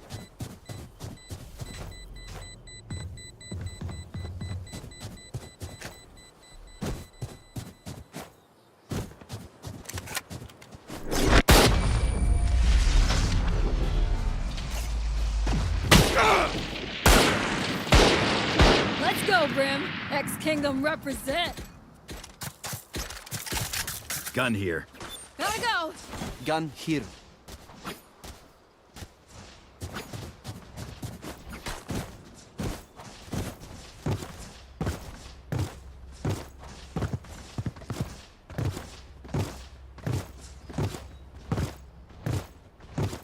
I'll find them.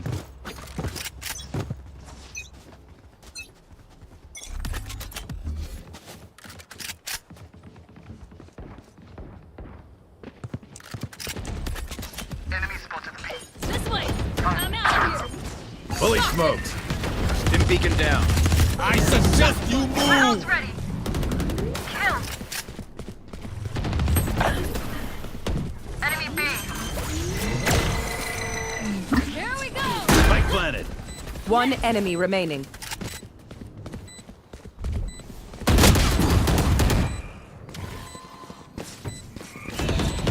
My ult is ready. Running low. Last round in the half. Buy all you need. Gotta go!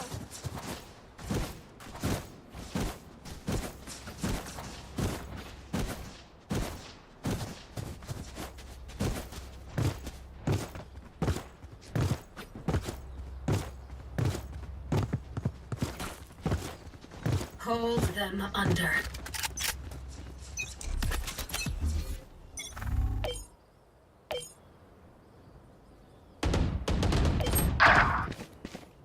Watch out! Oh yeah! Monster on the loose!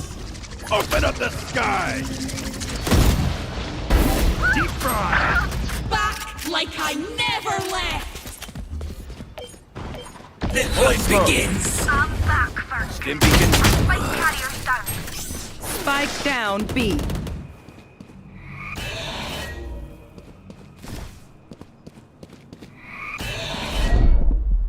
Last player standing. One enemy remaining.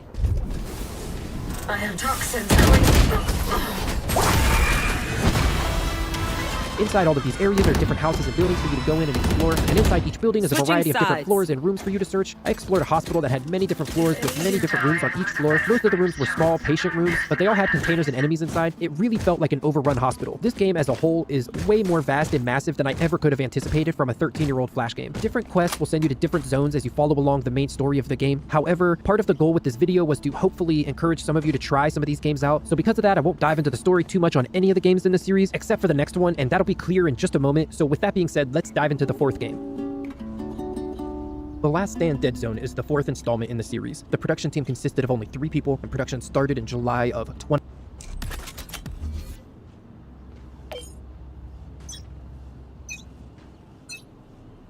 Launching smoke. There they are.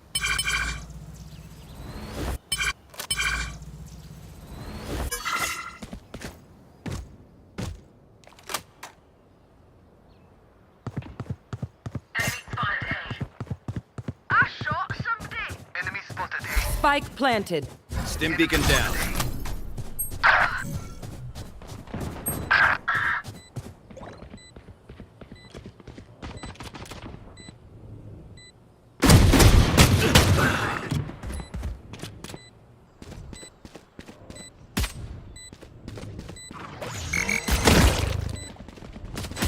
Last player standing. On the 11th, the first beta released just 7 months later on Facebook. The game ran for 9 years until in September of 2020, Con Artist Games announced that they would be shutting down the servers due to support for Adobe Flash coming to an end. They told the community that they researched alternative ways to keep the game running, but found no compatible solutions. And then at 8 a.m. on January 1st, 2021, the servers officially went offline. Dead Zone is the only game in the series I haven't personally played, so I got in touch with a handful of people who have played the game, either on a daily or semi-regular basis, to get an idea of what it was like. The game doesn't have a main story that you can follow, but rather bullet points.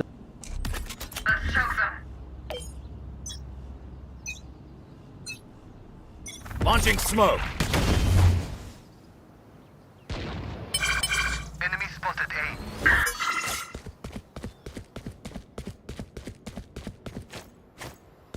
I suggest you move. Stim beacon here. Enemy A. Spotted A. Smoke's down. Take this! Spike planted. Out of charges. Gotta go!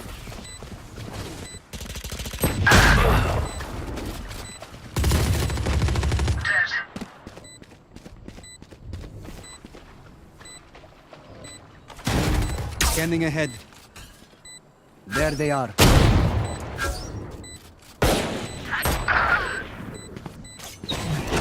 Last player standing.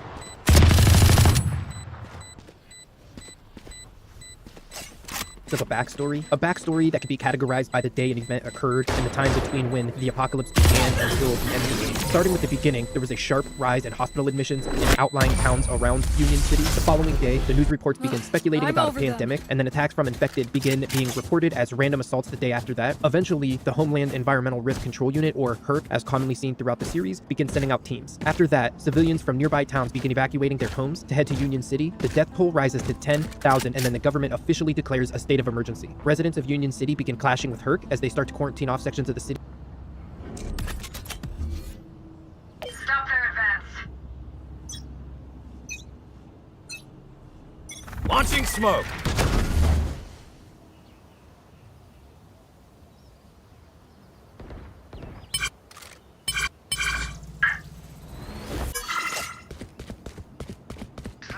Stim beacon down.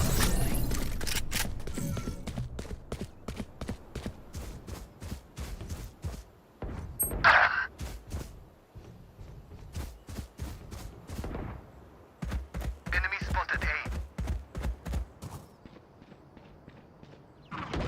No more.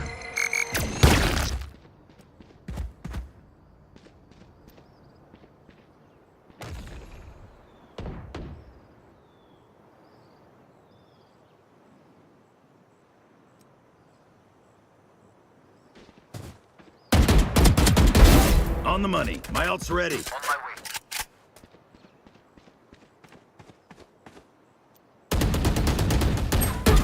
One enemy remaining. Spike down, attacker spawn. 30 seconds left. Spike spotted. Attacker spawn.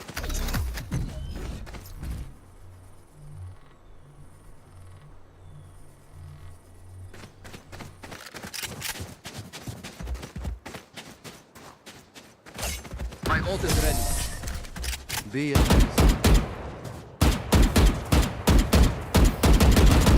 Match point. Let's ruin their day.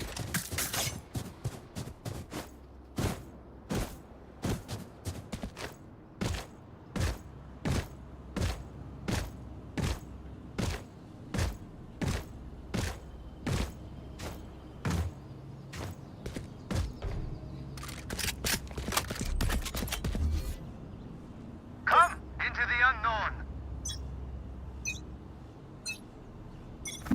Smoke's down. Right here.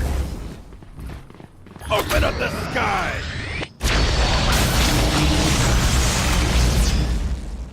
Right here. On my way. Launching smoke.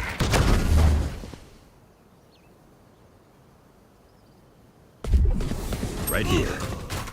Right here. Get wrecked. My ult's ready. One enemy remaining. Right here. Flawless. Defenders win.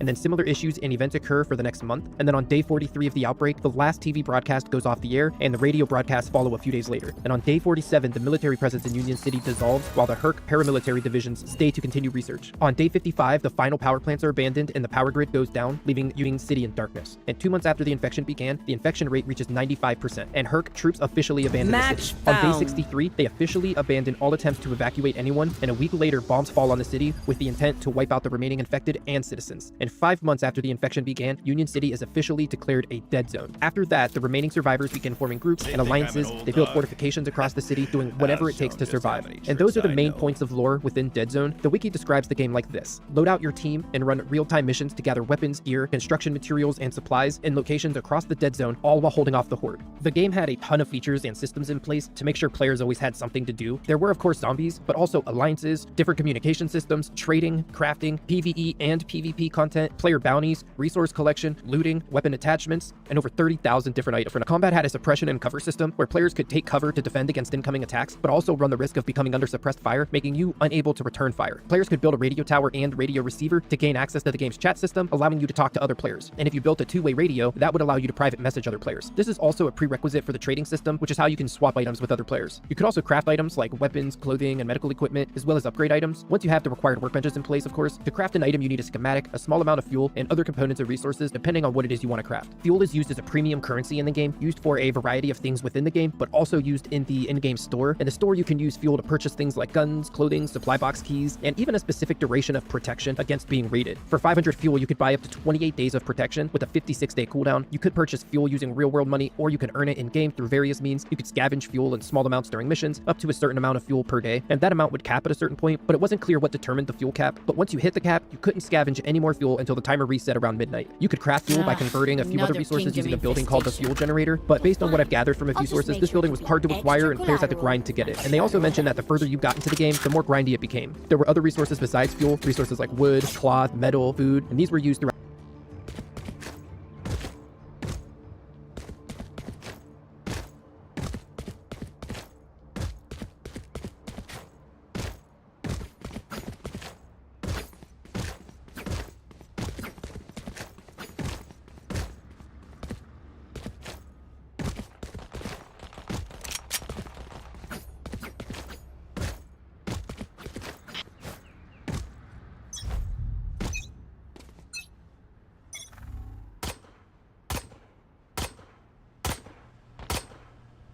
Reloading. Drop in a smoke.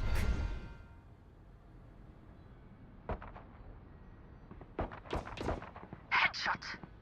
Right here.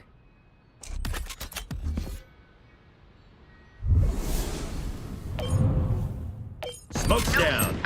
Right here. Enemy spotted. Got the spike. Spike down, mid. Right here. Get out of here. Right here. Right here.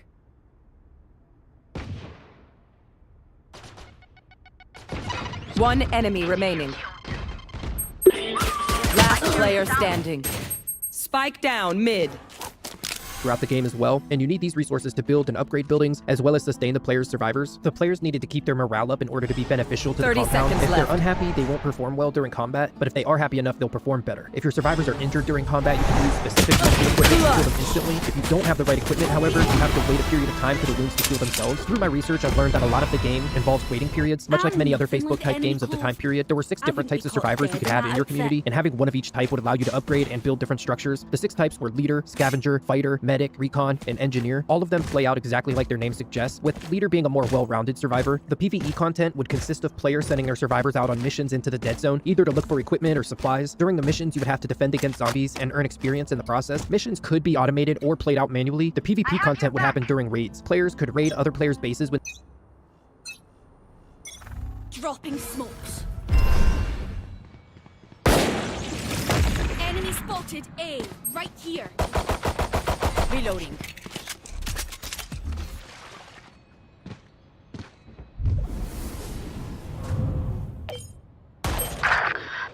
Launching smoke. Right here. Reloading. Stim beacon down.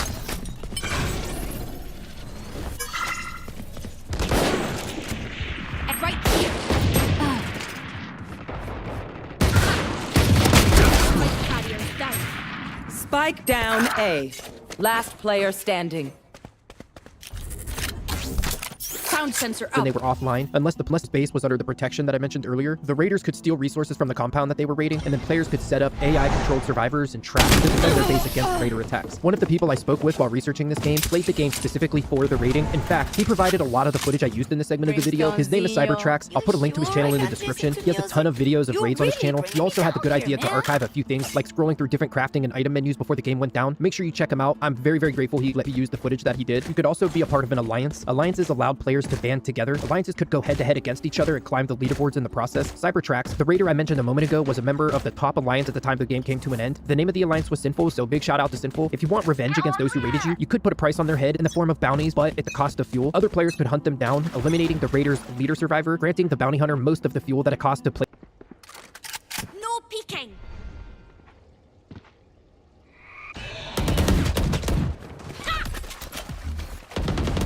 Headshot. Smoke's down. Reloading. No peeking. Ultimate ready. Reloading.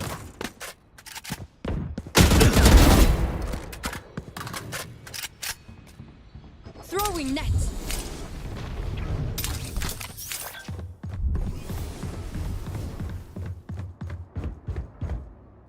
Over there. Target over there.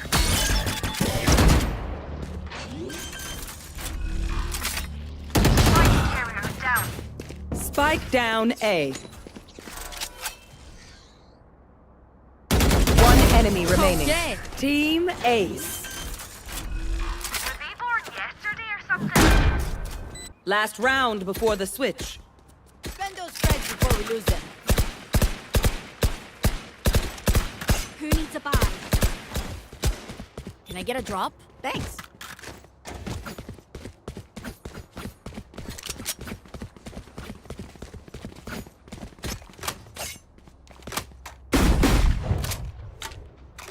Through the calm, I see.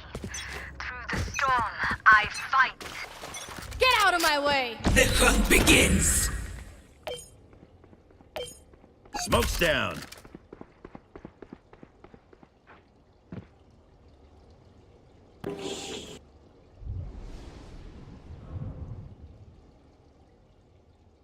Good riddance.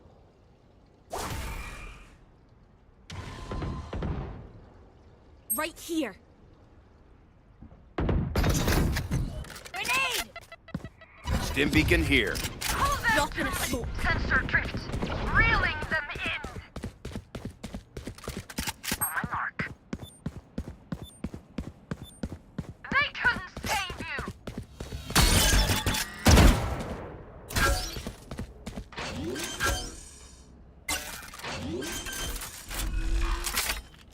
One enemy remaining. Spike planted.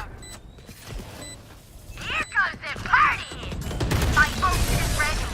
Open up the sky.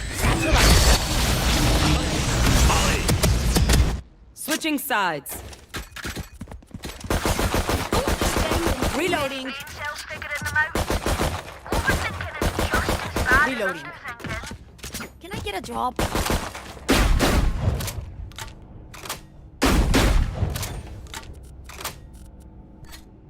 Thanks.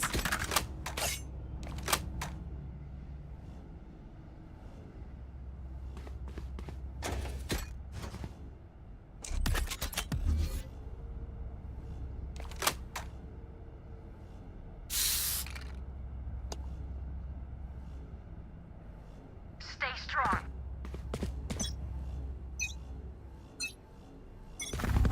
Stim beacon here.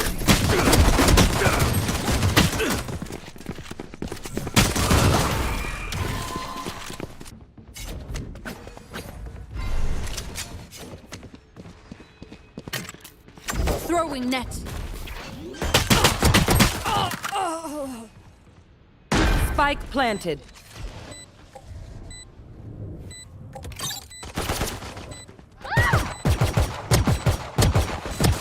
Last player standing.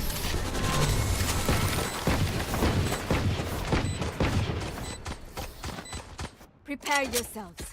We fight once again.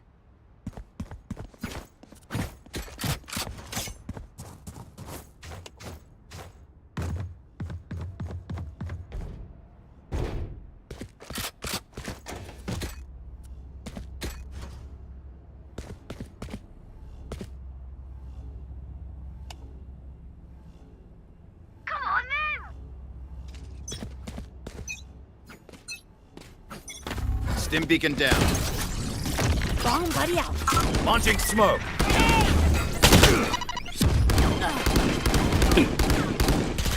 Jet's grounded. Smoke's down.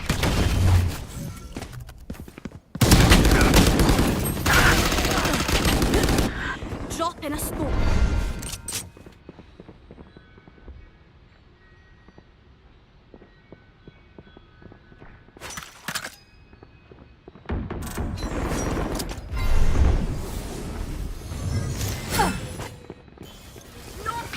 Last player standing.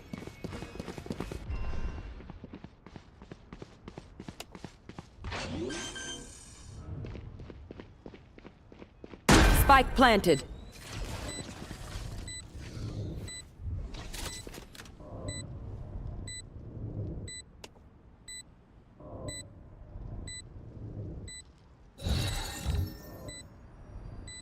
Drop in a smoke. Right here.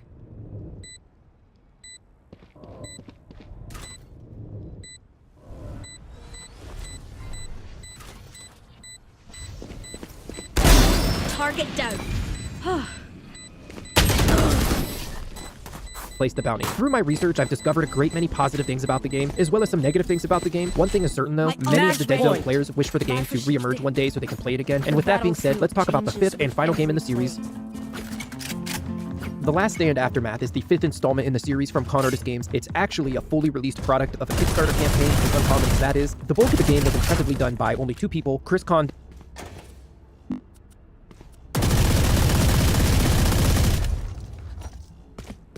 Forward.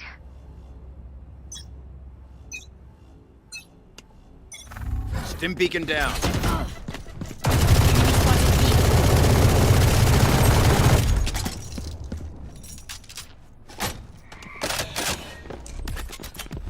Launching smoke.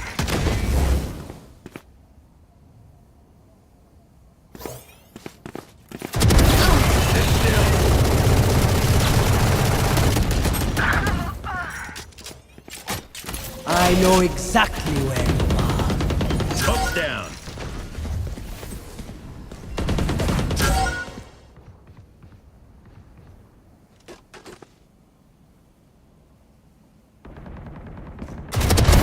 Sorry, kid. Spike Out of planted. charges. The hunt begins. Back like I never left.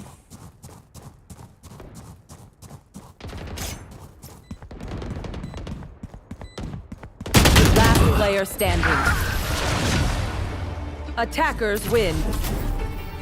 Good game. And then Steve Wilcock as well. The game officially launched in November of 2021 on PC, the PS5, and the Xbox Series X, making it the first game to reach consoles. At its core, Aftermath has a roguelite gameplay loop. You start the game as a survivor who is being exiled from the End, a self-described last bastion of hope in the apocalypse. You are being exiled because you have caught the virus, and you have limited time remaining. You choose from one of 3 presented loadouts, each having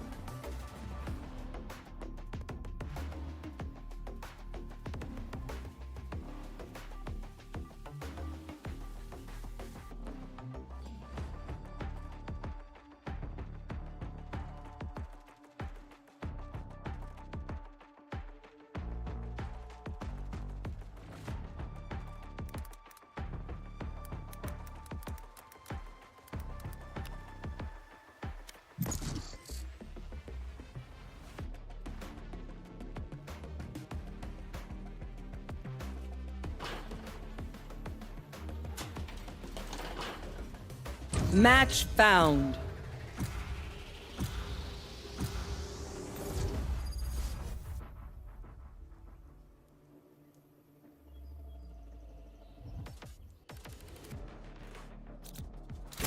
They think I'm an old dog? I'll show them just how many tricks I know.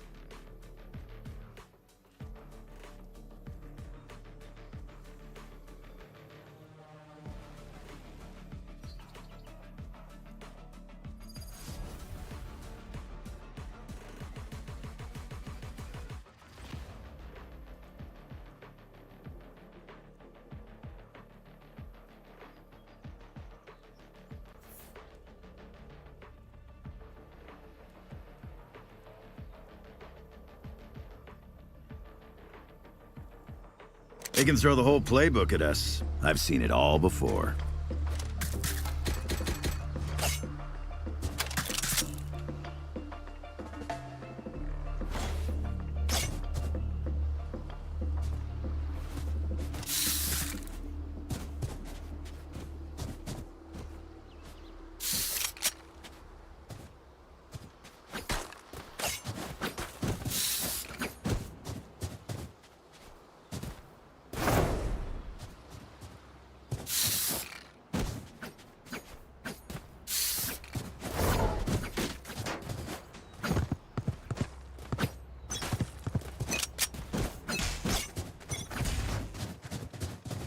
Suppressor. Walls up. Multiple enemies mid. Stim beacon here. One down. Spike planted. Launching smoke.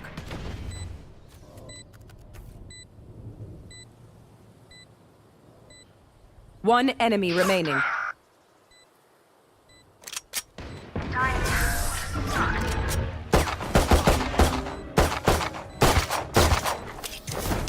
Damn right we crushed it.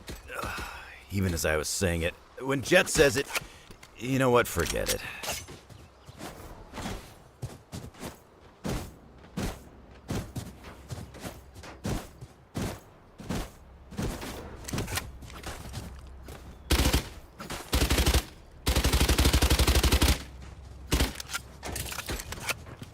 Stay in the moment. Knife deployed. Smoke's down. Grenade! Enemy spotted A. Smoke's down. Spike planted. Spotted B. Taken down.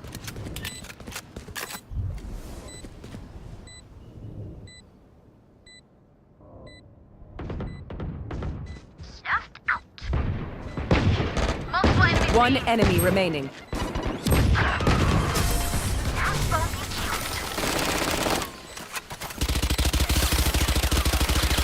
Conflict is not my first choice, but that choice was made.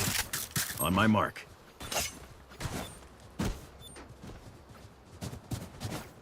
Watching here. On my mark. Caution here. Need help. Watching here.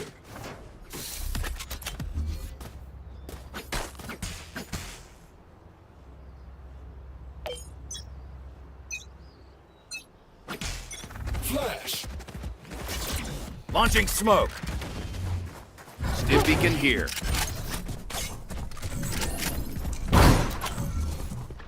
Launching smoke.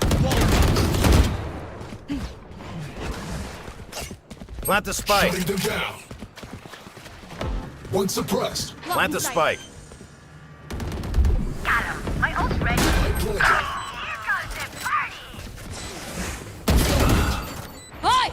Pissed! Last player standing. Grenade!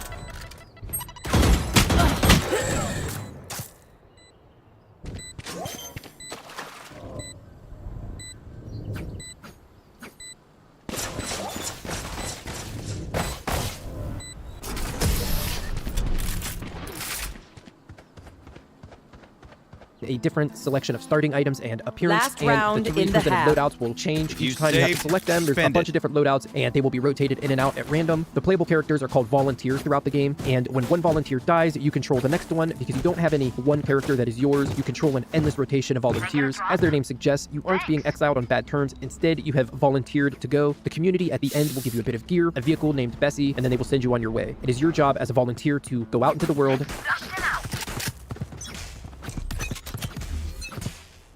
Knife deployed. Smoke's down. What a right. It's you and me. Smoke's down.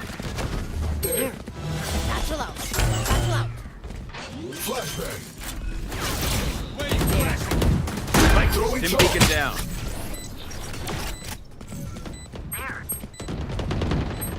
One enemy remaining. Shield going out. Open up the sky.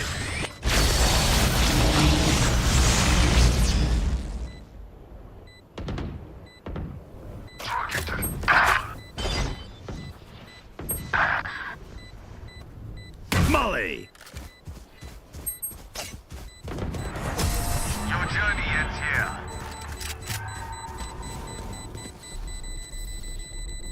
Switching sides. Hey, Undergale! Put a shirt on! Yes.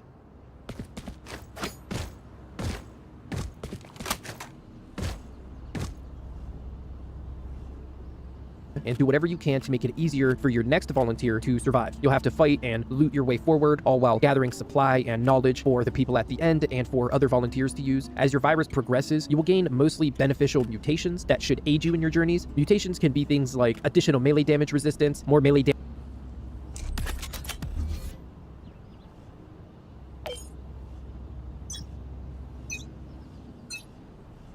Launching smoke.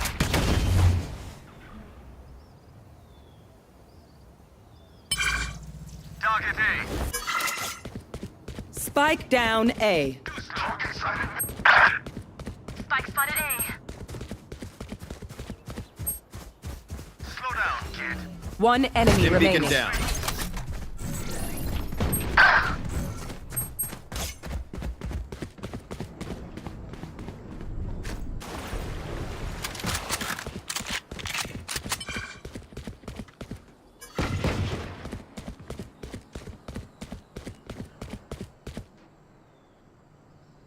Spike's there.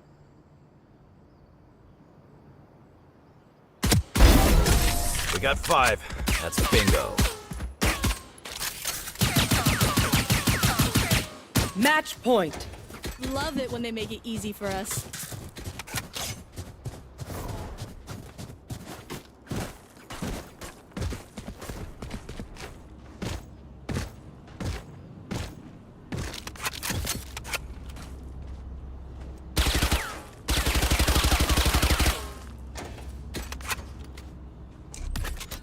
Good work.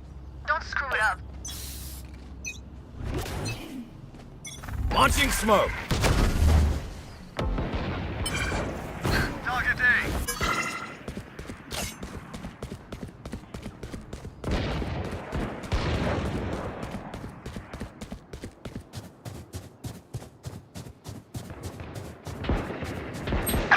Stay down.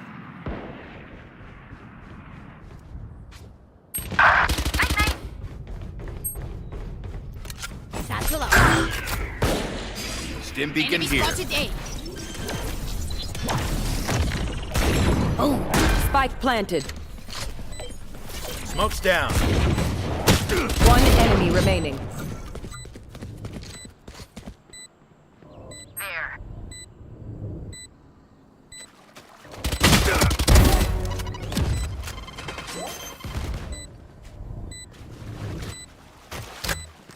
Thanks. Molly. Shame. Novix defenders win. Wreckage. I'm so proud.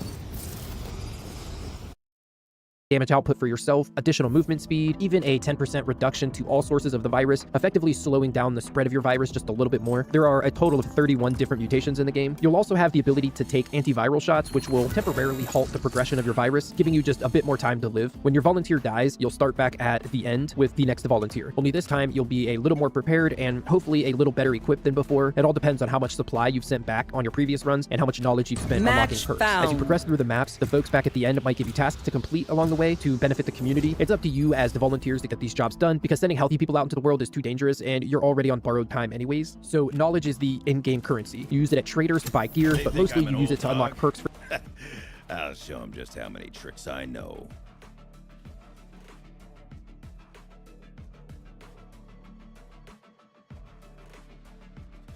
for your volunteers. The perks you unlock will be applied to all volunteers you control throughout the entirety of your game. Knowledge is acquired by selling goods to the trader and picking up bits of lore along the way. Lore being things like books, manuals, hard drives, and other random documents. And any unspent knowledge you've collected will not be lost when your character dies. It will instead transfer to your next volunteer. To spend the knowledge on perks, you need to speak to someone at the end named Radio. You can do that before you head out for the first time, and you can do it via different radios you find along the way as well. There's a nice variety of perks such as additional carry weight, reduction to virus damage, extra weapon damage. You can also unlock a set of tools and 2 sets of herc codes, which you will need to access certain areas in the game, as you'll often come across things that are locked up behind chains and bunkers that are locked behind codes. The game isn't an open world map. Instead, it's a collection of small open-ended areas for you to explore how you wish. For example, you might stop in a neighborhood, which will be a few houses in a little blocked-in area for you to explore. You could go into the different houses on the street, the garages and sheds and storm cellars if there's any of those. There's also strip malls, stores, military outposts, checkpoints and bases. There's gas stations, supply caches, Let's go write neighborhoods. this war story, shall we?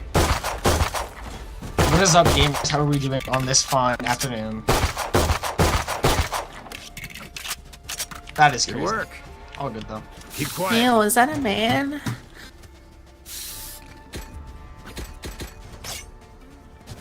Good work. Keep quiet. Good work. Damn. Keep quiet. This Brim hates me or something, bro. Keep quiet. Brim, do you hate me? Yes. What did I do? Tell me. Keep quiet. Did I talk? Is that what I did? Keep quiet. Did I insult men too much? No. Was I too loud? No. Am I annoying? Yes. Oh. I'm sorry. Thanks. Actually, wait, Brim, come back. I have one condition. One condition from your character. I don't want you to die. Oh, actually, you might die. Launching Don't smoke. come back here. Run, just run. Don't do it. No. Spike down A. Last player standing. I have returned. Long. No. That's tragic. So, Brim, are you trying to tell me nobody else is annoying other than me? Yes. Sorry.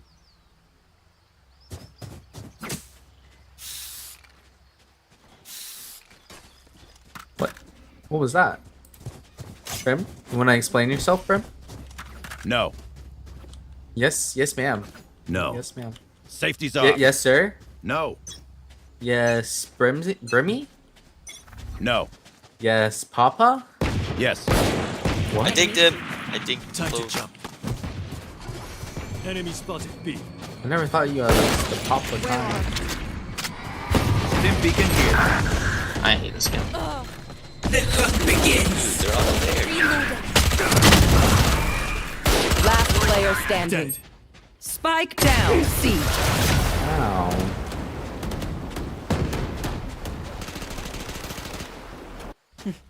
Brim, do you want to be my friend?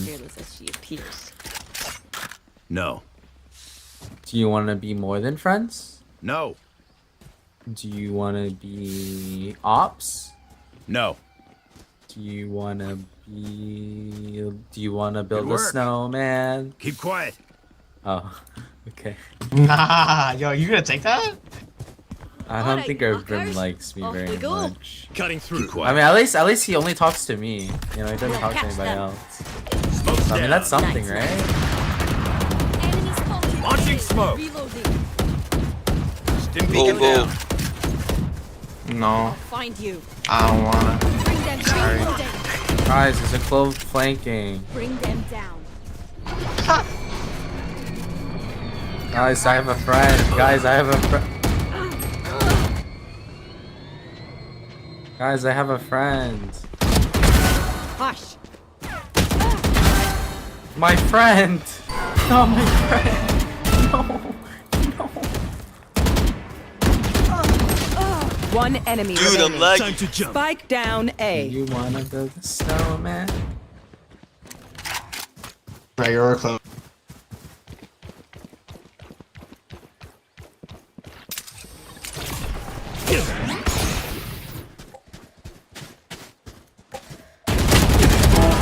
Oh wow. Just this once. They don't know, bro. The fake York clone's too good, guys. They don't know.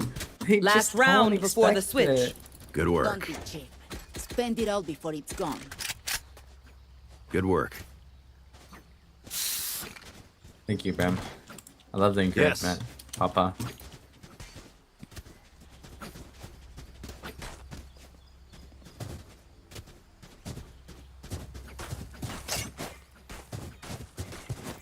Hit them when they're not looking.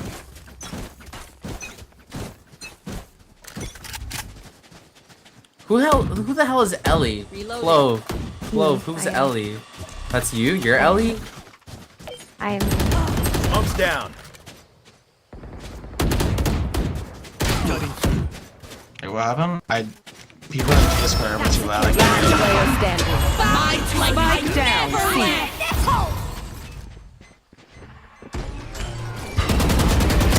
Last player standing. Decoy. You're done. Cutting through.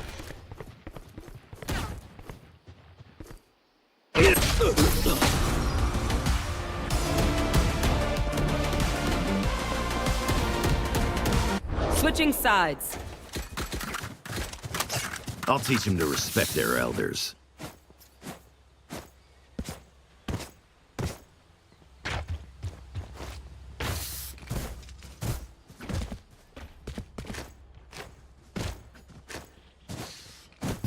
What would the other name to your matching name be, Clove? Because it's her, Froggy, and then what's the other part? Her frog. Her frog. Whose fraud are you? I'm acting with my sister. Oh, your sister? Crazy. That's Rosie cool. dating her sister. All good though. What? Alabama. Damn. Reloading. Peek 'em. Peek 'em, Ellie. Peek 'em. Push 'em, Ellie. Push. Peek 'em. Launching smoke. Peek 'em. I was on the wrong side. Wait, who's Ellie? You don't need to know. Only the cool kids know, right, Clove? Right, Clove? Only the cool kids know. It's Clove Ellie. He's not part of the cool kids club. Stim beacon here. Do you think this works, Clove? Am I Launching gonna die? Am I gonna die? No. Am I gonna die, Clove? Guys, I have 6 frames. I have 6 I have an frames. idea. I have an idea. Why do I have 6 frames? Guys, I have 6 frames per second. Help me. It didn't work. I'm going back. I'm doing it again. Oh, wait, the door's closed. I didn't realize. I was fake going to air. I'm gonna do it again. Last player standing. Shit. 30 seconds left. Herc blockades, logging camps, motels, trailer parks, bunkers, towns. There is a really impressive amount of different areas, and there's several different layouts of each of these different types of locations, and they're randomly selected on each playthrough to really increase the replay value. To travel between these areas, you will travel aboard Bessie, a trusted vehicle given to you by the Fire CVNs. You need to keep the engine in good shape and keep it fed with gas. To repair the engine, you just press a button. When the engine icon fills up with red, you don't need any resources, and to keep gas in her, you need to find jerry cans randomly spread out throughout the locations you visit. Get into the next stop. like we're like best friends, right? So like, what's your name? What's your name? Give me a name reveal. No. Can I guess? Yes. I can guess. Guys, what do you guys think Brim's name is? Right here. Ellie, what do you think Brim's name is? Brim. Josh. Josh. Brim, is your name Josh? That was a little specific. No. No, your name's not Josh. Is your name Ellie as well? No. Are you? Is it a guy name or a girl name, bro? Yes. Guy name? Yes. I'm trying to think. I don't know. Launching smoke.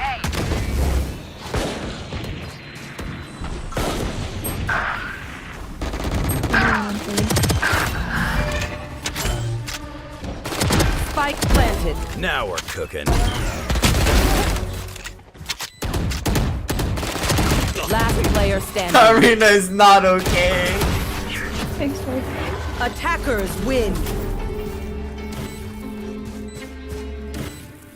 might take 1, 2, or 3 gas to get there, and Bessie can hold up to 5 gas in her at any one time. The gas cans you find will have various amounts in them, some going as low as only 1 gas. If you don't have enough gas to get to the next spot, you'll have to travel anyways, but you will instead stop halfway there in a very dangerous area called the middle of nowhere, which means you will essentially be stuck in a small area with a ton of zombies and a little bit of gas to collect. There might be a few other things to pick up, but not much, so you have to survive the area, collect the gas, then continue on to where you were trying to go. I've played the game a ton and have only had to stop here a handful of times, so gas isn't too hard to get as long as you're thorough in your exploring. There are 4 larger sections of the game, with each section having a number of these locations to visit. The first section you'll visit will be the suburbs, then you'll go to the mountains. From there you'll travel to the sunken city, and then the final section is called Hell. And inside each of these sections you can't travel backwards, so once you enter the section, there's different routes that you can take. Each route might have 1 or 2 stops on it, and then there's an intersection that they all lead to, and then it might spread out again. Each of these larger areas are built like this, where you can't go backwards and you can't visit every area, you just have to keep it moving forward. And let's talk about the zombies. There are go backwards and you can't visit every area, you just have to keep it moving forward. And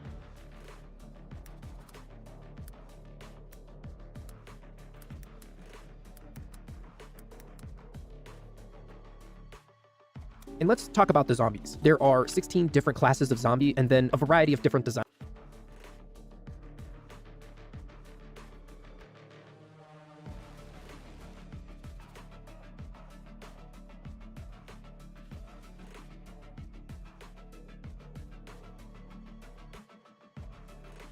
The Last Stand is a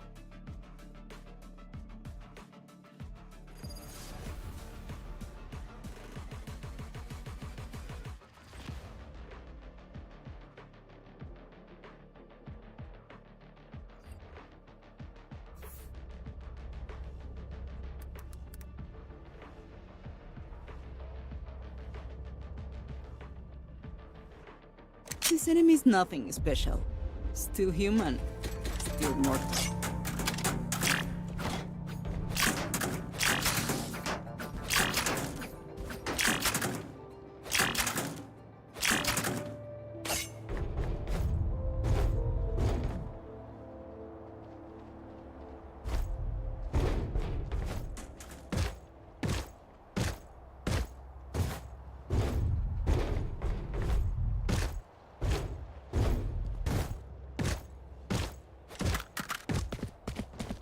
I'm out of here.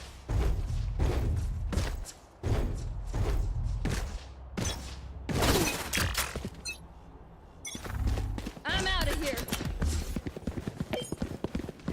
Smoke's down. Where are you?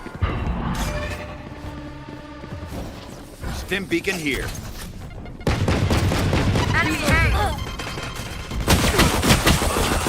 Enemy spotted A. Cool bridge. Reloading. Last player standing. Spike down A.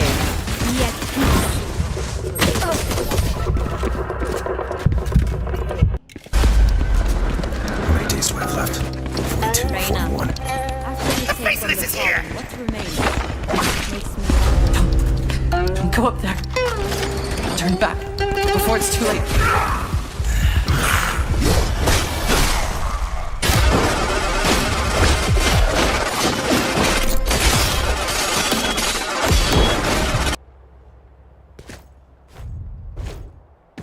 Let's go. Gotta go.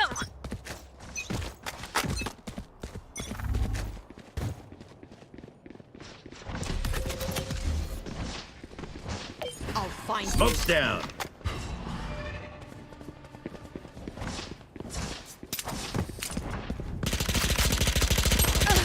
Reloading. Launching smoke. Enemy down. Reloading. Healing you. Stim beacon down. Spike down A. Last player standing. Neon stopped.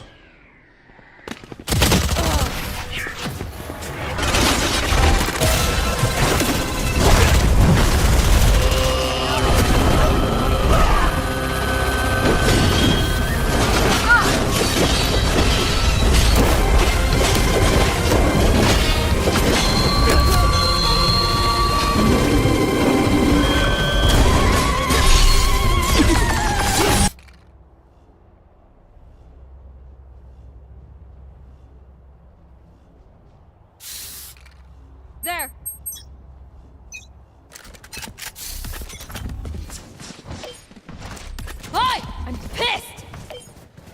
Launching smoke. I'm out of here. My ult's ready. Shortcut. Stim beacon here. Smoke's down. Enemy down. Spike's here. Got the spike. Remove. Reloading. The hunt begins. We'll catch them. Spike planted. They will cower. Reloading.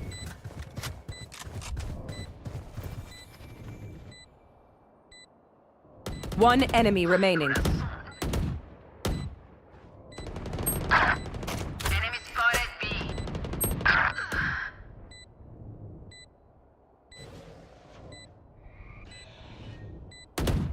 Molly. Last player standing.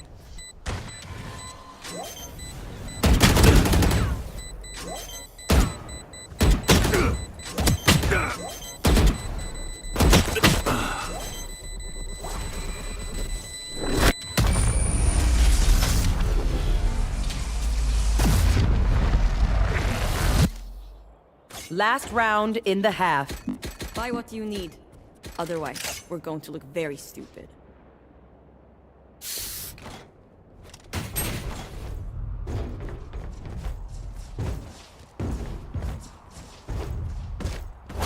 I'm out of here.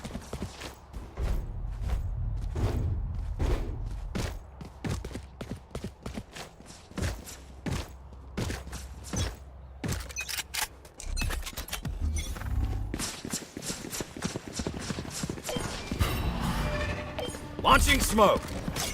Cutting their Stim beacon here. Spike down. Enemy. Nice try. Spike down A.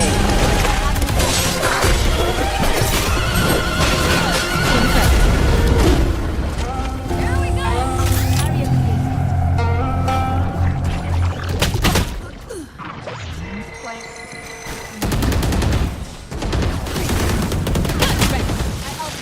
One enemy remaining. That's 3. Shocking.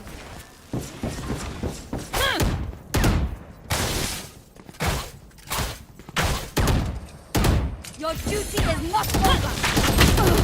Last player standing. Clutch.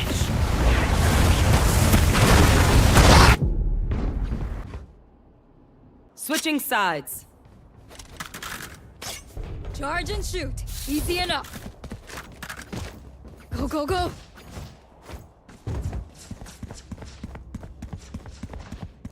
Gotta go. Go, go, go.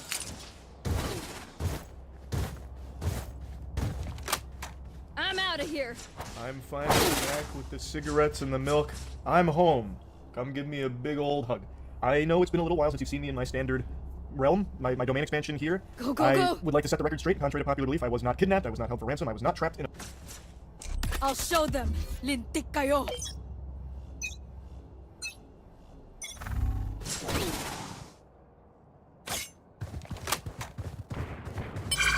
Enemy spotted A. There. Enemy and attacker spawn. Thank you. Stim beacon down.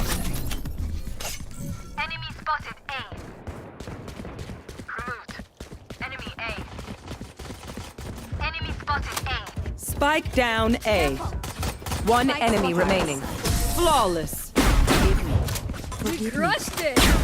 Should we celebrate or something? Please stay alive. Gotta go.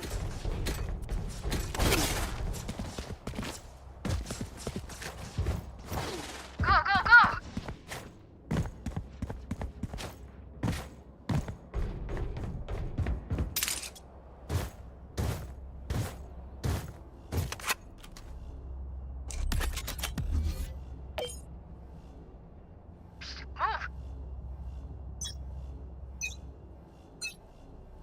Smoke's down. Right here.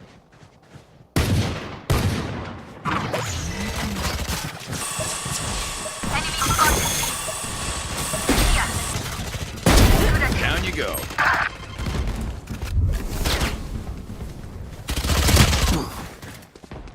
Cutting their vision.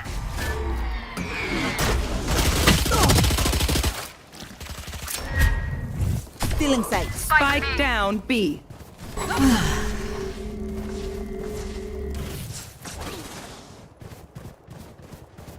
Bring them down.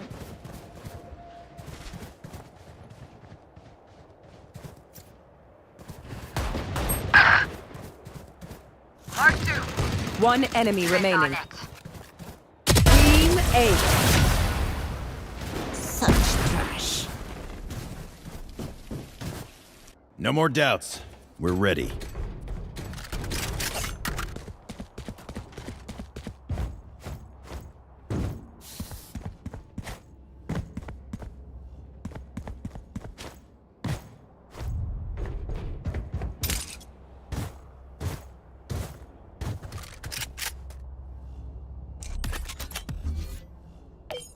Steady. Smoke's down.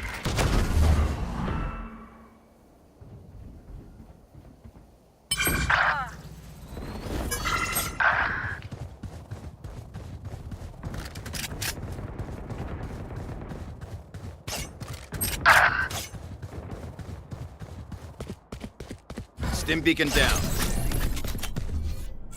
Launching smoke. Enemy spotted. Last player standing. Who trained you?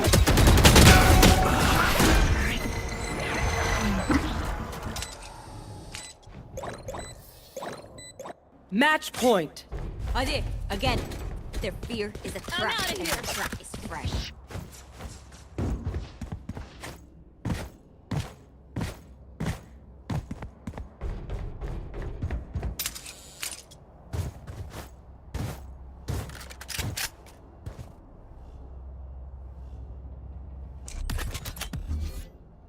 Kill my copy. Launching smoke.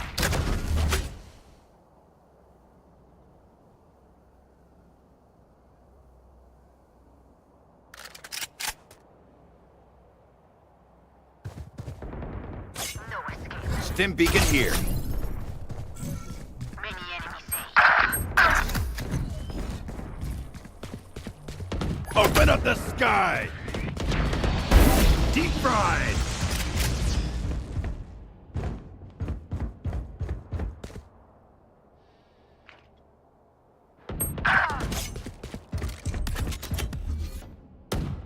Smoke's down. Enemy spotted A. Last player standing. Attackers win.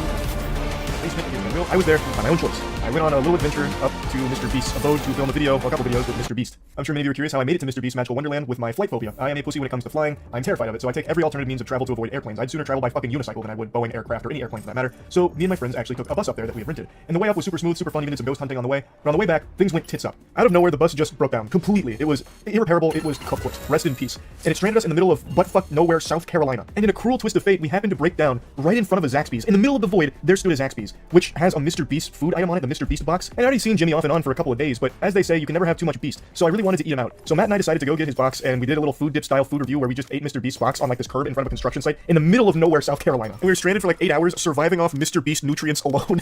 It was diabolical. It was such a fucking distressing situation, but finally home now. And before I show you the review of Mr. Beast's box, I'd like to just remind everyone that the waifu cup with me on it, the Gamer Subs Moist Waifu Cup, is only available for one more day. This puppy is going away in 24 hours from this video. Well, actually less. 12 hours from this video. It will no longer be for sale, so make sure to get it now while it's still available. I'll put a link to it in the description. It is the most beautiful cup you will ever own. It makes all of your beverages taste better. So I'm not convinced Mr. Beast didn't sabotage us to entice us into trying his box. It was all an elaborate prank. So we got the goods in here. Yeah, we got the Mr. Beast box and we're doing it whole natural. I got one here. There it is. It says Mr. Beast Feastables. It's actually back here. It says Beast like a beast. Nice. So one box is like 4,500 calories. I'll fight We're in God's country now, fucking stranded. I'll we're fight in a better headspace now than we were an hour ago. I'm still mad. We're eating on a curb in the middle of nowhere, South Carolina. Yeah, we got some good stuff around. We've got the nice construction behind us. At least Food Dip has a car. We have nothing. Yeah. We broke down about, how many hours ago? 3 hours ago. 3 hours ago. We were stopping for a little break. Grabbed some Chick-fil-A, got back on the bus. Plus wanted a break too when it started. Yep, so that's good. Good toast. Good toast. It's got a nice crunch even though, this was Ubered. Yeah, we didn't have to Uber, it's right there. I saw where our Uber driver started from and he was just up the road and we were still closer. But you live and you learn when you're in the middle of nowhere. Yep. Are we eating the whole thing? Yep. So this is a mukbang. Yep. The way our forefathers did it. Oh, yeah, let me get in here a little bit and show them what we're working with. Yeah, let me see the inside of Mr. Beast's box. Oh man, that is heavy. Yeah, the Zach sauce. Did that one give us 1 for all this food? Nope. They gave us, yep, 1. So, and a ranch. Oh, yeah, I'll do an after action report on the toast. It was good. It was very crispy, yeah, buttery, a lot of personality. Good Texas toast. Move on. Are you doing cheese curds next? Let's do cheese curds. All right. Here's a nice little close up. You know, that's definitely focusing. There it is. All right. I'm going to do mine in ranch. Good idea. Someone's got to. Right. Match found. Did they normally have cheese curds? I've never seen them. They do. So Mr. Beast box is just some sort of things you like the box.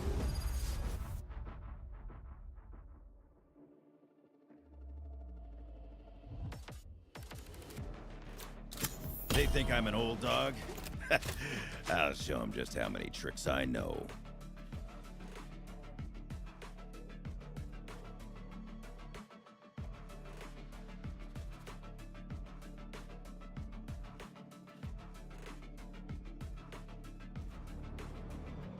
When we first started working on Valorant, we had our wild hopes and dreams that this would be a shooter that everybody in the world could play. All right, I'm going in.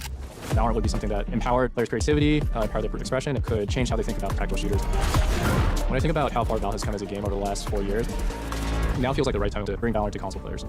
With this console version of the game, what we were asking for the team to do was actually just be very curious. What maybe started as some amount of skepticism turned into optimism. And once they had that, then they turned it into a determination that they're going to make something that players truly love. There are components of Val that exist in other games on console. What Val brings that is maybe different is it's highly tactical combat that has high highs and low lows, allows for a tremendous amount of expression from the player. And we believe that is a combination that players on console are hungry for.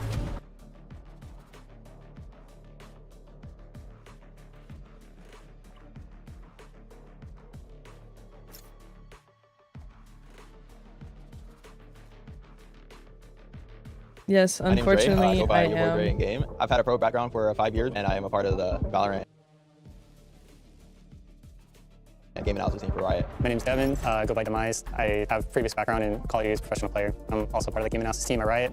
We are just a group of passionate gamers who have come together, and we just give a different look and a different form of insight that designers might not have from our experience as like high-level gamers. Obviously, controllers are very different from mouse and keyboard, so figuring out how to adapt Valorant to still feel like Valorant on console, but through a different control paradigm definitely took a lot of effort and was one of our biggest challenges. I remember there was one specific moment in development when we knew we had it. We play a best of 3 match on controller, and one of the teams won, and then the other team's like, no, we're going again. Like, we're not done. Like, we gotta get back out there. And it was this moment of like, oh, people are taking it way more seriously. They're trying to get better. They want to compete and they want to win. To me, that moment of you're not just playing for work, you're playing because the game is really fun is like, oh, we have something. This is what we want players to experience. Valorant is a very mouse-focused game. It requires a lot of dexterity. One of the things that we really focused on when we were getting the game to feel really good on controller was to manage the limitations of trying to move through the environment with your right stick as fast as you can, but you also need to be hyper-precise. Being able to do both of those things with one stick is a very challenging problem. When we first got our hands on Valorant on console, it was a much different experience than we have right now. It was big.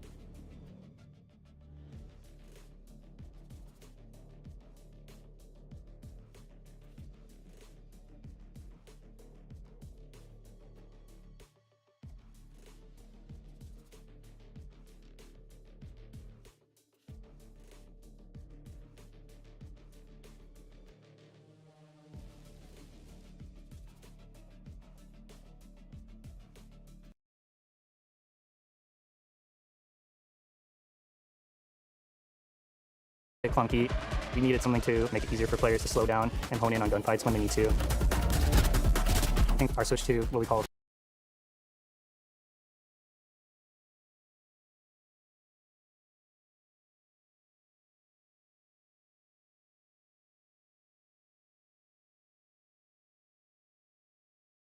focus mode, that was a big turning point for us. That was when I kind of had that click. I felt like maybe this could actually work. It's kind of your button you press before you take a fight.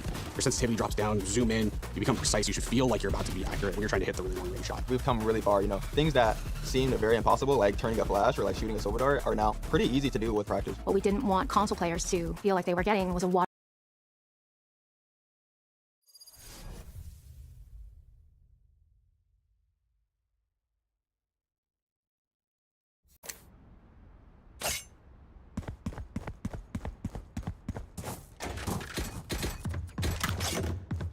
Cypher, just because I'm Ascendant though doesn't mean I'm gonna be good. I'm telling you that now. Really? Yeah, really. Damn. I'm gold and I got 4 kills on her. Damn. No, it was 23-7. Oh.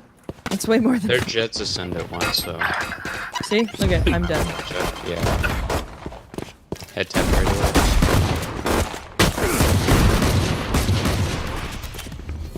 Launching smoke. Why are you smoking at Brim? 25 Gecko. Spike down B. Reloading.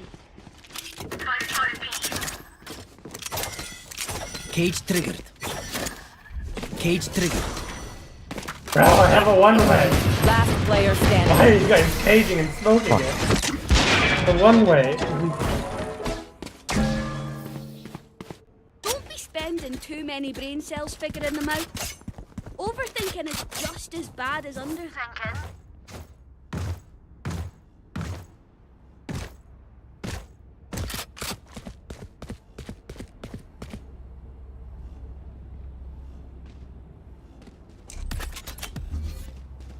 Brim, do not smoke it.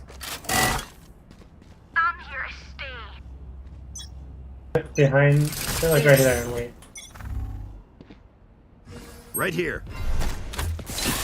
Molly!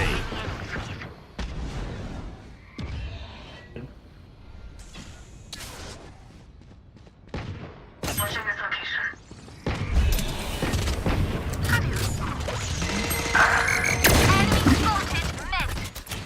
Spike down smoke. mid. Drop. 145 Gecko.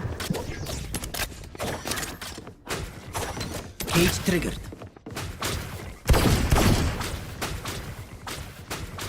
Gun here. Someone is B. They're dead. Last player standing. Get out of my way. Nice try. Of course you didn't jump off. I hate this game. Hey, all good, man. Cypher. I'll take care of the rest. I just deranked. I'm back to Iron 3. Come on. Hey, all good. This game needs to be a bit nicer. You're trying your best. It's okay.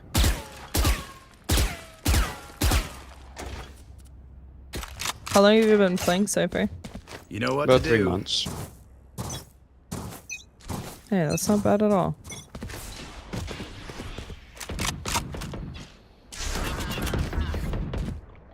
Smoke's down.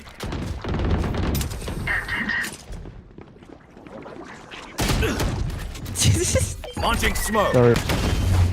You're good.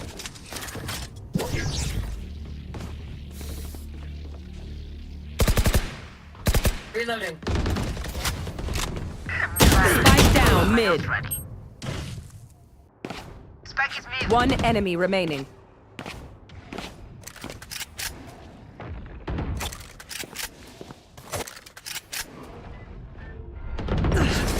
Watered down version of the game, or something that didn't meet the same level of competition and mastery that we were seeing in the PC. Last has round extensive before the background in switch. both Valorant and Nothing console would be shooters, safe. and that level of nuanced, detailed feedback has enabled us to dial in the game to get it to where it is today.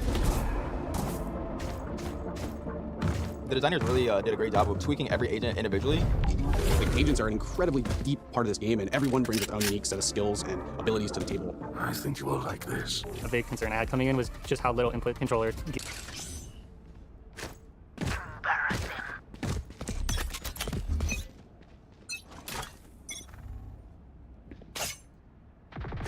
Hey. Enemy spotted A.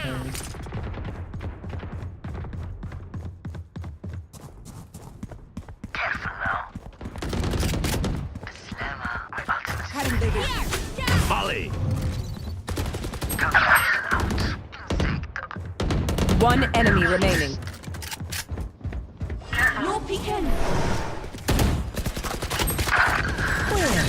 Everyone hiding. Good job. Switching sides. One downside to being immortal. Can we plant Can't play dead. Alright. left side of the box? Alright.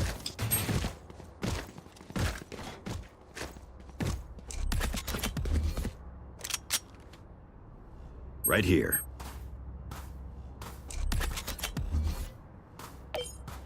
I can cage off ramps if you guys want it. I got wall. Okay, so don't cage. No, don't cage. Just cage back here, somewhere around back here if you can. Let's knock them down. Launching smoke. Stim beacon down. Okay, Reloading.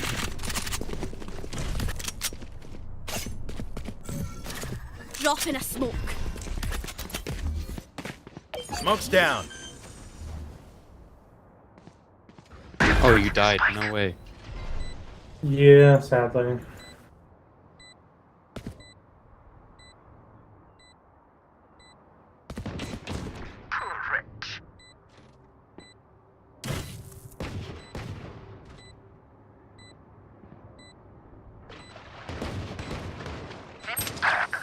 One enemy remaining.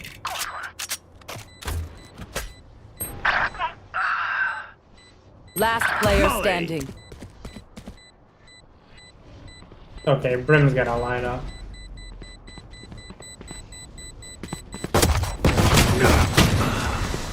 And two. Nice one. My Molly left a little more straight, but...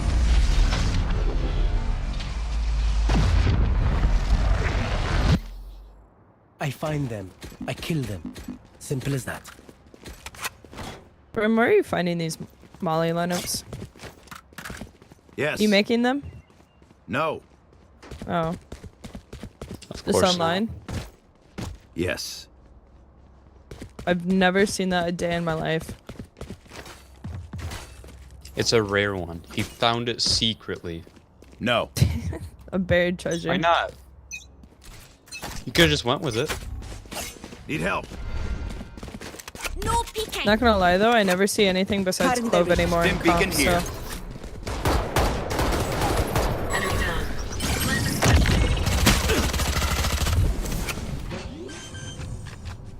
No peeking. 2 lineups for this one spot. No way. My ultimate is ready. Ray dead. My ult ready. Out of here.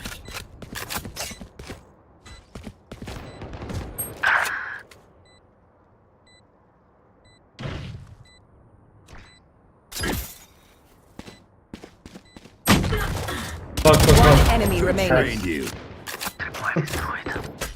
Brim... Molly. He did the same fucking lineup as me!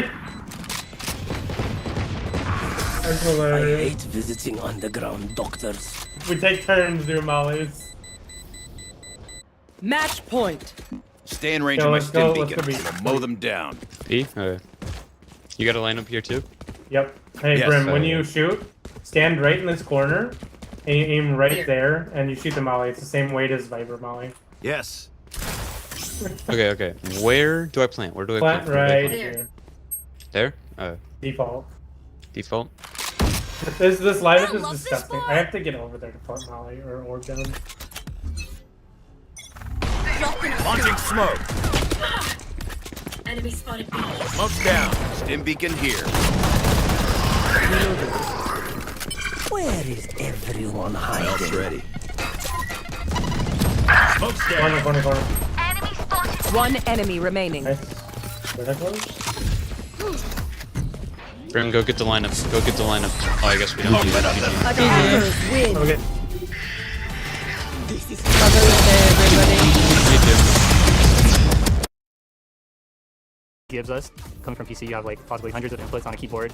We wanted to make sure that every agent on console felt balanced and considerate of the control scheme. Our ability mapping for agents feels like very intuitive, and being able to gain that mastery over that specific character has been like really rewarding. When we talk about competitive games, one of the most important parts of any competitive game is dialing in your settings. Right now, like we're all going through the process of just sharing settings and just coming up with new ideas on ways to play console. We're not trying to force any specific presets. We've added on several presets to ensure that all players coming from all sorts of different console games will be comfortable playing our game, whether that's bumper jumper or something very traditional.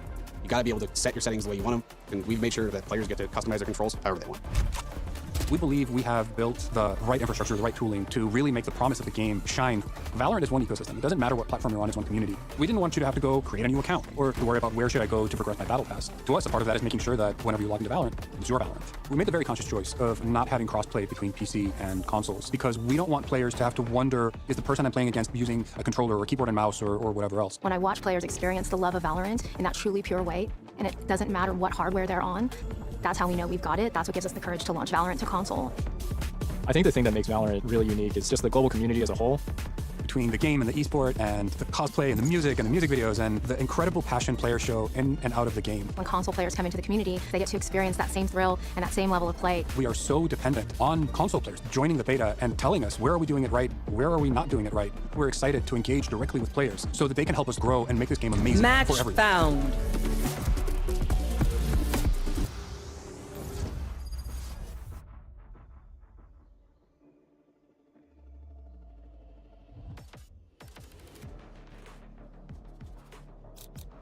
They think I'm an old dog?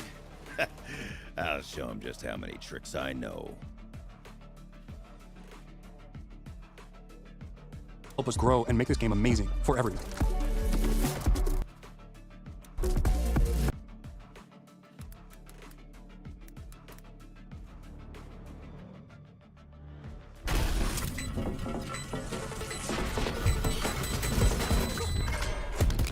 Fuck it down.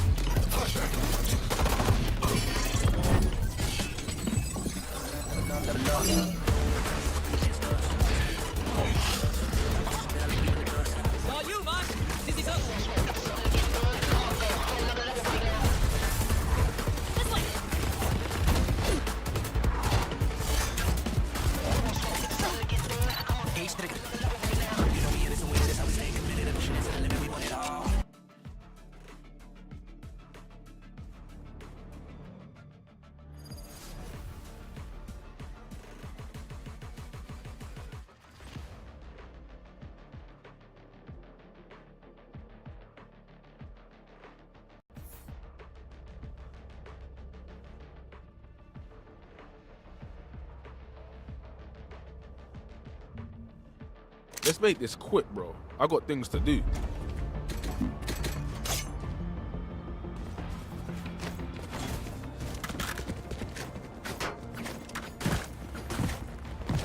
Hello.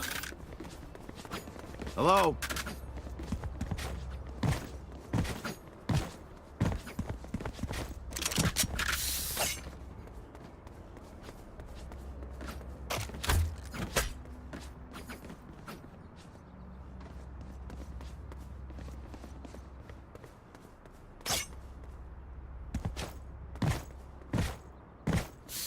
There.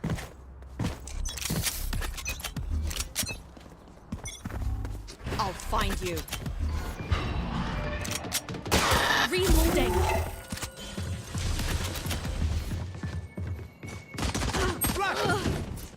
Launching smoke. For you. Reload him.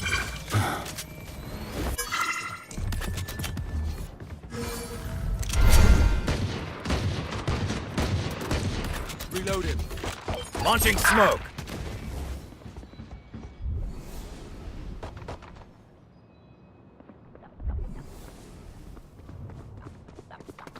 Someone's B. Should we rotate?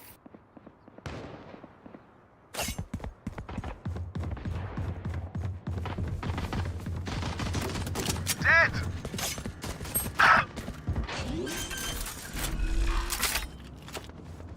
Spike planted. Wall raised.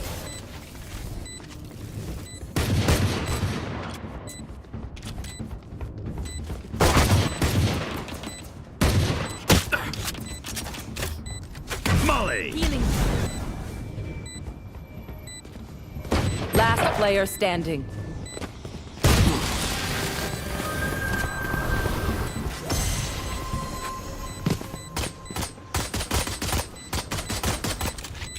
I reviewed all of Leafy's surf videos. Was he a good surfer? No. Leafy was one. That's a watch. Lucky socks. Holy, that's a watch. Feel me now. Guys, we all watched this guy back in the day. I did. This guy, always the surf content in the back. Bruder, all his reaction videos always surfing. I never wondered if he's actually good. I just accepted it. I was just listening to the yapping, and I didn't care about the surf. A surf, Leafy, analyzation. Watch and learn. One of the most controversial get this? creators on YouTube. And guys, and this is... Can someone get this? I'll find you. You did me dirty. Smoke's down. Stim beacon down. Bring them down.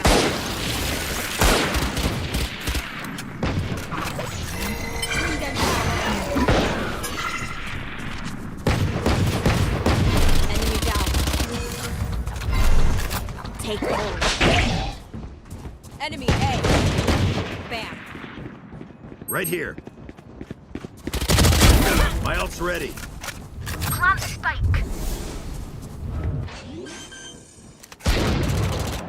Enemy. Spike planted. For you. Launching smoke.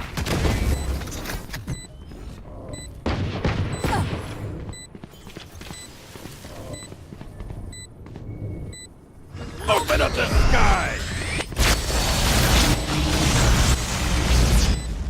Molly! One enemy remaining.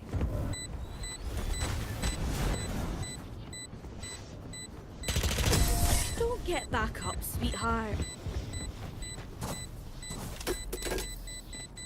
Oh, okay. We back in it now. Gun here.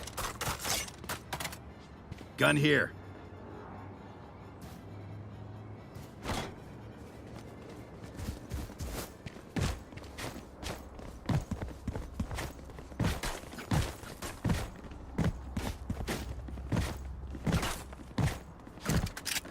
Settle for a draw. Drop in a smoke. Smoke's down. Stim beacon here. Where are you? Bring them down.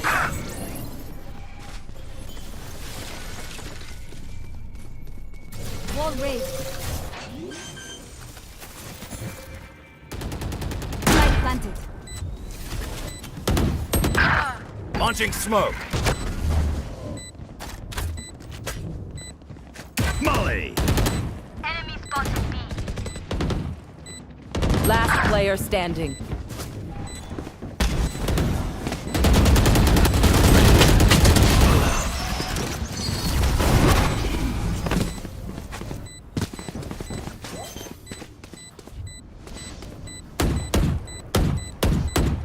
From the guy who can actually drop it. It's reps. This guy covers everything surface. Everything surface. Wow, he's connected in the surfacing like no other. Last During round his in rise the to half. fame, there was something else going on in the background. Literally, Spend all. a game that equipment. because of him became known as CSGO Surf. True. Even though surfing exists in tons of games and even Roblox. But as someone whose entire channel is focused on what he used for filler, I always wondered, was Leafy ever a good surfer? So I analyzed all 657 of his deleted videos, and this is an objective, unbiased look at Leafy's That's pretty ability good. to surf, and how he would have compared. Come on, let's go! Launching smoke.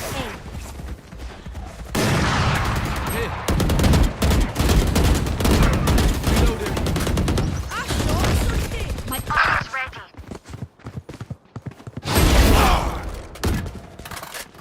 Where are you? Healing. Bring them down. Get out of my way. Take hold. One enemy remaining. My ult is Enemy ready. refreshing. Molly! Switching sides. Nice work, Lung. All of you.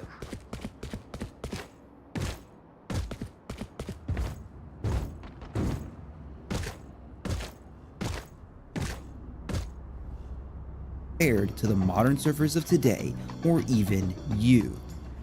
In the first video that Leafy ever appears to surf in is the story of when I met a I can't say that, in October of 2014. And the first map he ever plays is Surf Mesa, one of the most iconic maps in Surf, with a difficulty of tier 1. That's Classic. the easiest. But to evaluate Completed that map many times.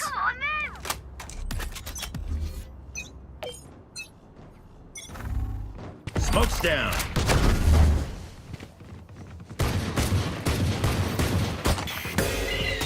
Going up. Spike down B. Careful now. Launching smoke. What's the line? Reload him. Reload him.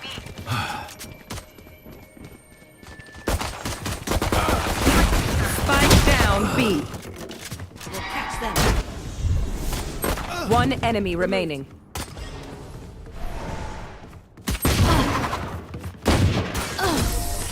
much for their agent.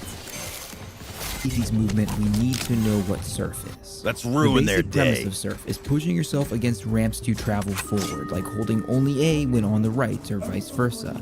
To leave ramps, one thing you can do is flick, moving yourself towards the ramp to slide up.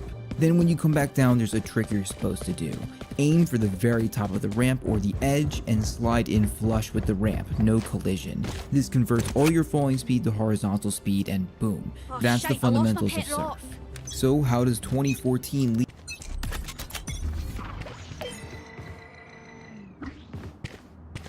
No peeking.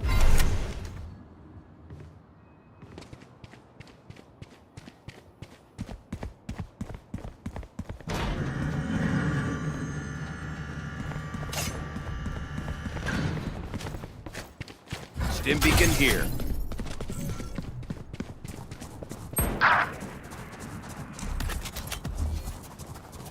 Launching smoke.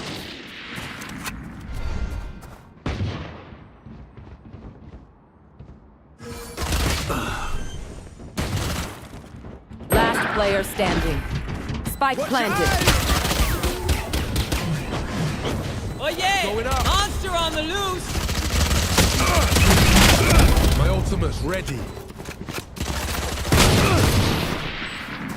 Leafy match up to this? Well, like a lot of his early videos, I was actually surprised. First of all, You know, I could knife just glove outlive combo them. we can't judge because gloves learn. Knife combo. Didn't he leak somewhere how much he made in a month? And it was Hello. something over 100,000 or something? I Hello. remember hearing that somewhere. On Twitter or something. What is this knife throw? Come on, G. We can do better.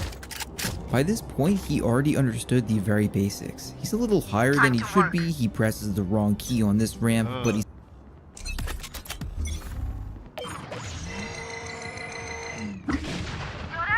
Smoke's down.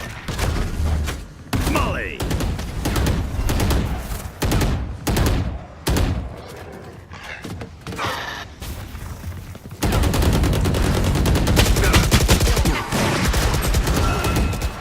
You had your fun. Spike down, B. Mark 2. We found one.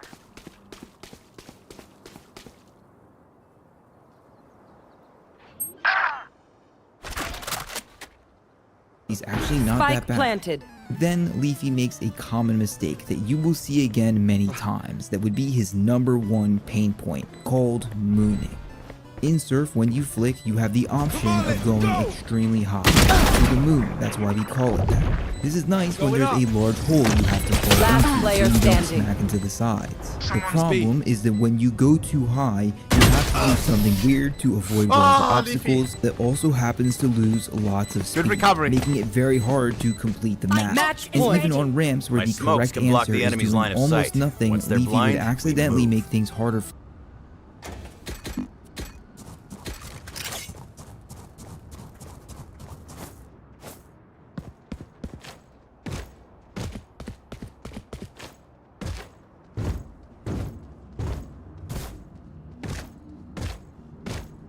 Together, Phoenix. Barrier created. Back like I never left! Smoke's down.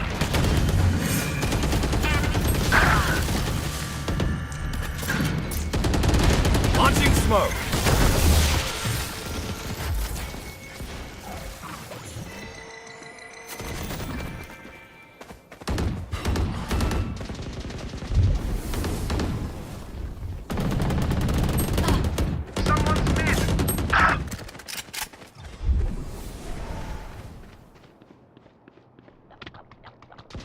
Nice. My ult is ready. Spike planted. Last player standing.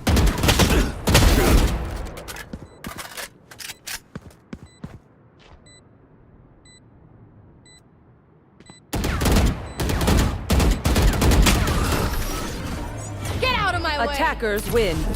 For himself. I see many surfers with this issue not out of the ordinary, and he would do this on almost every map throughout his career. Okay, but this could mean two things, right? if he keeps doing that mistake, first of all, it's probably like, does it just mean that he does for his videos always a new map and he kind of first tries it? Because you only do that mistake once, right? Or should only do the mistake once. Or is he just stupid and he keeps doing that same mistake and always moons when he knows there's a wall and he shouldn't moon? Could mean either thing. He is stupid. Ain't no way. Rear. Now, to be fair, the pro strat on this map is... But his takes in the videos were all good, no? Are you sure he's stupid?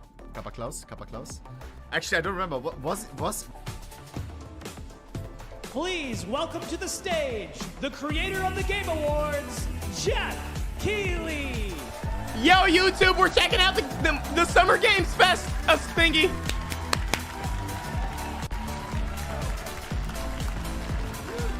Jack Keighley. Damn, it's a lot of people there. Oh, yeah, I missed this energy. George. The monkey? Since you've been gone. Thank you, Jeff. Hi, everyone. I am so excited to be here at Summer Game Fest. Okay, sis for the green. I'm here today to share some even more super fun trailers.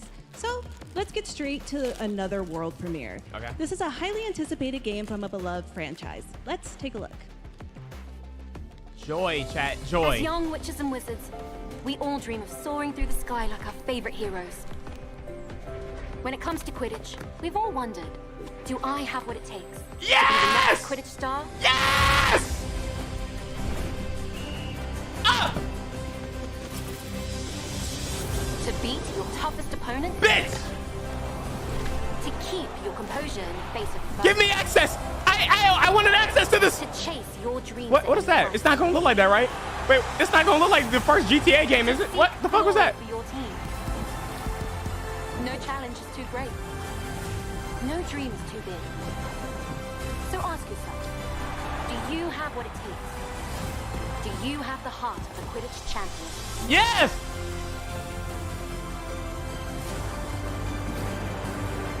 Is that gameplay?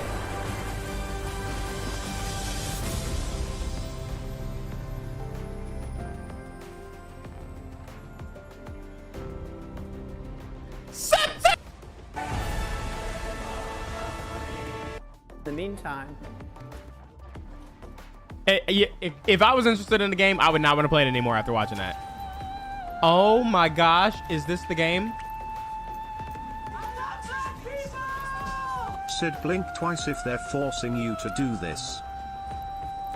Look at that drip. Holy I can't wait for this. I can't wait for this, bro.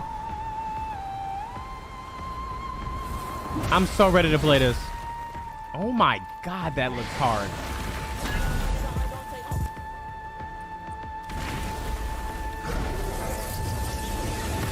Stop it. That's not the fight you can fight. Holy shit, this looks amazing.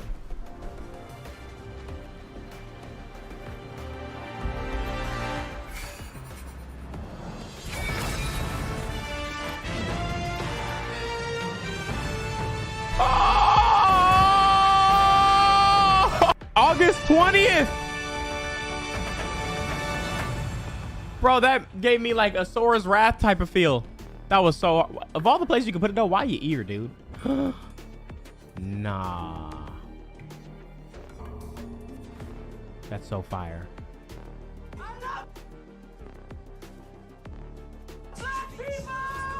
Don't I, the game. Yeah, that's racist. Okay, cool. MetaQuest passed. I'm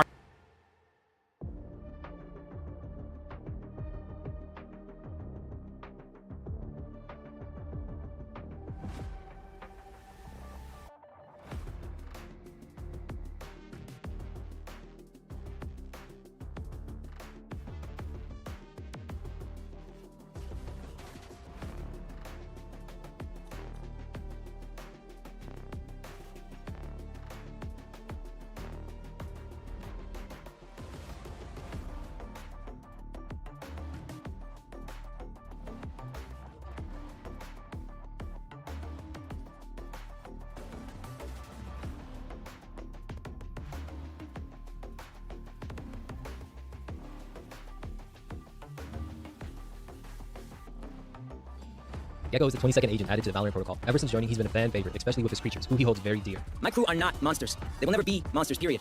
Hold up. Wait a minute. Something ain't right. Oh yeah, monster on the loose. Yeah, I guess he kind of contradicts himself, but he's only human. Or is he a Radiant? Well, in this video, we'll get into that, as well as how he joined the protocol and his relationship with other agents on the team. Gecko's real name is Mateo Amarendérez de la Fuente. Sorry if I mispronounced his name. I'm sure him and Esteban can relate on people mispronouncing their whole name. No one calls Esteban Julio Ricardo Montoya de Rosa Ramirez Ati. No one's got the time. Nonetheless, Gecko is a Mexican-American born and raised in Los Angeles, California. We know Gecko can ride skateboards, as we saw in this trailer, as well as from his gun buddy in his Agent Battle Pass. And just to remind people, player cards aren't always canon to the story of Valorant, but in this one we see Gecko playing the piano. He's a bit of an artist too, based on the teasers we saw, and him showing off his graffiti skills in the trailer. He lives pretty close to Kingdom West facilities, the same facilities where residents were reporting weird activities. This led Gecko to break into it for unknown reason. He was able to escape through a portal, and has been hinted at to have been opened by one of the creatures he escape with. He now has a close connection to them, and I think the portal he used to escape could be related to Icel's and Yoru's powers, which I'll get into later on in the video. Quickly after this incident, the protocol noticed this and started his recruitment process, where he kept in contact with them, mainly talking to Reyna and Brimstone. They saw potential in him due to his ability to control and communicate with these Radiavores, which are creatures altered by Radianite. Mosh is a green shape-like egg with large eyes, and he explodes on contact to create a field harmful to those in it. Dizzy is a small blue armadillo-like creature that can float and shoot a blue projectile that blinds people. Wingman is yellow and resembles an axolotl. Out of all the Radiavores, he seems to be the most independent, which might explain why he's allowed to carry things like a spike and Deadlock's gadget. Lastly, we have Thrash, who is similar to a shark. She, as well as Gecko's other creatures, have a knack for busting into Radianite supplies and eating them. No, you cannot eat the Radianite. Okay, maybe just a little. Thrash is also able to be controlled by Gecko, which makes a lot of people ask the question, is Gecko a Radiant? Well, according to Sage, he doesn't quite fit their classification, and his existence may need them to expand on what the definition of a Radiant is. However, we can say that his tattoos glow every time his creatures are active in-game, which might not be that big of a deal, but in Deadlock's cinematic trailer, where she is bitten by the Radiavore bear, a substance starts to appear that is similar to Gecko's tattoos glowing. She then starts to hear a voice as she begins to lose consciousness. The voice says... Now, this voice could be anything, or anyone, but what if it's from the bear itself? The same bear that got trapped by Deadlock. Maybe only those who are linked to Radiavores can communicate with them. Kinda like how Gecko can...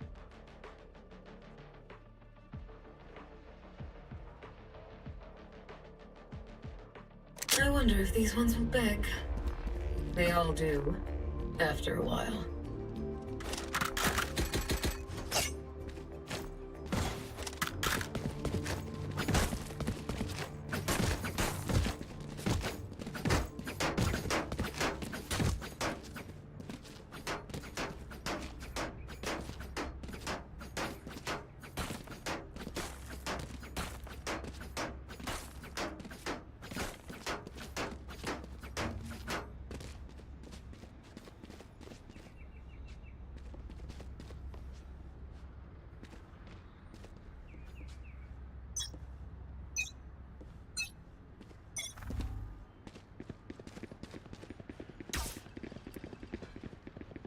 There they are.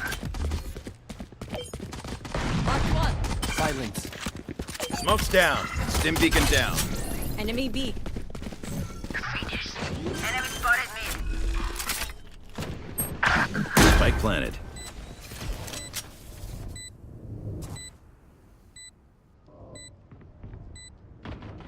Gone. One enemy remaining. Nice shot.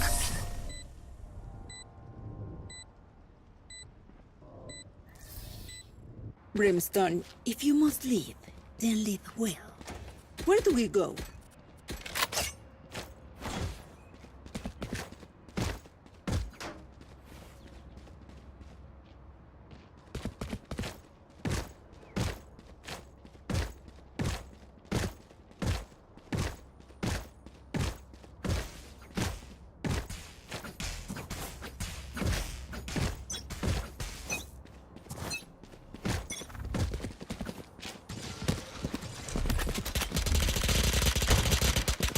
Reloading. Reloading. Launching smoke. I'll find you. Enemy spotted me.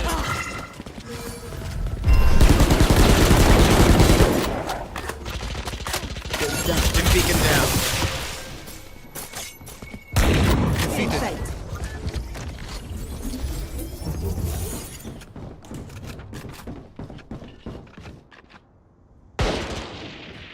Enemy spotted me. Right here.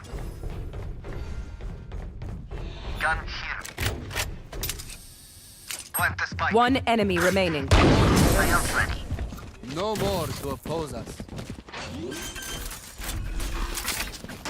Keep hitting them like that, and your job is done.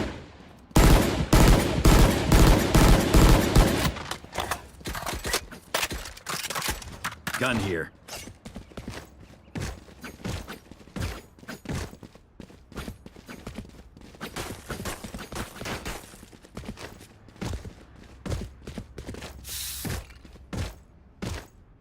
For you, hermanita. Revealing area. Found them. Where are you? Smoke's down. Multiple enemies Stim B. beacon here. Spike down B. Last player standing. Launching smoke. Got the spike.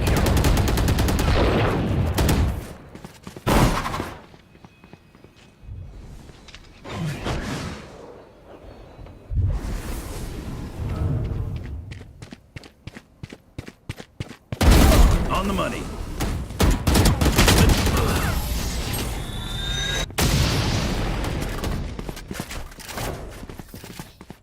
Last round before the switch.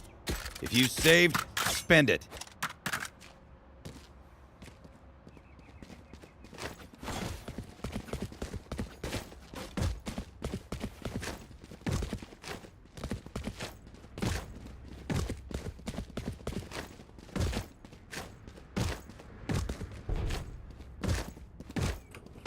No prisoners.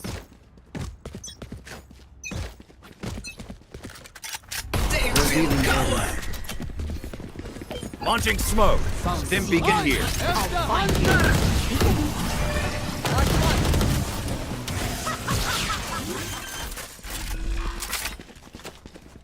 Spike planted. My ult's ready. Smoke's down.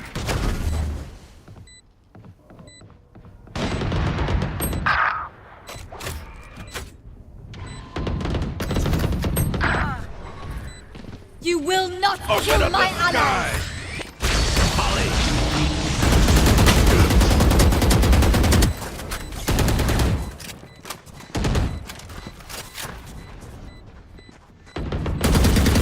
One enemy remaining.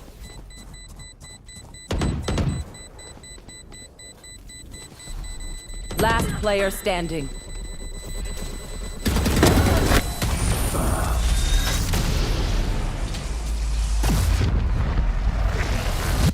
Switching sides. The enemy only looks composed. Their hearts tell a different story.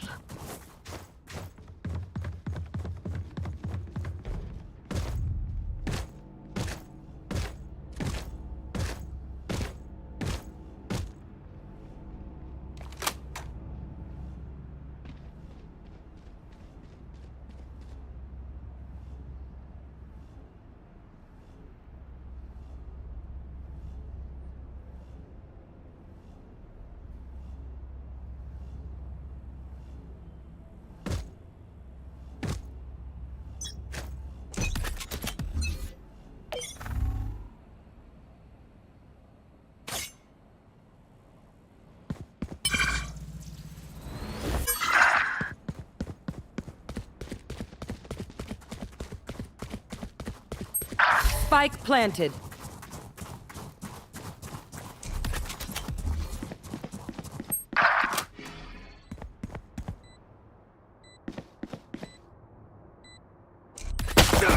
Last player standing. One down.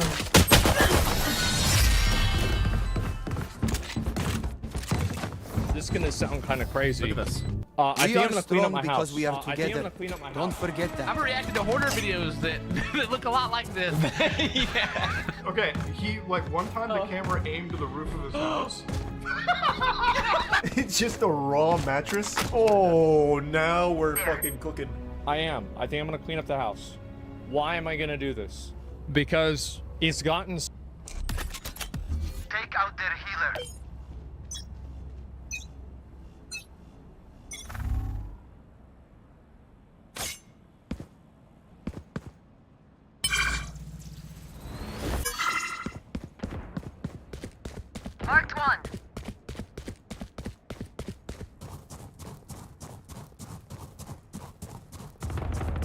die. Enemy A. Spike down A.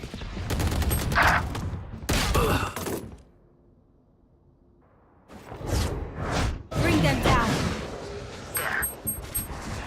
One enemy remaining.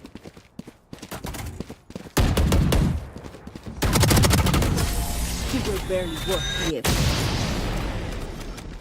Reloading. Match point. Deep breaths, everyone. Your hearts are pounding.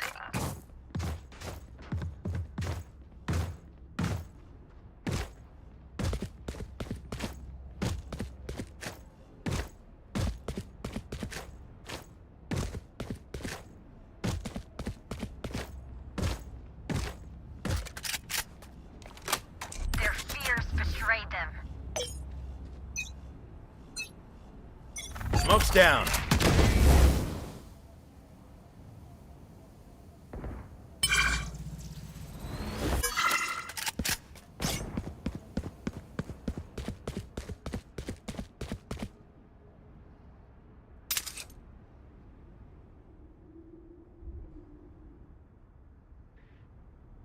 It's you and me. Enemy spotted A. Enemy down. Shot down. My ult is Spike ready. planted. Launching smoke. One enemy remaining. You had your fun. My turn. Enemy spotted A. One enemy Down remaining. you go. Enemy spotted What? Nice try, kid. Sorry to spoil the party. Defenders win. Feeling proud. Open up the sky!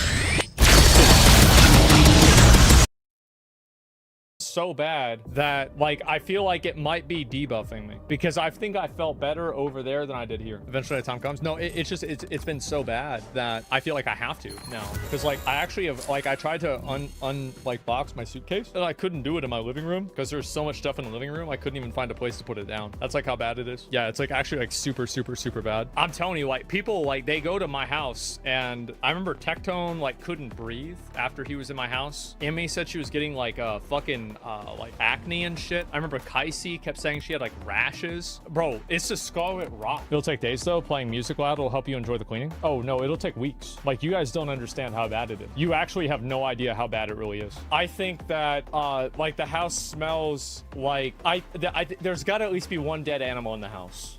I think I've just forgotten about it.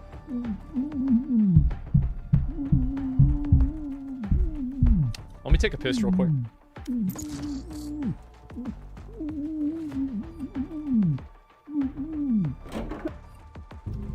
And you can go anywhere and shit. This is live. This is the radio station. Match found. From around the world. Let's go to fucking... What's happening in Germany? Because I have no idea.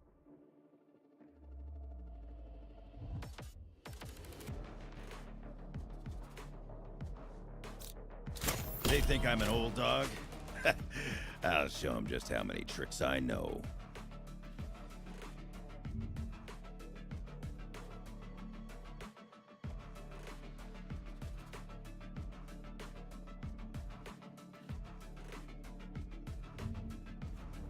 Warner Brothers to... Oh, I did see this. It looks like it's hashtag RIP Rocksteady as following a massive failure of Suicide Squad Kill the Justice League game. Warner Brothers is internally talking about closing Rocksteady or having their 250 employees cutting them in half. Not literally, but just making it 125.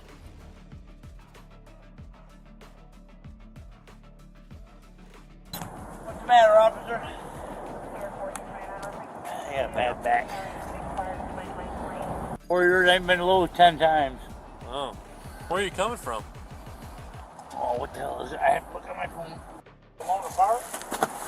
And I've cut the trees down and the trees down on my car.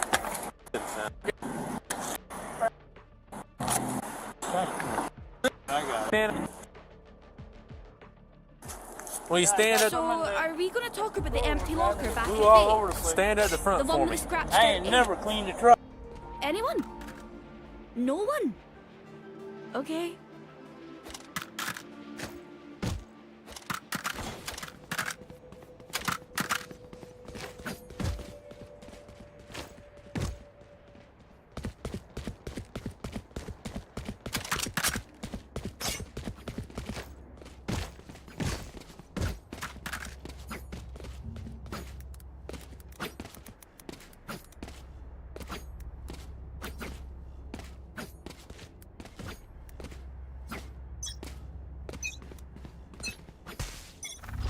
Blocking smoke. Satchel out. Reloading. Reloading. Grenade! Blocking sight. Reloading. Stim beacon down. See ya.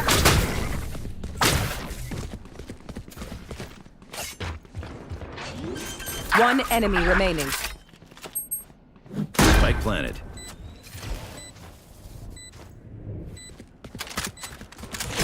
Just a wee flash wound. I'll walk it off. Let's blow them over.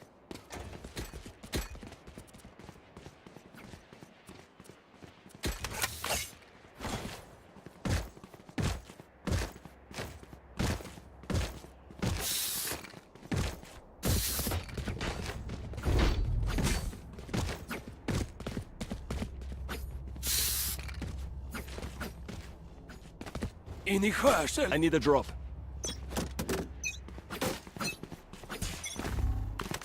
Satchel out. Launching smoke. Grenade. Satchel out. Stim beacon down.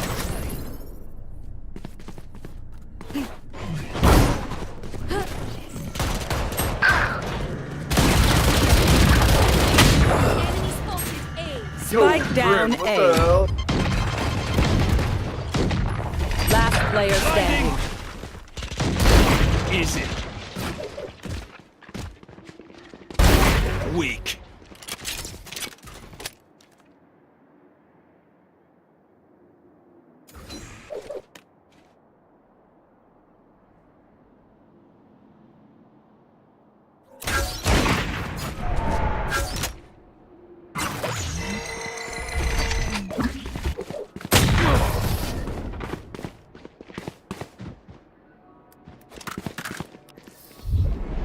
They're not getting the message.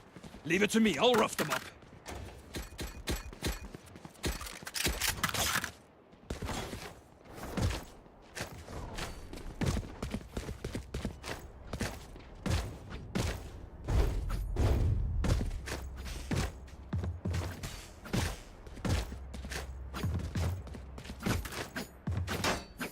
Don't get rusty.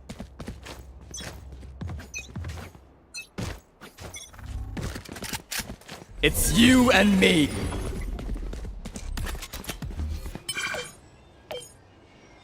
Smoke's down. Bomb buddy out. Stim beacon here. Oh yeah! Monster on the loose! Here goes the party. Oh, it's ready.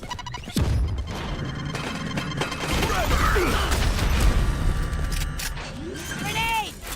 Reloading. Spike planted.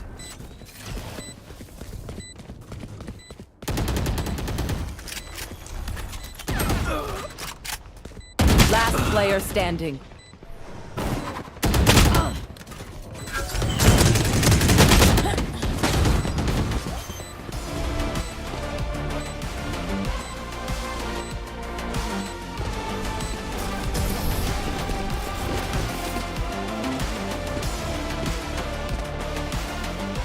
Last round in the half. Spend those creds before we lose them.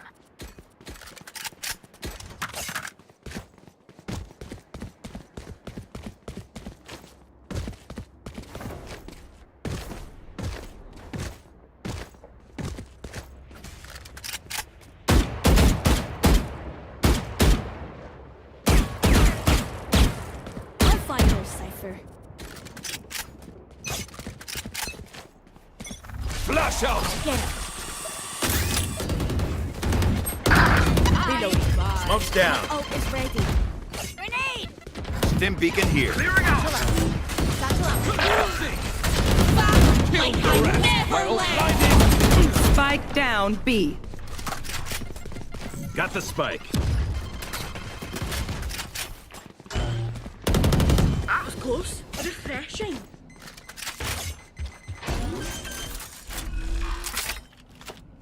Nope. Spike planted.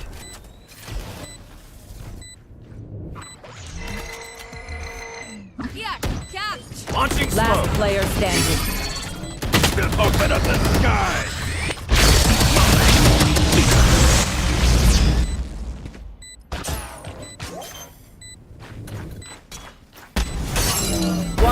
remaining.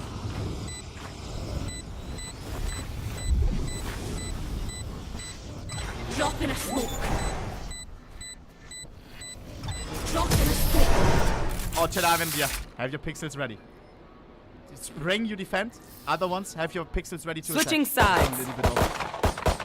Reloading. So they got it in a minute. Don't We'll see what we want them to see. They'll regret what they did. They'll regret it. Yo, can you I'll remove their fingers so they can't place Purple on any Hololive pixels anymore. Purple on Hololive. Yubi. Fire! Purple on Hololive. Yubi. Purple on Hololive. Yubi, now. Yubi, mother. Right there.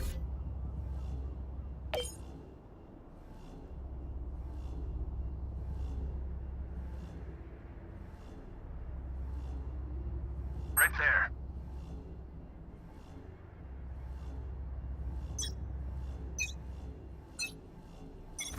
Launching right here.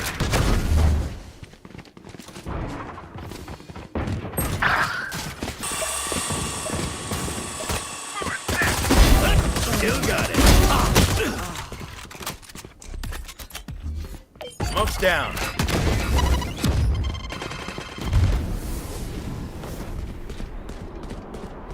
One enemy remaining. Spike down B. Spike spotted B.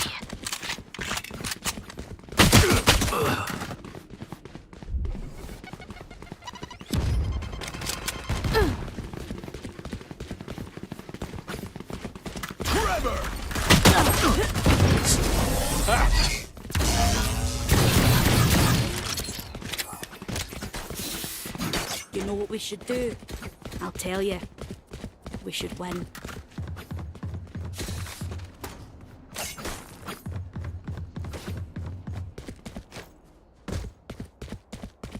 Right there. Right there.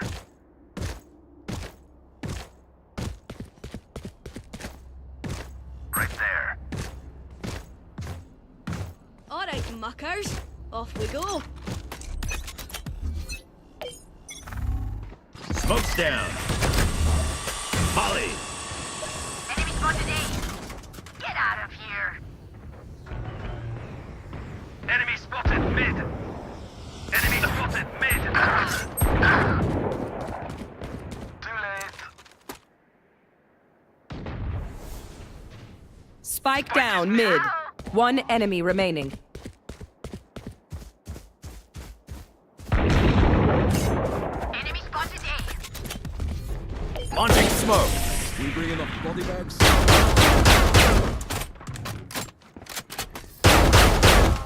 My stuff has malfunctioned yet. Can we celebrate that? Done here. There.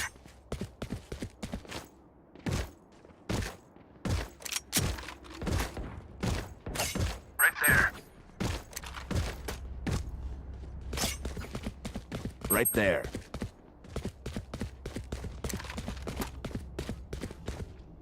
Take them.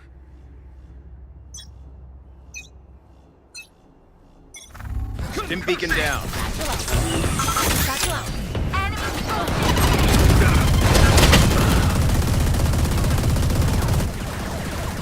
Blast out! I know exactly where you are.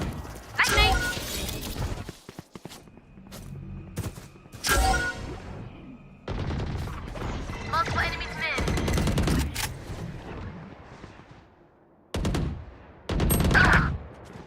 Last player standing.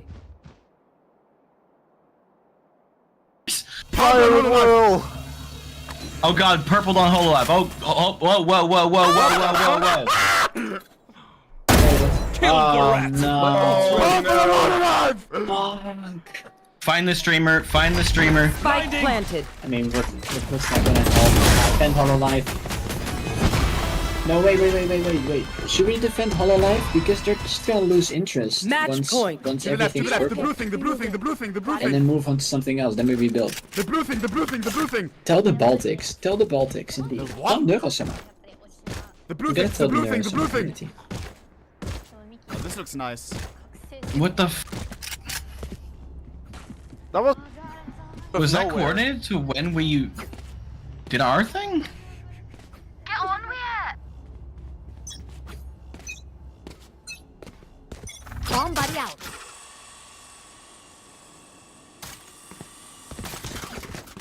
It's you and me.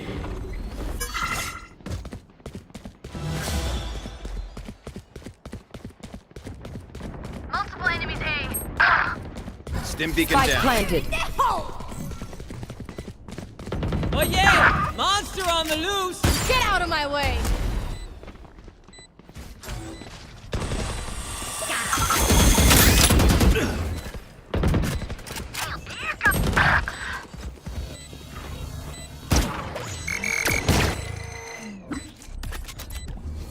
Smoke's down. One enemy remaining. My ult is ready. Molly. Last player standing. I'll see you in a minute. Clutch. Attackers win. I have no idea. But they're not touching Holostars. They touch the Holostars. Attack the They probably Holostars. think it's unrelated. Touch the Holostars. Keep the outlines of Hololive at the very least. Focus the outlines of The Hololive. stars. Come the stars. Luckily, I have a couple pixels left. Purple. What's the star? What's even Hololive? Titan Hololive? Yeah, diplomat from Azerbaijan. I'm sorry, but you guys have been here before, and you can't seem to keep your shit in gear. Like, I get that you guys don't want to be pushing over the logo that you ran over, or the two logos that you ran over. But if you can't stop your people from doing that, then it's so much. Oh, yeah? Yo, it was good. They think I'm an old dog. I'll show them. No, you didn't. I knew I could smell it. Man.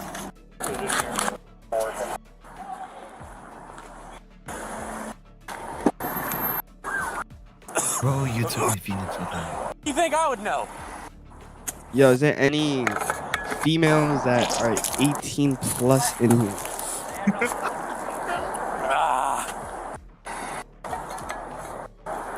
It's in fucking bag. I'm fucking blue. Say yes, nigga, bro. No. Put your hands behind your back. See that? See the button? When you're speaking, It's you an talk, airbag. you speak. Unless you can't speak. I'm Then rip. 77. It was that? Hey, I don't know what the fuck. I'm gonna need some comms in this. You gotta play this shit like a rink.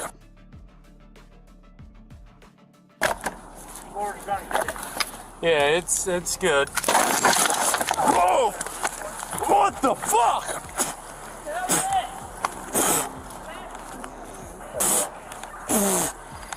What the fuck was that?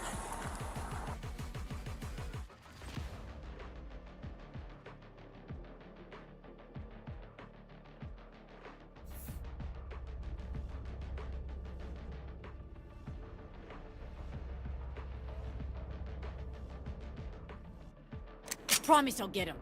Might take down a city block along the way, but hey, a win's a win.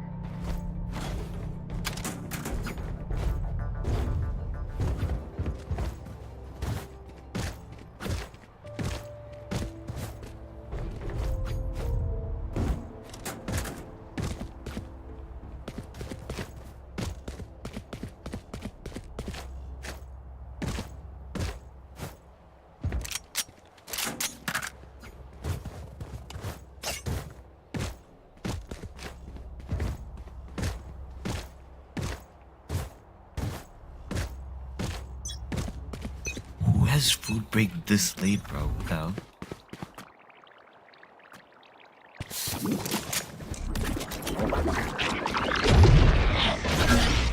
Night shift fucking thing.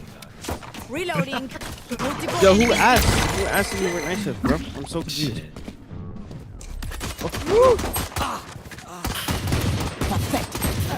I'm not trying to be rude, but like, you know?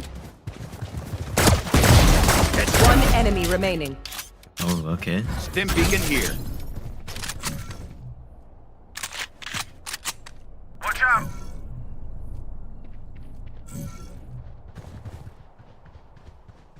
Right here. Smoke's down.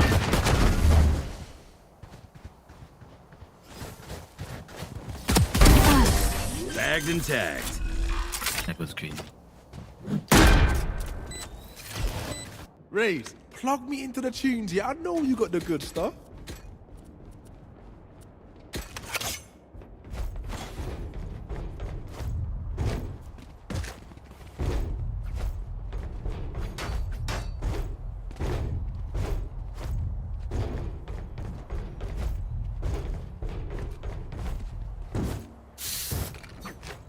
Don't hold back.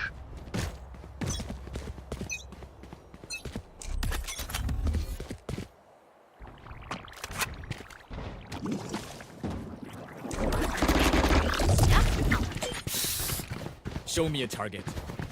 Launching smoke. Stim beacon down.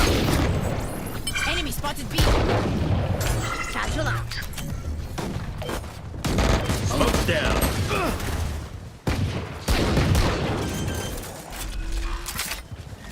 Reload. Spike planted. Health ready.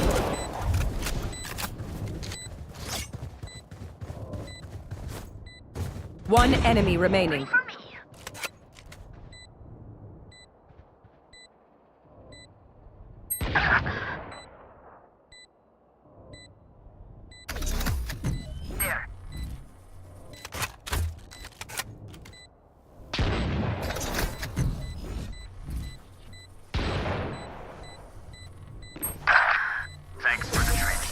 Damn. I died, guys. Rip. Suki, you're supposed to protect him. What happened, bro? You see? Oh my god. Ordinary. Just let me die. You just let him die like that. That's not right. My heart. Gone. Gun here. You stab his heart like that. That's mean. I expected more from you. Time's up. Let's go.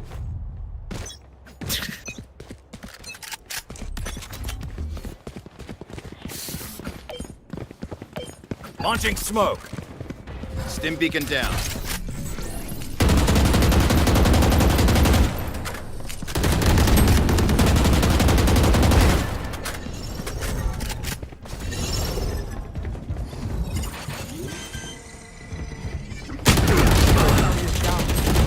Spike down A. Sit down. Got spike. Multiple enemies missed. One enemy remaining. Going up.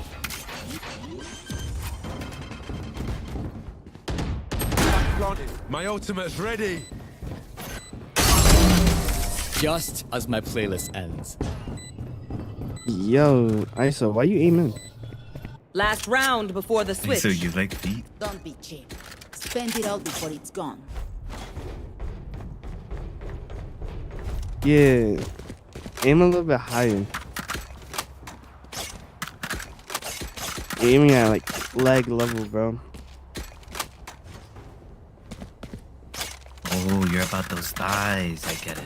Okay. Let's go. Keep it up. What you mean you good, bro? I'm trying to help you. Launching smoke. It's you and me. No, you're not. I mean, you are. Smoke's down. I'm not really expecting it. That's it. Oh. Stim beacon here. Shit. Heads up. Spike planted.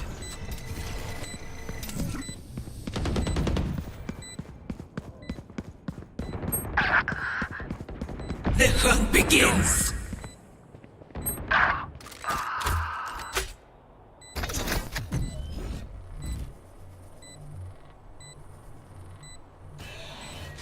Open up the sky.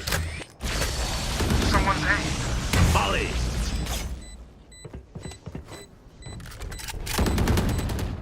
One enemy remaining. Okay, time for a protein shake. Switching sides. Match point. Damn, this is Fun. Let's keep it going.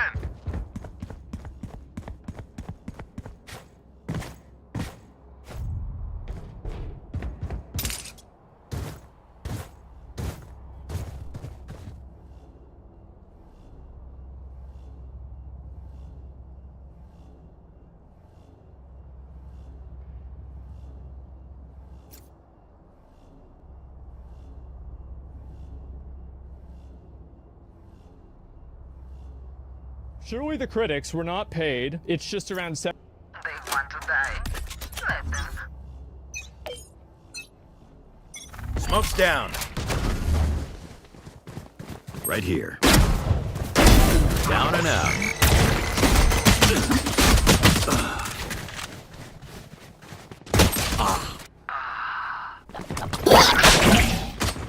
Last player standing. 70% of the audience are just bigoted, right, guys? Oh, the Acolyte. People really hate this show. There was like a scene yesterday. Star Wars Acolyte, fire in outer space, and vacuum without oxygen. Man, my expectations were low, but what the fuck, 180 mil for this shit. Spike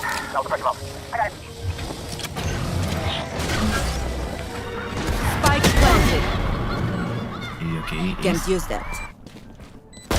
This is One enemy remaining. Actually, Star Wars always had fire, but you could still explain it by these being explosions and gases venting out of the spaceships. It never really broke viewers' immersion. This is more akin to a campfire, and it definitely made a lot of people question what the F they were watching. The Unreal Fire identifies as a real fire. Don't be a bigot. The shows are basically money laundering at this point. Don't even pirate it. I think that if you have a discrepancy this large between reviews and audience scores, the reviewer is always. Why does a review even exist? To influence the customer. Yes, that's the purpose. You guys forward with that? Because I ain't. Suki, you should totally Clutch. clutch jump for you. Nah, bro. They hate me. They hate me up in here, bro. They fucking hate me out here, bro. To influence the customer. Yes, that's the purpose. You guys forward with that?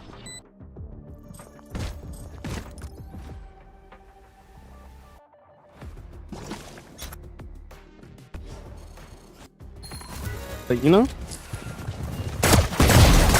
One enemy remaining. But like, you know? One enemy. I'm not trying to be rude, but like, you know? One enemy remaining. Oh, okay. Stim beacon here. Right here.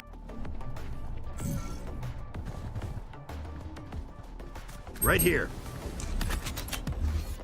Smoke's down.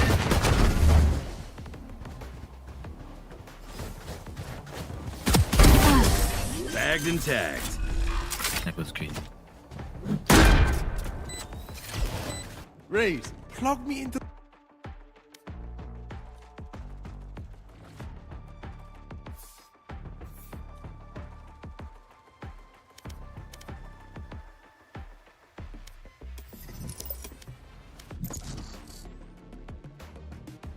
To the tunes, yeah, I know. Of a review. If the reviews are not congruent with audience expectations, then the problem is actually the review, because the goal was for the review to inform the audience about what.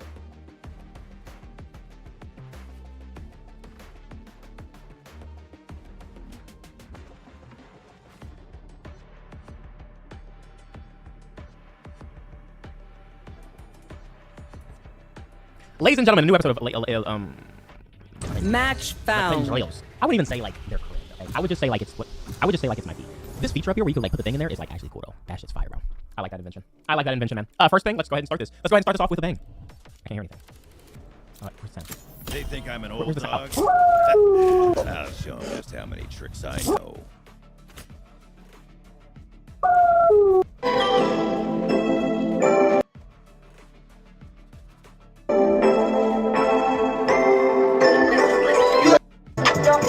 Let me find out you out here if you want to. You're Es muy difícil que alguien logre sorprender. Like a lifetime ever since. Oh, he got that shit on. I want to play. This sounds like something in Bioshock Infinite, bro. Oh, hell no.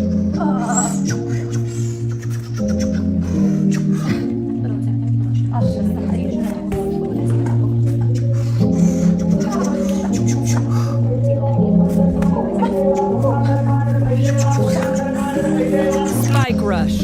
Why did you turn the comms off, you think? The corporate sellout. Here to look out for Kingdom's special interests. You don't know what you're talking about, Breach. Go, go, go!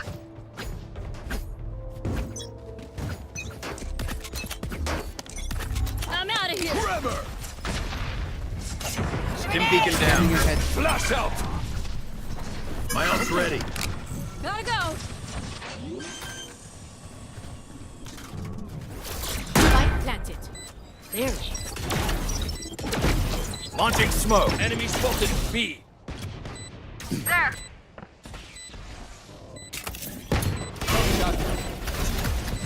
Many enemies. Open up the sky! Smoke's down. One enemy remaining. Molly!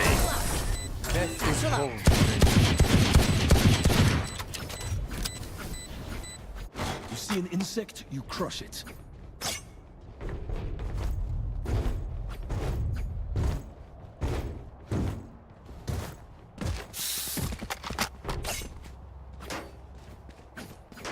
Together!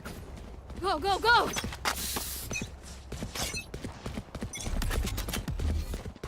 Smoke's down.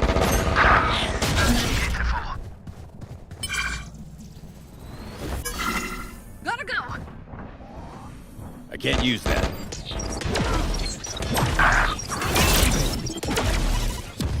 Get him.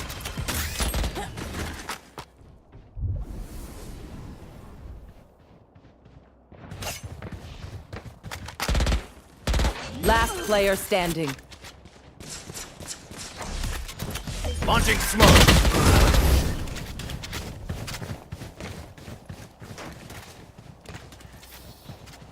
Last round in the half. No more doubts. We're ready.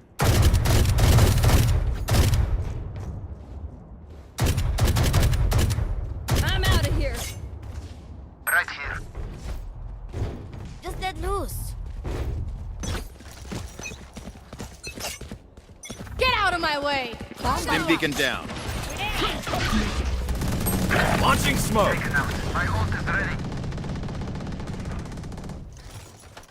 Enemy spotted B.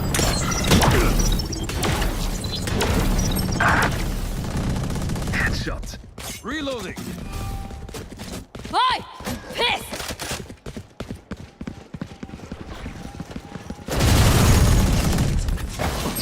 Last player standing.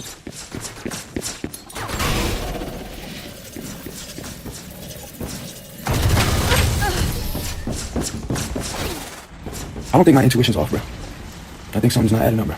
I think this is exactly what happened. Switching I sides. think homeboy came at me with mixed feelings. How do you have long hair, but like, But I think it was like 65-70% like the Asmongold? harmless.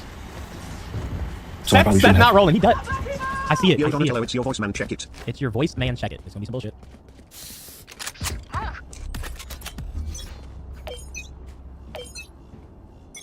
Smoke's down.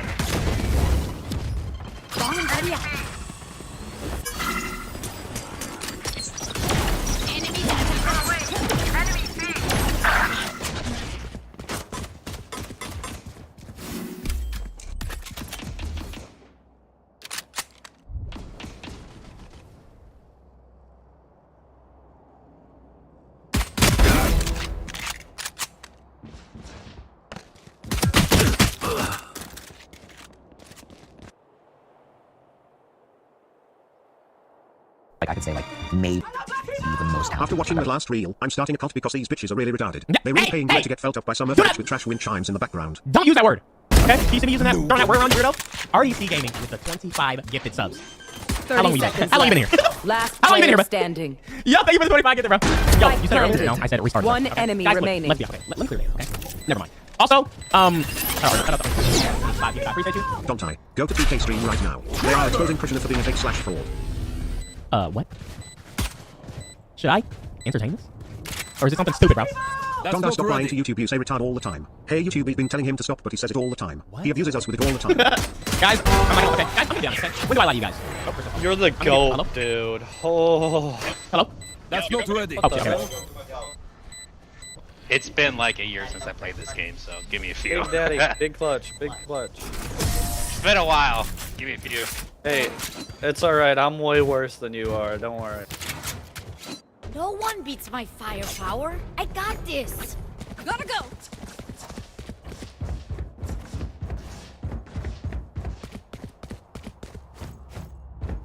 Right here. Track them down. Launching smoke. Okay. There they are. Enemy spotted. My ult's ready.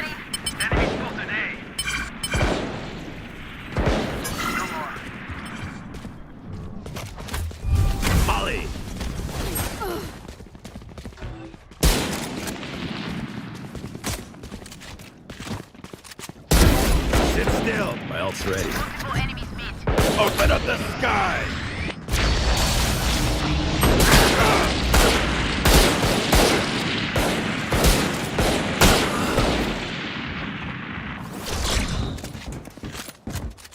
One enemy remaining. Worthless. My ult's ready. 30 seconds left. Standing ahead. Concussing.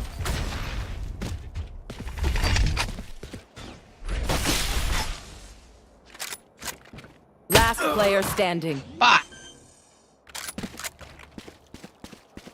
Spike planted.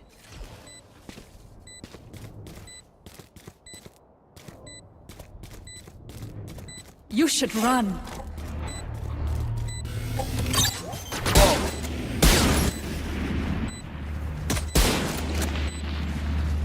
Ult is ready.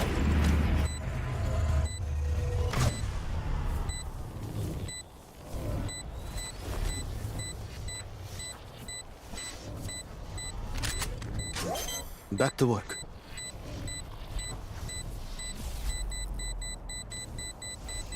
You failed. Now flee.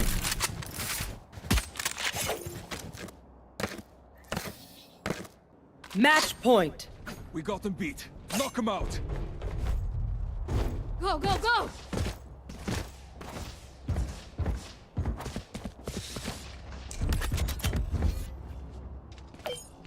Let's make him dance.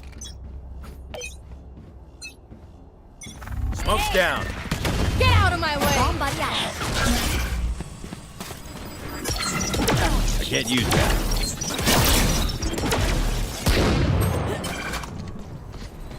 My ult's ready.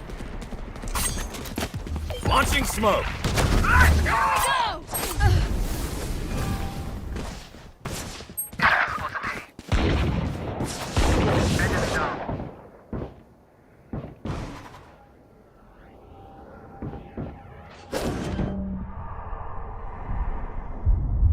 Spike planted.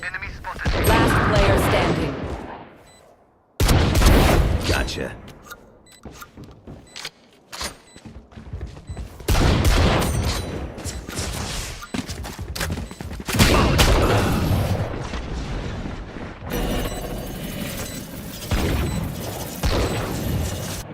Sudden death. Go, go, go!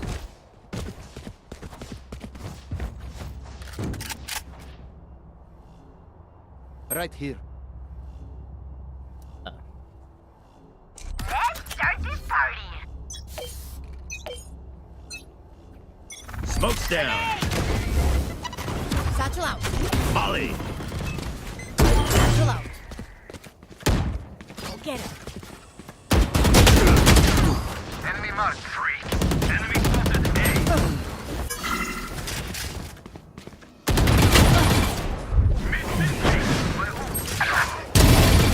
My ult's ready.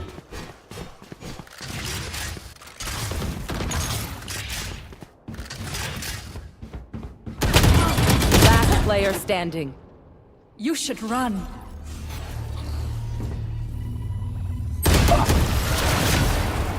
Attackers win.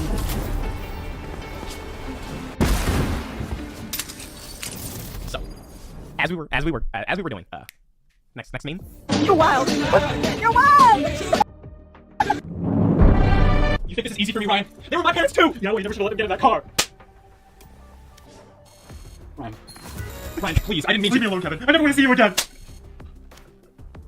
Ryan, please, I didn't mean to. I hate you. Ryan, please, I didn't mean to. They were my parents. Oh, thank you, dude.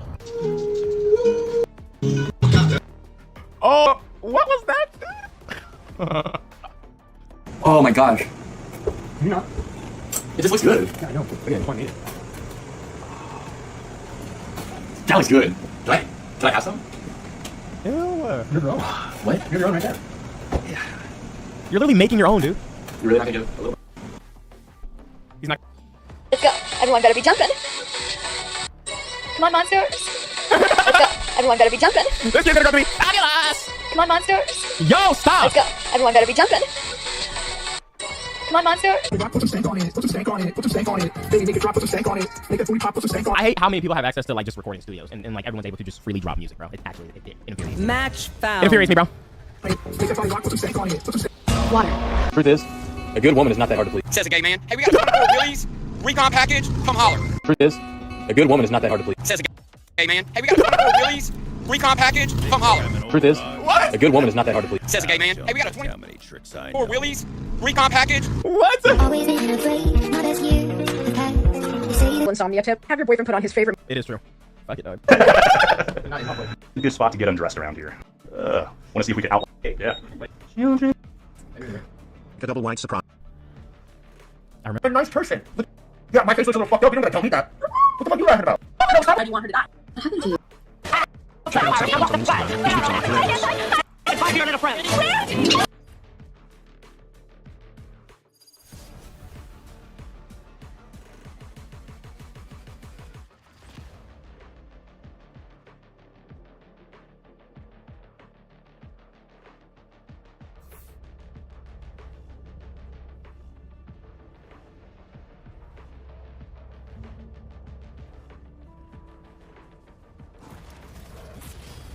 Let's do this in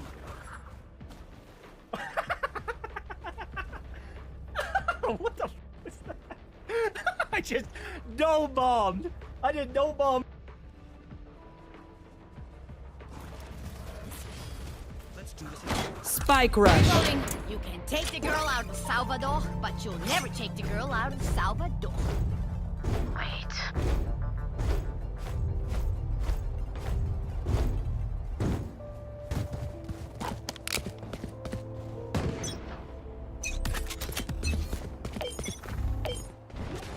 Smoke's down. Enemy spotted A.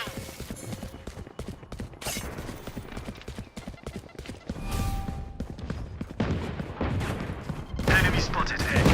Reloading. Stim beacon here.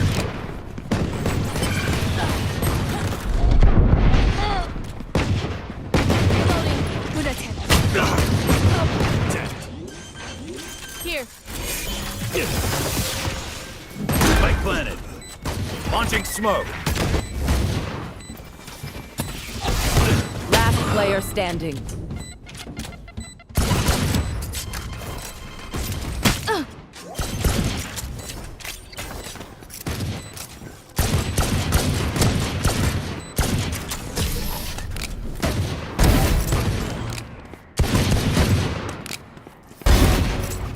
Just gotta play around the slow fields and we're fine.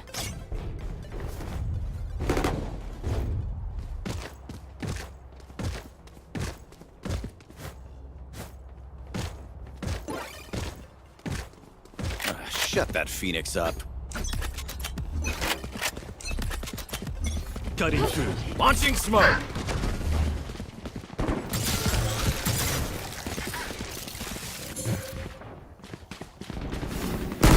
I need to heal. Pin is closed. Back up.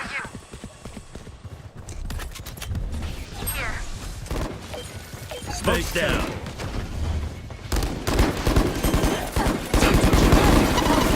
Phoenix.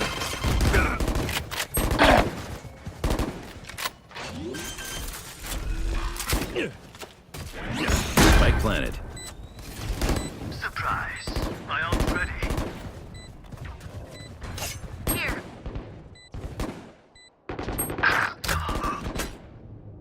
Molly. One enemy remaining. We got 5. That's bingo.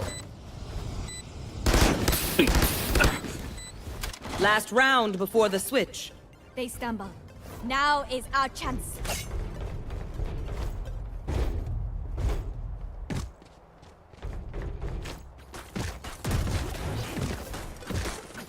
Stay sharp.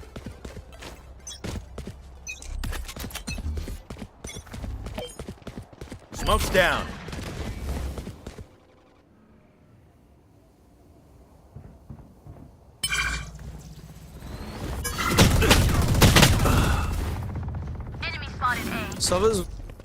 Sova's one tap. I'll handle Here, this. satchel out.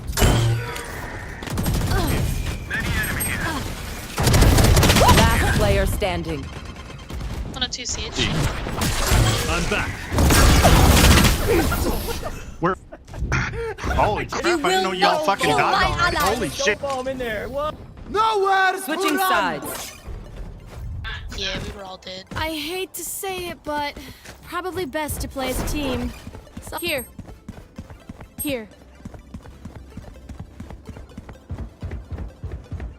Shut that Phoenix up.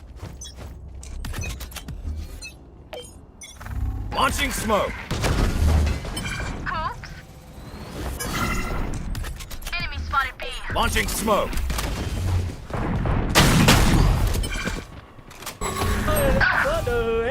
It's all B. I stopped 2 of them.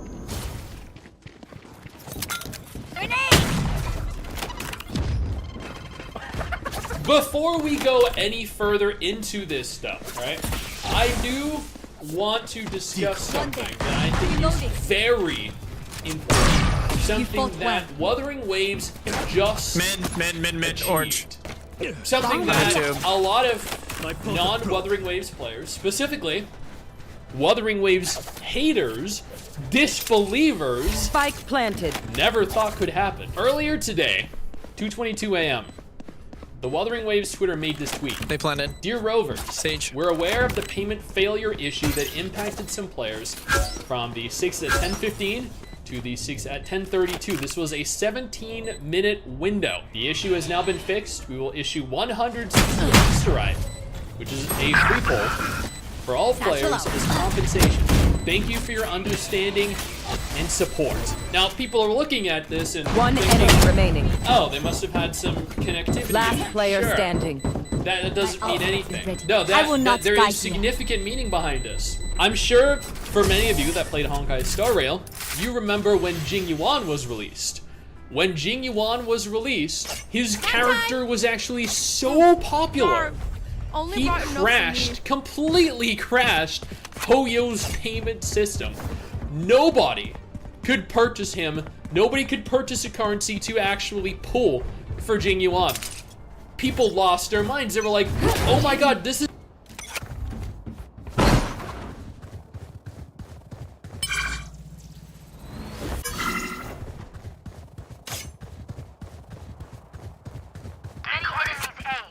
Stim beacon here.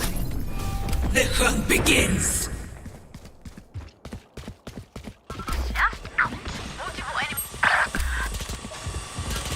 Reloading. One enemy remaining. Your duty is not over.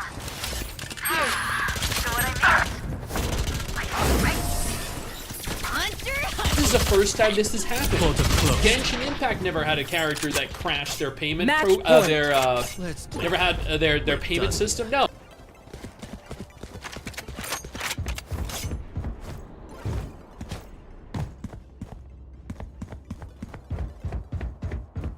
Safety's off.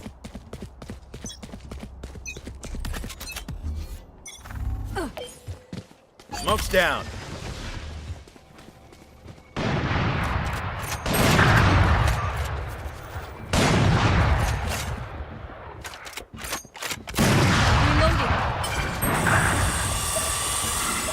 Stim beacon down. Fire in the hole! Open up the sky!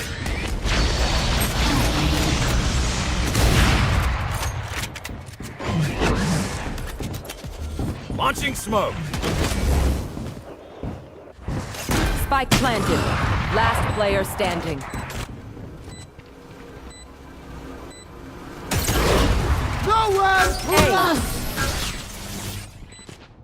Oh, the Jing Yuan for Honkai Star Rail did.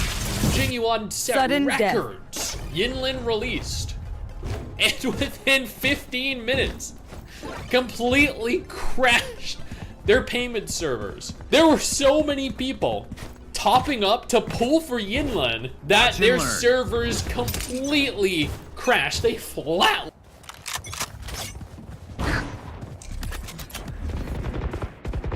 Smoke's down. My Launching smoke. Enemy down. Grenade! One enemy remaining. Fire in the hole!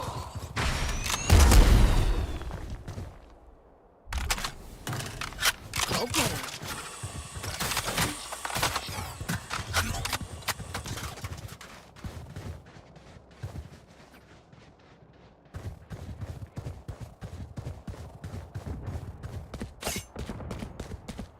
Spike planted.